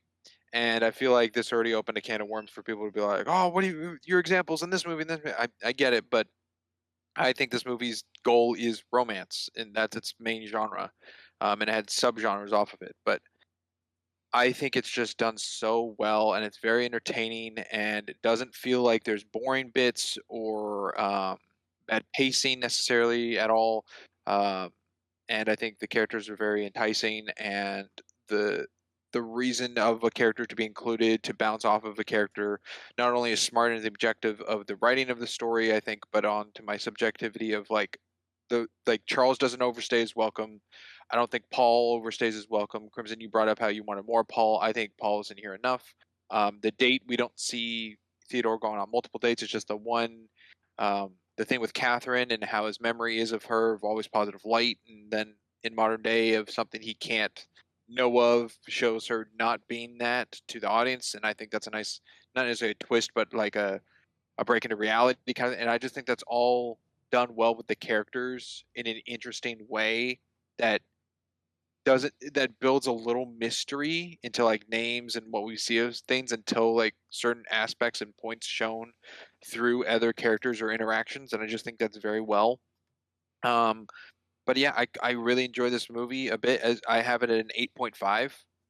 um I have a couple other romance movies above it in sense of subjectivity, um but I think this is really up there, at least in conversation, for me. Objectivity, I think the acting's very well done, and the voice acting of Scarlett Johansson is so maybe phenomenal. I think phenomenal voice acting. It has so much emotional weight of any aspect of emotion, of sadness, anger, happiness, laughter, childlike wonder, curiosity. Like so many different emotions are conveyed just through the voice that don't need the aid of music or necessarily Theodore adding on, because Theodore, yes, he has that too, and Joaquin Phoenix's acting has that, but he's more of a duller character kind of, and the more Samantha is around him, the more he breaks out of that. But his kind of like not monotone, but just kind of basic responses against her heighten her responses of how she says things higher, and it's not met with his on like the same level, if that makes sense. So it just makes it sound like so weighted into the emotions of just a voice without the animation aspect of like voice acting, where the emotions of a physical appearance come across of the facial expressions and the body language and all that. This is in a voice that's on its, and I just think it's one of the best, I think, voice actings I've heard in a film kind of thing. I think the lighting's really good, really beautiful in some shots. I never said my favorite shot. My favorite shot is the end of the movie. um, it does tackle a little of the color theory I touched on, but I just think it's really well done, very stylized and framed, of Theodore and Amy in the bottom center, and it almost has a I forget the actual term, but a grid, the 9 grid pattern look to it in the shaping of it, and I think it's very well done. Rule of thirds. Was the rule of thirds a center and left and right, That's or is the rule of the thirds grid thing. also okay? So it's 'Cause 9 you can have quad. it from top down 3/3 or the sides 3/3. Okay, then yes, rule of thirds. That's what I'm getting at. And the rule of thirds, and then also just a middle of the skyline above the top half, and then the city landscape bottom half. Kind of, it's just really good. So the cinematography I think is really good, very creative in some spots. Writers, you touched on it. Crimson, you've touched on a little bit of just the camera work that's being used in this film to not be stagnant or uh, kind of basic, I guess, in sense, but there's some creative things and nothing too like wild or out there. Um, Interestingly enough, and for a movie that has the lack of a physical absence, it's a creative approach, which I could say goes in the cinematography for not having the scene visual to have that sex scene of in the dark, in pitch black, and I think that's just very creative. let's see, the writing I think is very well done. The editing for the film I think is very well done. To play off the pacing of what, even though they're two separate situations of a life of when something occurs, what's playing from one scene to the next, to just go with your mind and the audience of like, oh, that just happened, what's going to happen next, and they don't necessarily connect, but it plays into it. One editing aspect that did connect in a vein, not like my examples I'm giving in context, but the Alan Watts saying he wants to have a talk with Samantha, and the kettle's steaming and the whistle of the kettle's going off, and Theodore walks outside by himself, and the kettle whistle transitions into the next scene with him. I think that's really good to show like something's going off, like an alarm, and it's on his mind. And I think that played very well. The color theory I think is really good. Maybe it's not. I got a bunch of examples of what the colors could mean. It could mean all, could mean just one aspect of what I touched on for a scene or given emotion given. But I think it's very apparent that it's a presence in this film. I guess writing I said, but the dialogue of conversations between all the characters I think are really good. I don't think there's a bad actor in this movie. Charles doesn't have a lot to him, but I wouldn't say he's bad at what he is doing, and he conveys it very well. Costuming I guess goes into color theory a bit, but everyone's costuming kind of has, everyone's got their pants really high up, which I don't know if it's just a fashion sense of the future, but it just seems everyone's pants are like above their belly button kind of thing. So that was a little interesting to give it a futuristic approach and look. I always forget something. I'm so sorry, but my thing did go down 0.5 from the whole topic of what we discussed, but I have it at an 8.5. So also doing a Crimson thing where both my numbers match. So there wasn't anything specific that lowered it this time. It was more just the broad, more sense of the pod. overall broad of Samantha. Because in Okay. my head, how I've watched it was first time viewing was kind of black and whitish of seeing the movie one way, seeing the movie the other way, of being no intent versus full intent kind of thing of manipulation. And this time watching it was definitely through the lens of the podcast, just taking in all the objectivity points watching it. But the balance of like how much is and how much isn't that the three of you all discussed on the pod was really making me think of like questioning, because nothing's set in stone of what it is, and it can be seen one way or the other, or the gray area.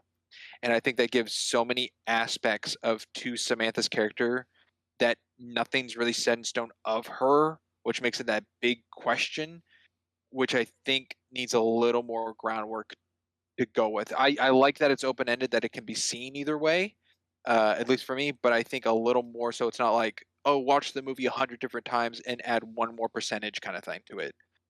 Okay. I guess just to amend one thing you meant, I meant more to do with Paul, not necessarily more Paul. Oh, okay. Yeah. And strengthen what the scenes he's in with. yeah. Yes. Yeah. And then a point I was going to bring in the pod, totally spaced it. The ending shot. Was I the only one that thought they were going up there to jump off?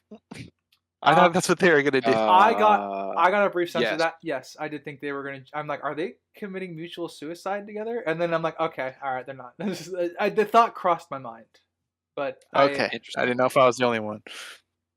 The thought Didn't have crossed that thought. Yeah, the thought crossed my mind. I didn't know if that was. I didn't think they were going to do that, but I was like, oh, that's a potential. That would be interesting. All right, gentlemen, shall I read us out? I think so. Yeah. All right. Thank you, audience, for listening, whether it be Spotify, Amazon, CastBox, GoodPods, iHeartRadio, Podcasts, and Samsung. If you happen to be on our visual side of things, be it YouTube or Rumble, thank you for watching our PNG2 slideshow there.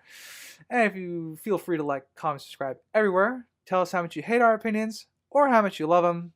As always, I've been Iki Writer. Crimson Rune. We had a fixer, the guest previously known as Dr. Ryland Grace, and I'm Springs. And we will catch you next time. Later, everybody. Bye. Toodaloo.